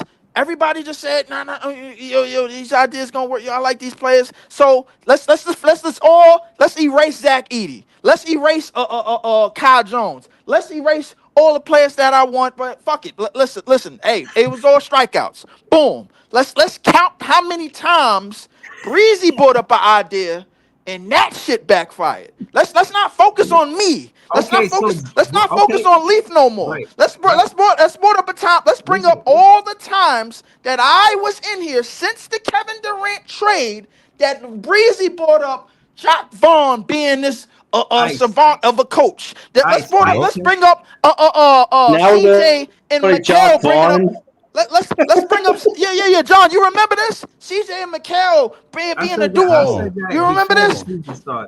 I said, Tatum and Brown. That was fun. And you know what? And what's crazy about it? I never ever said no to Breezy during that time. Bro, not one time. Hold on. Listen. What I'm saying. I never ever said, "Yo, Breezy, you crazy." What you talking about, Breeze? Why would you say I'm crazy? Listen, I got the logic to it. The logic was he was an assistant coach for 5 years. And the comparison I compared him to was Nick Nurse, because Nick Nurse was an assistant coach for 5 years. And he was next to Ime Udoka. I knew it was defense in the coaching staff somewhere. I was wrong. It was Ime. It wasn't Jock Vaughn, but it wasn't for me to pick. I'm just dealing with it as it is. I didn't say that's what I wanted. No, trust me. Don't run with this narrative that I said we should pick Jock Vaughn over Ime Udoka.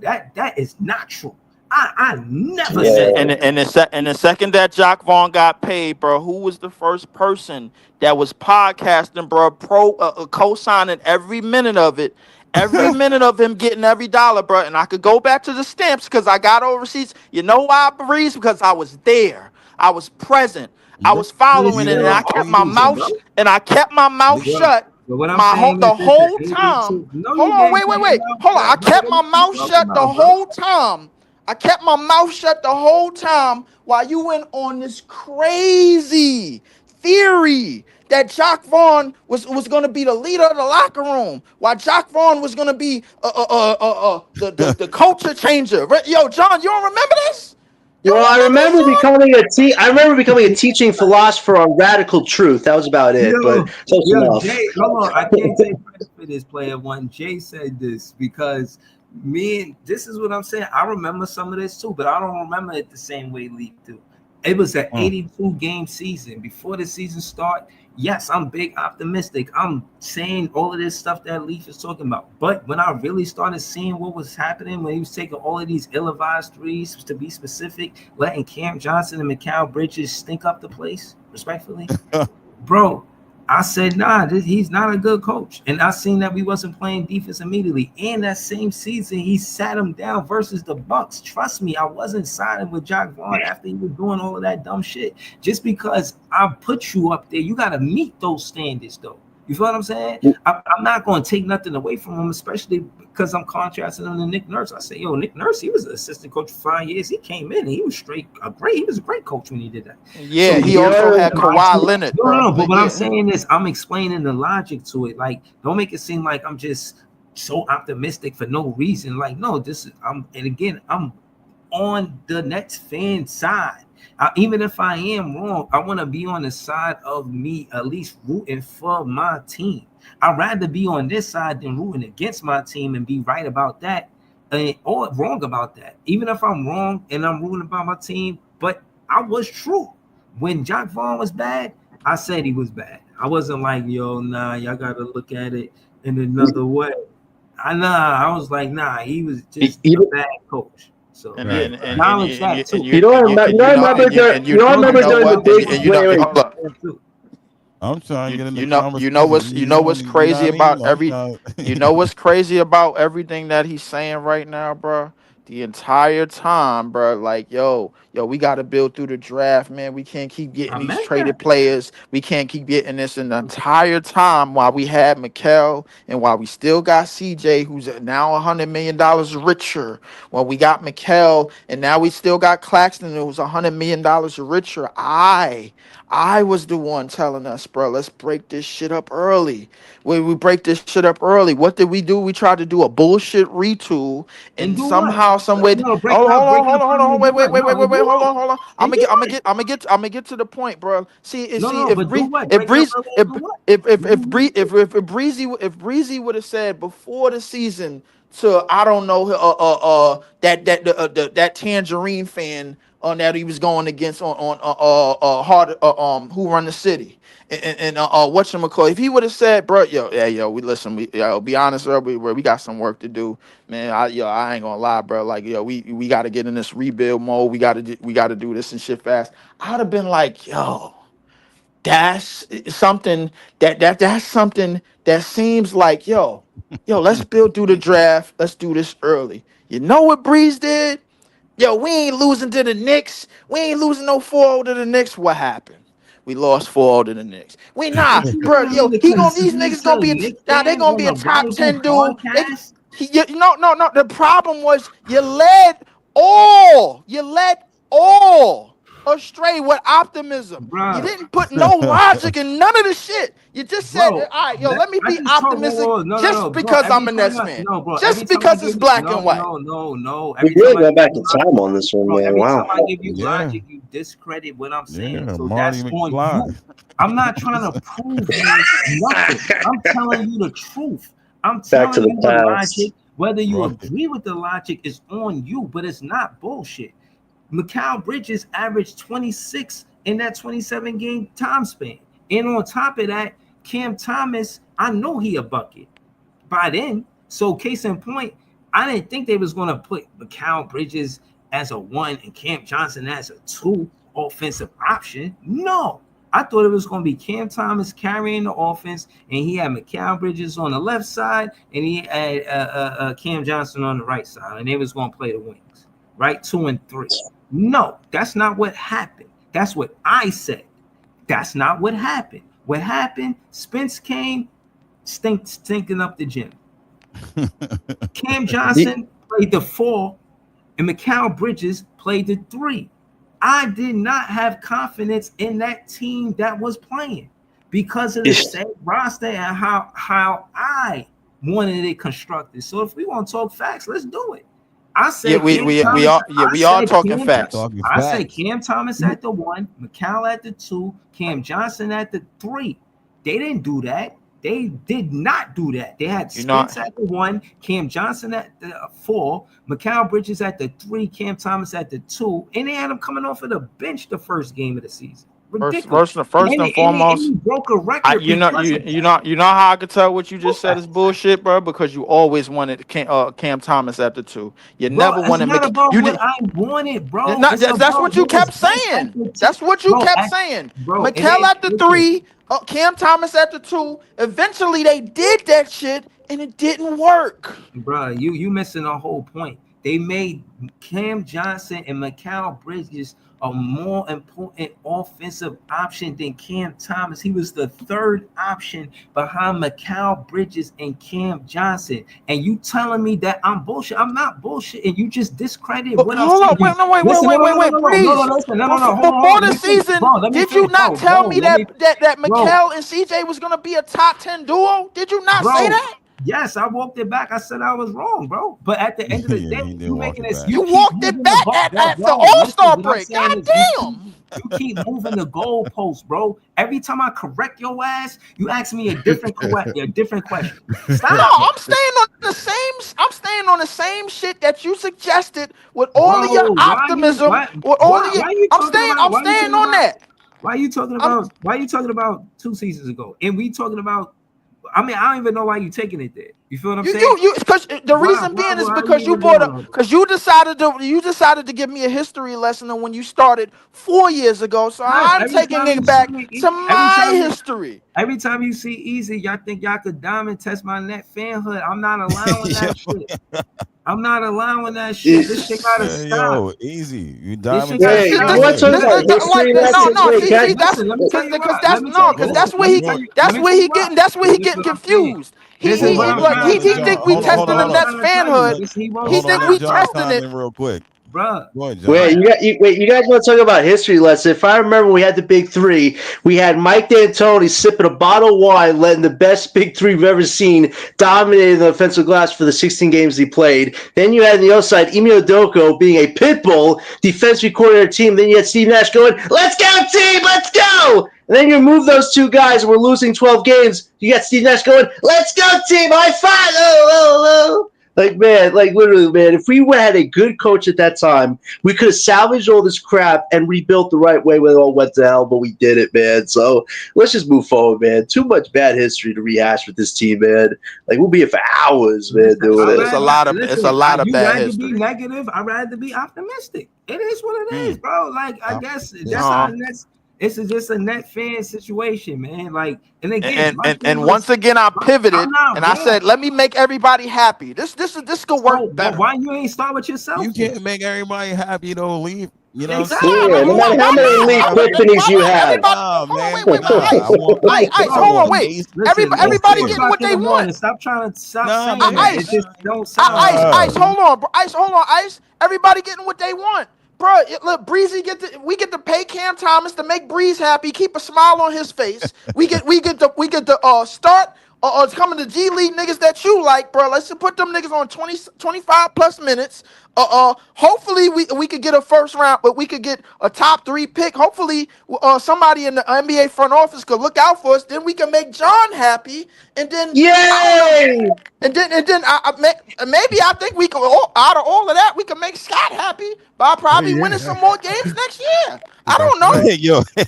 See, the thing is, No, you know what makes Scott happy, Leaf, is if you guest star on his show, man. Guest star on one of Scott shows, man. Hey, listen, I'm down for that. I got you, Scott. I got you. I'm the top agent out here. Shout out to Apartment Gaming. But listen, I covered all corners. I got my own issues to worry about. I'm pissed off at somebody else, and I'm going to aim all my energy that way. I'm not going to aim my energy at my brothers in my circle. I'm not going to aim my energy at that. But the reason being is because ain't no reason for it. I already know how this shipment going to go. Hey, listen, it's fine. Everybody get what they want. It's still shipment, but hey, everybody get what they want. It's cool. We developing. We a young team. We trying to come up. We ain't trying to do it the fast way. We trying to do it we trying to do it slow. We trying to run the train at maybe 10 miles per hour. Let's do that. Let's do that, because trying to hop, skip, and jump like a bunny, bro, to carrot to carrot, that shit clearly ain't working. So that's what we not gonna do. So we gonna make everybody happy. I'm covered all 4 corners. That's what I did. Let's tap somebody on the shoulder in the front office. Hopefully we get a top 3 pick. John's happy. John and Gary and Dylan and everybody on that side is happy. On the You know what make me happy? This summer, Sean Marks gets fired, and we hire Bob Myers or our guy Ice Eskimo, man, as our new GM. I ain't gonna lie, you asking for a lot. Ice, you got my approval, man. You asking for a lot. You asking for a lot, bro. Like, see, Breezy and Ice, they wanted simple shit. Hey, yo, pay Cam Thomas. We can do that. Fuck it. We got the money. Who else gonna get paid? Like, we're fine, bro. Ice wanted simple shit. Let's start some of these. Let's start some of the G League niggas. You see what I'm saying? But then this is where the bachata come in. Y'all ready to see some bachata? Yeah. Oh man. I don't You got a pop coffee going, man. It's gonna be a while. If we did a redraft, where Kyle Jones gonna go? The redraft.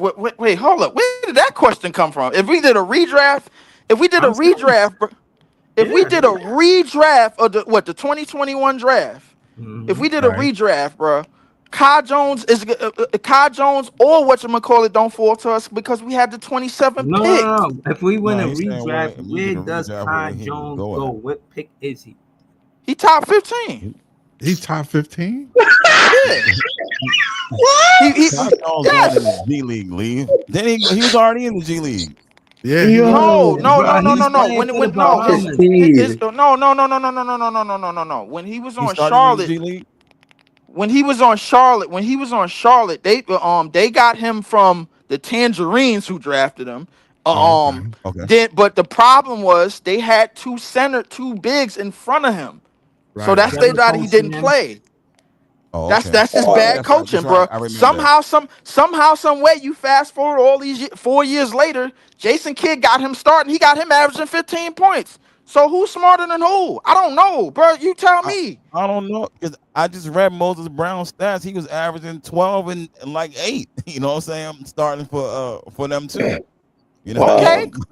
Oh, okay, cool. And listen, Moses Brown, as far as I know, I don't know what draft he was in, but he's not a good player. He's not a good player. He's a decent. all right. Look, listen, all I know when I go back to that draft, and I'm going back to it now, and when I look at players, and somehow this all comes back to Kai Jones, so he could get shits and giggles off, bro. Like I'm cool with like, it. Y'all keep saying this and that about Cam Thomas. Kai Jones is a good example because he was in the same draft and he got picked higher than Cam Thomas. And you keep talking about. Oh, was he in the same draft? He wasn't in the same draft. No, but I'm saying I don't mean to bear bad news, but this Kai Jones stuff is some suffering succotash, man. I can't. I'm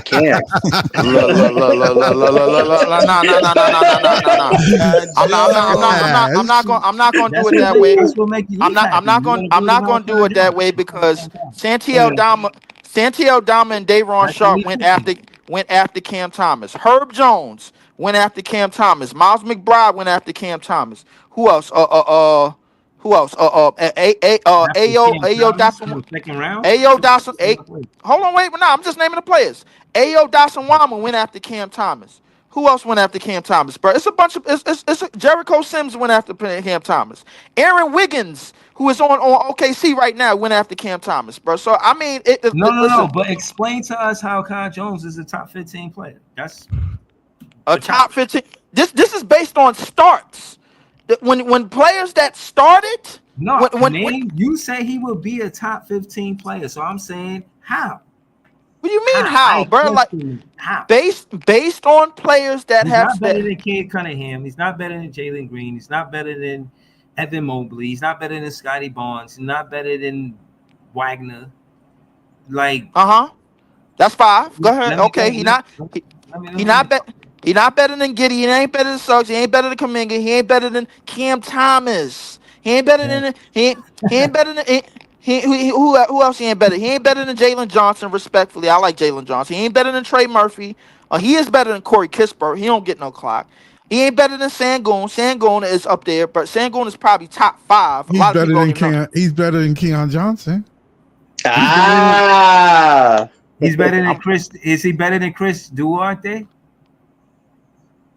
Chris Duarte, bro. Yeah, he better than him. He better than James Bouknight. He better than Joshua Primo. He's better than Joshua Primo. He better than Corey Kispert. He better than Trey Mann. He better than Isaiah Jackson. He better than Josh Christopher. He better than Bones Highland. No, that's after 15. That's after 15. Okay, all right, but yeah, boom, he in 15 then. Just based off of that. So he's in the lottery. Yeah. Well, no, he right outside. No, he outside of the lottery. He one pick outside the lottery. He not lottery. Okay. Yeah, he one pick outside the lottery. Okay. I thought that was respectable. Hey, at least Kai Jones got a fan in Leaf. You got a fan in Leaf. Nah, listen. All I know, bro. Listen, I know what potential, what we need, what we was going for, at least what I thought we was going for. You don't think he's better than Josh Giddey? No, he's not better than Josh Giddey. No. You don't think so? Nah. So hold on. So let me ask you. Is it a mistake Who's to better than Josh draft Giddey? Kai Jones at Cam? 19? Yeah. No, that's not lottery. No. No. Okay, so let me ask Ice. Okay, the very next pick is Jalen Johnson at 20. Okay, Jalen Johnson is Jalen Johnson's better. Yeah, I meant that. I see what you're saying, Bruce. So what I'm trying to say is that you would be mad if you got Kai Jones at 19 when you could have got Jalen Johnson. No. See, here's the thing, right? Because this is what I'll be explaining about the draft boards, right? When you drafting players, you gotta draft who you think is better for you. You know what I mean? Not so who's you better on saying the draft for fit, not the best player.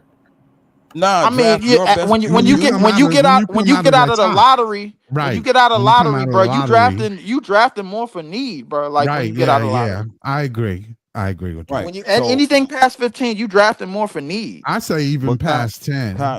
Kai Jones was when he was in Charlotte, he was good. He was just acting a fool. You know what I mean? He wasn't a bad player. But Jalen Johnson come after and just happened to be in the right spot in Atlanta, and you know what I'm saying? Right. He's right next to Trey. Right next to Trey Young. It fits for them. It fits for them. They need a defensive player. You think about this? If Kai Jones would have went to Atlanta, oh my gosh, he'd have been dunking like all day. With Trey Young? Oh my God. He'd have been dunking all day. So you know what I mean? It's just wrong team. And that happens. You know what I'm saying? But he ain't a bad player, but you know what I'm saying? I would have took him on the Nets. I'll take Kai Jones on the Nets. All right, here's a question. Leaf, if Kai Jones was in this draft, where would he be drafted right now? If Kai Jones was in this draft this year, where would he be? Where would you select him? In this draft, bro, based on where he was, that like he would probably go late first round.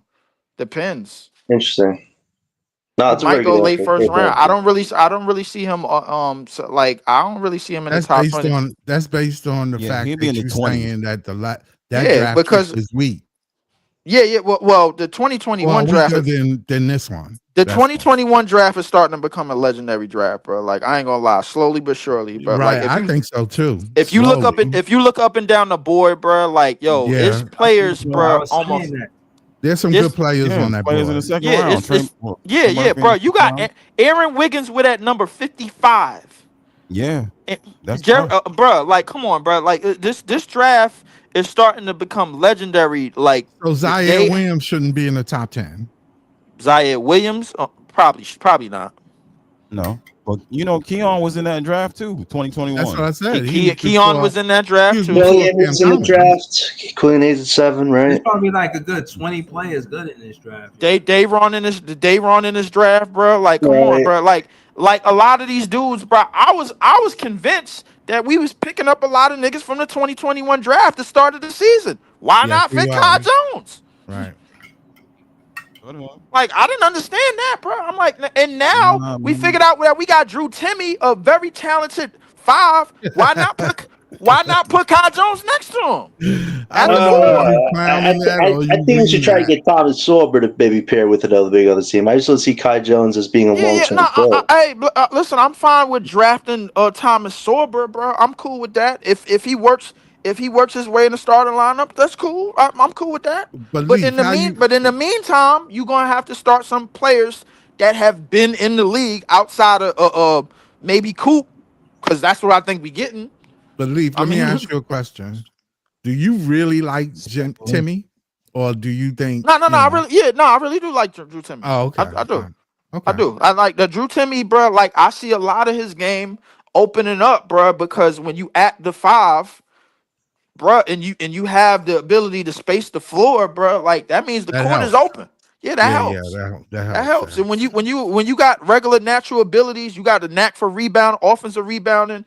They don't know how to scout for you because you're mostly on the perimeter, and then you dive to the basket, get that offensive rebound. Nobody sees you.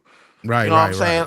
And then you good around the basket, and you can hit the mid range, and you can shoot, and you can pass a little bit.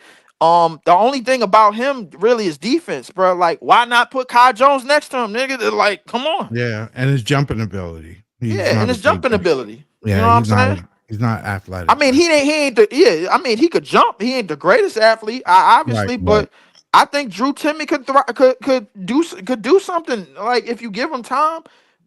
Bro, Jason Kidd got Kai Jones averaging 15 points as a starter. Bro, what we think? What we think Jordy gonna do? You don't Right, think yeah. Jordy gonna get the most out of these players that want to play? Right. He would. 'Cause Like what he am I gonna like, have bro? Kai Like Jones running. and as far and every last one of the players, bro, that I wanted speaks to how, bro, like how Jordy would like to play and how Jordy would run. I said we leave out of this draft with Cooper and Yegor and Sorba and however else the hell y'all want, bro. After that, that's fine. I'm cool. You got Sorba basically in a hyperbolic time chamber Right. and shit, bro. Like in the meantime, yo, you can start Drew Timmy and Kai Jones. Now you got somebody in the dunk spot that could put pressure on the basket, bro. And you got a good defender. You could play Coop. You could start Coop. You could start Keon. Let's start Cam Thomas. We can't forget about that. We got to make Breeze happy. So Right. yeah, we do that. Bro, you So making it seem like I'm the So only so fan so that that want would be Big Boy Happy Meal. That would be the team, bro. Big Yo, Boy Happy Meal. somebody do a poll. I'm cool, bro. Y'all not cool with that to roll into the 2026 draft with? I mean, getting bigger is honestly what we should do. If we get the 6 or 7 pick and we get Common Maliwak and you move up to get Yegor and draft Carter Bryant, damn, we start looking a lot bigger than we did right now. So I'm fine with that if we miss out on the top 3. If you get top 3, still try to get bigger players in this draft. All right, listen, John. We got to make you happy too. We're not missing top 3. This is my plan. I believe that pick has to fall out of top 6, and it hasn't done that in 6 years. John. Focus. We're trying to make you happy. We're Oh, getting man. Cooper, and we're getting Yegor, and we're getting Sorber. Those are 3 players that you're cool with, correct? Correct. So, Man. I mean, I want to have the Leaf Epiphany, but I'm not feeling it right now, man. Until May 12th. look. Okay, listen. All right, fine. But until then, bro. Listen, we gotta spread the spirit of hope, like whatever the fuck we doing. So let's do that. So let's continue to make people happy. Drew Timmy makes Iceman happy. Let him start. Let Keon start. They work their asses off in the G League. Keon is starting to come a pretty okay POA defender. Let's put him in. That's what we want in the backcourt with Cam Thomas, right? He's 6'4". He could guard. He could pick up the tough assignments. Let's let him play. Let's let him do that. We're not gonna lack on defense because we're gonna have Coop. We're gonna have Kai Jones, bro, like for runouts. And then we're gonna have Drew Timmy, bro, like for that dude that's gonna space the court. It works. Well, at least it looks like it works. Well, it works for our tank, I guess. But I mean, hey, if we don't win, bro, we tank. If we don't win, we tanking. Yeah, if we don't win, we tanking. If we do win, hey. Man, it'll be very interesting to see what the true direction is this summer. As I want to see, man. I feel like this team has been dangling on every direction possible, but this summer you kind of got to make a choice. So May 12th, we'll kind of get an understanding where this choice can move. It's two things that's going to happen. Either Drew Timmy is really being used as a serious spot for this team, or he's being used to draw in the Caucasian fan base so we could get cool. I'm not believing that Caucasian stuff, man. Just leave it to skill at the end of the day. The kid has earned his role. He doesn't want to be in the G League. Like that's all I'm focusing on. Like the NBA, if you want to bail us out, okay, but still, 6 odds right now look like we get a top 6 through 8 pick. If you want to give us a top 3 pick, I ain't gonna complain. But we need to build the best team possible. That's what this draft is about: building a core that can be balanced, or at least start that. Like that's what we gotta focus on. I think Coop, Yegor, and Sorber. I'm cool with that. I mean, everybody here seem to be cool with it. But I'm not gonna lie. Leave to John's point. It's not like they pulled up somebody that was scoring 8 points and 2 rebounds out of the G League just so they could try to get Cooper Flag. He was crushing the G League. As a matter of fact, he led the G League. I'm not saying that, bro. Listen, they brought up Drew Timmy at the right possible time to draw No, they like could have so. brought him up 20 games ago, Leaf. We were saying he brought him up 20 games ago. They brought him up like 8 games ago. I feel like they wasted that But a you gotta, little bit. but John, you gotta remember it's ethical tank, bro. Ethical. And now that's still about this year, bro. Yeah. In all due respect. I mean, it is ethical, bro. Like we didn't do a power tank like you wanted, but we did an ethical one. It's cool. It's fine. You know what I'm saying? Like we gotta make it. You know, we gotta play to the crowd. You know, you gotta make it look like you competing, even though you really can't. You know, but I mean, we were competing. We were playing hard, even though we were not better than a lot of teams when they play hard. But it is what it is. Drew Timmy, bro. Listen, I like Drew Timmy. I like his skill set. I really, really do. But the Nets front office is either going to take him seriously as a spot on this team, or they are using him for business, using right, him. All right, so That's one or the other. He got a 2-year deal. So what do you Okay. think that is? A What do you 2-year think that is? a 2-year deal for what? $4 million? Okay, okay, you got some money. That's cool. But I feel like this Timmy stuff has more to do with the Dayron situation. He's a restricted free agent. I think that's what it more has to do with. I think okay. that's the top pick. I think that's what it is. Maybe. But at the same time, me personally, I would rather keep him and Dayron, and let's get rid of Clax first. That's what his banks on, is get rid of Claxton. But if we're forced to keep Claxton, Dayron is your odd man out. Like, that's literally the scenarios. It's that simple.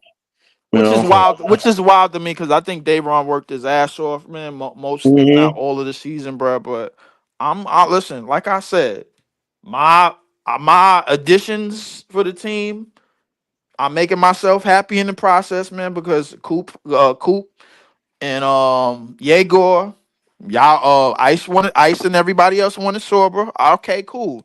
We're making everybody happy. That's what we're doing. We keep Cam Thomas. We keep Cam Thomas, and everybody like our draft, and we go into the next season. If this thing really, really works, then it works. If it doesn't, then we tanking. Okay, all right, boom. I want Kalkbrenner or Renard. I want one of them centers. 7 foot. So you don't want Sorber no more? I can take Sorber, but I wouldn't. That wouldn't be. You know what I'm saying? He's 6'10". You know what I'm saying? And I keep saying, if you draft Sorber, you got to draft a 7-footer, because he gonna play like Bam. He gonna hit you with the free throws. He gonna hit you with the midi. He gonna try to post you up and stuff like that, and he gonna block shots. But he's 6'10". You know what I'm saying?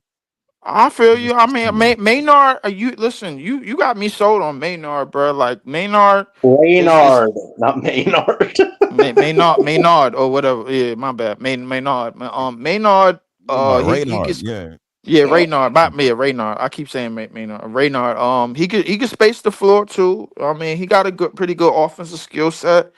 He could run. He ain't elite rebounder. I see him as a solid backup for now, until he develops into something really elite. Like he block shots. But I think Drew Timmy is far ahead at the center position. Outside of defense, I think Drew Timmy is far ahead of a lot of skill sets that we haven't had at the center position. Like, bro, I don't think we've had anybody at the center position that could space the floor, space the floor, finish around the basket quickly, get to their post moves, you know how to use their footing, bro, like in the rebound well, pass. Like outside of that, it's just defense with him, bro. Like put a power forward around him, bro. You know what'd be nice? You know what'd be nice? The last game of the season, Drew Timmy goes for 50 points against the Knicks, man. If I could bring that to existence, man, that's a good way to end the season.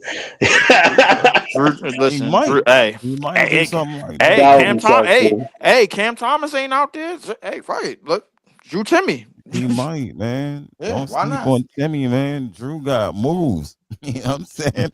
I think Drew could do some certain things. I think he's like just finding his like rhythm in the NBA game and playing against NBA bigs, bro. Like I think he could do some things.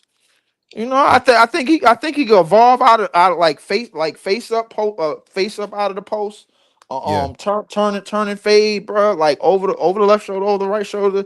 He could do those things, bro. I see a lot of those things, bro. I watched them G League games, bro. Like he could do them things. You know what I'm saying? So I mean, I think those things could work. I think he has an interesting skill set, but he has a even more underrated wingspan.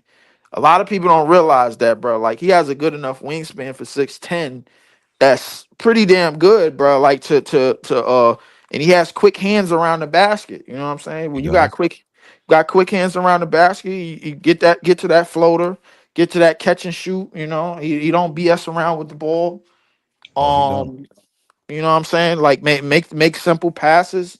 I could see like I see him like it's just a lot of it's basically Dayron without elite rebounding, but with better like offensive skill set.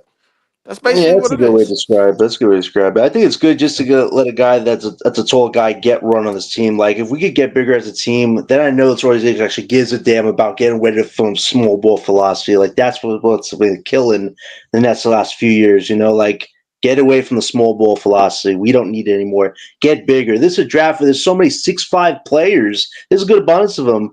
Get 3 out of 4 of those guys, and I we'll ain't be gonna good. lie, bro. Like, listen, if they going for Tank, man, like they should you should ask the fans what they want, bro. Like, if you going for tanking, bro, you going for the 2026 draft. Why not ask the fans what they want for the 1 year? You know what I'm saying? I'm pretty sure, bro. People gonna vote online and be like, "Yo, Drew Timmy, Yo, what's you know what up?" you guys should do? Ice, Leaf, and Breeze. You should do fan mail week where you guys put on your Twitter any questions you guys want me to ask. I'll read the fan mail at the end of the week. I know that's what Doug and Adam do at the end of their shows on the week. Shout out You to guys Yeah. should Doug do and That's that. Adam, kind of man. Yeah, dope. That's a good idea, Yeah. actually. that is a good Yeah, idea. Yeah, Shout they out do to that's that. Doug a and pretty Adam. good thing, especially with I drafting get, and stuff coming up. yeah, I get Yeah, questions, that's you know what I everything mean? I Brooklyn get, Nets shot. Been dropping jewels, man. I pay attention, man. I hear you, Yeah. man. Yo, Shout out to I'm an Shout out to agent. Locked I'm a On. thinker. I do a lot, man. I Shout out to know. Locked On Nets, bro. Like they run a yeah, pretty my solid show. guys. I like them. I like Doug and Adam. Yeah. But Doug and Adam, my guys. yeah. But realistically, bro, like I mean, the lineup that I suggested, bro, like it's either gonna work pretty okay, and they're gonna go on the up and up, or it's gonna, not work in terms of the wins and losses column, and then it's gonna get us in the lottery again. We good. Yeah. Yeah, Well, but what that's what I'm I'm saying saying. is, go ahead. I switch to those. No, that's what I was gonna say. Regardless, you draft you draft 4 players, you draft 5 players, you're gonna end up in the lottery regardless. You know what I mean? 4 rookies in the NBA, you're not winning that much games. But you do that lineup, shit, you might not win no games. You know what I mean? But Ice, more importantly, just the business side of it. Just speak to the, you know, I mean, what we we already won 2 doing. We're games with Drew getting Timmy. majority of the contracts out of the 10 players we're gonna play. They're gonna be more so rookies on the rookie scale contract and G League players. That's good business. You know, just speak to the flexibility that gives the Brooklyn Nets going into that 2026 season. They're gonna have a lot of flexibility. That's going to definitely give them flexibility for the next year, the year You after. know what I mean? Yeah, you definitely want cap-space flexibility. That's why if you get rid of Johnson and Claxton, no matter what the team does, as long as you draft right this year and you live the results, you go into draft the following year and you still have the flexibility, especially for free agency, which looks a lot better the following year. So if the Nets do that approach, I think you'll be fine. But if they do something screwy and crazy, you kind of have to really think on the fly. We don't have to do that right now, but this organization really has to confirm the direction this summer, at least so there's no more speculations about plan A, C, D, or whatever the hell it is. The draft is our plan A right now, and let's hope the Nets take it seriously after May 12th and start thinking about who's coming here and who should be not on this team anymore. That's what we really got to get to the nuts and bolts about. I think Cam Thomas might be an all-star. Like, we'll be on a team where we play and develop who we draft, but his numbers will be an honorary mention or he'll be dead. Like, he really gonna put up big numbers. I think that, you know what I'm saying? Shout out to JP Liberty. I think that somebody like Cam Thomas could really put up big numbers. He didn't really do much this season, but they want to see what he can do. Before, if y'all did want to attach him to trades, it wouldn't be after they see what he's good, see what kind of teammate he is next to whoever we draft. So imagine whoever we draft, they like playing next to Cam Thomas. They're like, yo, this is my favorite teammate right here. Like, you gonna I get the have ISOs I want, etc. You know what I mean? 6 G Leaguers on his roster next year. Three two-way contracts. They're gonna mostly be in the G League and get called up. And then you got the 3 Drew Timmy, Tyrese, who was he's not on the G League anymore, and Keon. You know what I mean? And Iwoma, Tucson Iwoma, he's got a two-year two-way. So you know what I mean? He's gonna get called up. So I say that's only 4. I say 4 two-way, 4 G League contracts next year. And Definitely a play-in team at best. You know, Jordy, 2% better. right? You gotta add right, John. Positive thinking. I like that quote. That's how the end of my show start. I mean, the end. I heard that. It was a good addition, man. Funny as hell. But when he said it, I believe that too. Like, yeah, 1% better every day, man. I like how. Yeah, but that's the fun with drafting well this year. Is Jordy does care about the young guys. I just want to get young core players that are raw, but have the skill sets. You can actually work with them, see what their real ceiling is. Some of these guys, you already know what their ceiling is. That's what this year is about. Finding what their real ceiling could be. I think Jordy's going to revel in that. And it's a real test and a challenge. This was a huge challenge this year, seeing how he could coach. Now you get the real players to start coaching. That's when the fun starts, man. So that's what I try to forward to. Yeah, hold on, John. I wanted to ask Ice this. Yo, Ice. I know you know how to scout players, but we have to learn how to scout fire and desire or passion. We got to learn how to scout that because, you know what I'm saying? To John's point, even if you did get hired by the Brooklyn Nets, right? Yeah. What if we knew how to do that? It's like a player that's a gym rat per se, for lack of better words, somebody who they really care about. Like, my point is this: when some players they love the life that basketball give them more than they love basketball. How do we scout players that love basketball? All right. So you know, as a younger me, when you love ball, you don't never stop playing. You know what I'm saying? Any opportunity you get, you try and hoop. You know what I mean? If you can hoop, you gonna hoop. You know what I mean? It's like so a little bit drizzly. I can still go up there and get a couple shots in. You know what I mean? So when you scouting players, I'm pretty sure the coaches would tell like, hey, you know, he's always doing this or he's always doing that.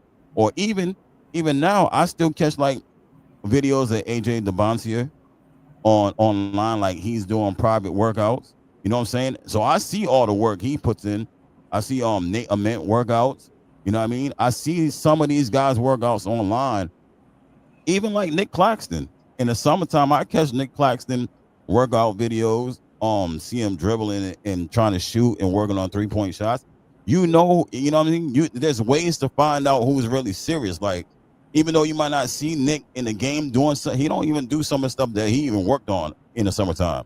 You know what I mean? So I always look to see who's doing what in the summer and how they doing it or what they working on. You know what I mean? Like, I could tell Clowney, just watching him and seeing him from last year, I could tell he's upgraded. So you know what I'm saying? If you see a player stay still and don't increase or don't do nothing different, then you know what I'm saying? They comfortable where they at. Or sometimes it might be a role, but most of the time, if you looking for videos or looking for players, you can find them working out, doing something, and you'll find the passion. Because if they working, I see what's the dude name on Denver power forward? What's a power forward name? Aaron Gordon. Aaron Gordon. I see Aaron Gordon every summer. I see his videos online every summer. I see Jordan Clarkson with Aaron Gordon every summer. You know what I'm saying? I see all those runs. So when you look at the NBA, you see Aaron Gordon, you see Jordan Clarkson, you're like, oh, he a good 6-man. He be putting in work. You know what I'm saying? So you can find those type guys always putting in work. You can look for them. You're going to hear something about them, or they be at this run, or they be at this run. You know what I'm saying? Or they be at this gym. You know what I'm saying? You can always find those type players. When you don't hear nothing about them, you don't see nothing, they ain't really trying to put in no work like that. You'll hear something about them. Yeah, you got. You know, I wish there was some type of checklist we could have them do. Like, you care if the Brooklyn Nets win their first NBA championship, or do you just want to come here and get the bag and attach a lie detector test to them because they want to, like, no, seriously, like, just put them in a lie detector test chair and then attach it to them and say, ask them, do you care if you help or you're an essential part of us winning the first NBA championship, or do you want the bag? Some of them players, their needle gonna get spiky like a mug. They're gonna be like, you know what I'm saying? So I'm just saying that to say that of course, Giannis and other players is gonna be attached to the Brooklyn Nets because we got the cap space. You feel what I'm saying? Like, that's it. We got the cap space, so they gonna, of course, they gonna want to attach their name to us because they got the most money. Like the NBA is like, you know, who can offer you the most sometimes, bro. It's sad to say, but it's like, not to say it like that. I don't want to use that analogy. I'm not even gonna say that, but it's like a guy who, I don't know, won the lottery, and then he just felt like, yo, I met this girl and she loves me, man. She loves everything about me, and I'm gonna marry her. I'm going to marry her. Yes, you know what I mean? Like, it's like that. You know what I mean? We would have to be naive and gullible to think that they're not coming here for the cap space. And this is like, come on, man. Well, and the good food and the good music and all that other fun jazz. Yeah, but you gotta think, Breeze. If you was a free agent, you would do the same thing the way the NBA is. Like, who got cap space? Sometimes you wouldn't want to go to a better team, but sometimes it's like, yo, I'm trying. You know what I mean? Yeah, I'm going with the money at. Like, certain shit be intentional. Like, Ray Allen left the Celtics to play with LeBron. He was trying to win another NBA championship. That shit is cold, though, Ice. How cold is that? But look, but you got to look at all the work he put in, and then he ain't win nothing. You know what I mean? So like, all right, let me chalk it up. You know what I'm saying? Let me go over there. You know what I mean? I'm coming down towards the end of my career. You know what I'm saying? Let me see if I can win something. You know what I mean? Yeah. So, I mean, oh man, I can't wait for the boot camp this summer with these young rookies. They think they know what it's like to train. Joy's like, yeah, I'm at the beach the first day of training camp. He's like, you have to run waves before you could run in my gym. Right. Yo, that'll be crazy. That's gonna be fun, man. You're gonna see these kids go through hell this summer, but in Jordy's mind, it's worth it because that's what's gonna give you that head start some of these other prospects don't get. So that's gonna be fun. The summer league. I'm so interested in the summer league to see who does what. Whoever we get in the summer league, you know what I mean? They gotta show what they got. You know what I'm saying? They don't show what they got, then you know what I mean, you're gonna be like, I don't know. That, but that's what I be saying. Like, every chance Cam Thomas get, he be shining. Like, I seen him hit a game winner in the summer league. Now that's the bar for me. Don't be mad at me. That's the bar. Cam Thomas hitting game winners in the summer league. I seen Jalen Wilson. He was the MVP of the summer league. Yeah. I'm just saying that to say, when you hooping in the summer league, like, if you get what you want, Ice, what you want, who we draft. Like, say we draft Sorba, what you want him to do in the summer league? Show that he can hoop. Do the things that he's good at. You know what I'm saying? If you're good at the midi, then you know what I'm saying? Hit your free throw shots, post these dudes up, back them down. You know what I'm saying? Do what you do best. You know what I mean? Like, you gotta show that. All right, Brooklyn Nets drafted you, and you like, yeah, I'm here. You know what I'm saying? Like, y'all don't understand. Like, Brooklyn, I am here. You know what I'm saying? When Jalen Wilson played, he went down to the G League. Oh, he's supposed to be the most ready. He's in the G League. Summertime, he set the net on fire. He set the net on fire in summer league. You're like, oh, Jalen Wilson's working on his shot. Yeah. Like, that 3-point is yeah. You know what I'm saying? He on fire. So that's what you want to show. Like, you know what I'm saying? You draft anybody you draft, you want them to show like, I've arrived. You know what I'm saying? Y'all don't sleep on me, fans. I am here. You know what I'm saying? Yeah, that's real. And whoever we draft in the lottery, I expect them to hoop too. Oh yeah, bro. My guy. I ain't gonna talk about Ace because I don't know. You know what I'm saying? I'll leave that to leave. But my guy Jeremiah, if he gets here on this roster in the summer league, oh man. You know what I'm saying? I don't know what he gonna do, bro. I'm trying He to gonna tell go you, he's gonna wild. be That's what he's exciting. gonna do. He's gonna like Yeah, just continue what he's doing. exciting, man. It's gonna be exciting. I mean, anybody we draft, but I know for sure, Ace, Coop, Dylan, Jeremiah, Trey. You know what I'm saying? VJ. If you get any one of them guys, your summer league is lit. Your summer Right. league is going to be lit. Right, and good extra content too. So I don't mind that if we get a high prospect, that somebody's definitely going to be a lot of people watching, evaluating. It's almost like some of these, like the last part of the draft combine. You go through all that process, you get drafted. Now it's like, what can you actually do? Like, I think that's what Right, somebody really is at the end of the day. It's that right. last process of Because evaluation.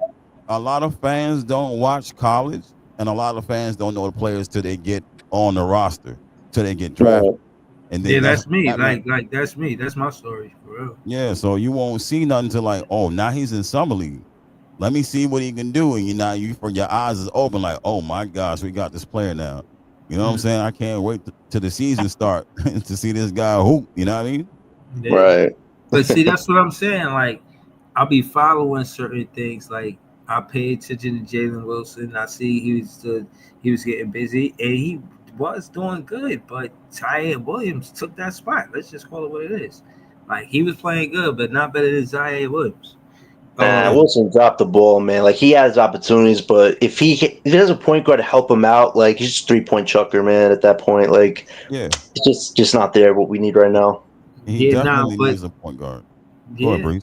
yeah, nah. I think that if we did get a point guard and he put him on his team, yeah, I think Fizz is everything you said he is. Or he might average 20 straight out He the might. gate. Like Yeah, like my thing is like, don't think small, think big. A draft pick like Fizz coming to this team, whoever we draft could have the opportunity to be rookie of the year, bro.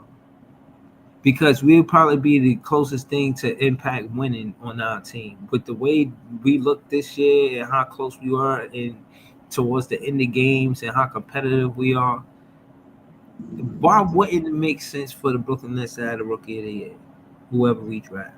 you That'd gotta be a draft great somebody nice. storyline. Yeah, you gotta draft somebody nice. You like I said, you No, gotta but I'm draft saying, what if it is Fizz? Hey, Fizz would get a lot of touches. He would probably start. You know Yeah. what I'm saying? So with that, you see what Jordy Fernandez did for Keon Johnson. Man, Like, let me tell Keon you. Johnson is a good example. I don't like to leave Keon Johnson because he really hooped and he really had the opportunity to get better. And you see the ups and downs. A lot of downs on Keon Johnson. A lot of, miss 2 for 10 and 1 for 8 and a lot of that shit. Jordy stuck with him. And he just became a better player because the confidence the coach instilled in the play. Yeah, confidence, the push, you know what I'm saying? And go out there and make your mistakes. Don't make too many, but Right. you know what I'm saying? Make your mistakes. You know what I'm saying? And I got you. You know what I mean? I'll let you rock out. You know what I'm saying? Just go out there and do what I tell you to do. You be straight. But like, yeah. Here's one of my last topic questions before we close out. Where do you guys think Derek Whitehead's going to be? Because I thought at the end of the season he would get some burn, but it feels trying to be too perfect right now and just not really feeling comfortable. If he doesn't come into training camp healthy as possible, you guys see him having a role next year at all? I'm not seeing it right now. I just think he's on the bubble right now, Whitehead. Like I said, I think his legs are not back yet. It's starting to get there. You know what I mean? You see little drives, you see him do little things. But as far as his elevation, he don't elevate. You know He's been shooting threes a lot because of that. If that's not there, it's like, how long are we going to wait for that to come alive? That's my whole worry right there. I don't know how long that takes. I was looking it up. Like I said, my homeboy had the same injury. It took him a while, but he got back to dunking after a while. Like, I know Derek can dunk, but his explosiveness is not there. You know what I'm saying? Like, all I see in the G League is him trying to drive, and then his elevation is so little on his layups, he get blocked or You know what I mean? He make a tough layup, and it's not easy. You know what I'm saying? Like usually he'll explode and try to dunk on you or something like that, and he's not there. So I'm hoping by summertime that his legs come back around, and then you know what I'm saying, you see a different player, because that's a big part of his game too. You need your legs in the NBA. You know what I mean? Or he just gonna be a spot up catch and shoot player, and that ain't gonna be good for his career. Where you know what I mean? Most definitely. I mean, I'm finna sign out too, man. Shout out to Ice, man. Hopefully everybody's 4-hour show. This is one of the best ones yet, man. Word, man. I think he should. I think they knew that he was young when they drafted him, and they continued to let him play in the G League. And, you know, he's on a contract, and in that contract, I'm sure him playing in the G League is part of it. So, however many games max he could play in the G League, I think he gonna, you know what I'm saying, do that. But yeah, man, yo, I wanted to say thank you, Ice. This was a great stream. Shout out to Scott, everything, Booker Ness, John Lee, for you, Ice. Great show. Subscribe, man. I'm gonna catch y'all on the next one, man. Nets fans, the best fans. Later, y'all. Peace. Yeah, later, guys. Got a show with Gary tomorrow. If you guys want to see it, 12:30. It's gonna be a fun one. All right. Y'all know my motto. Y'all don't have to like. Y'all don't have to subscribe, because I don't know anything. You heard? I'm out.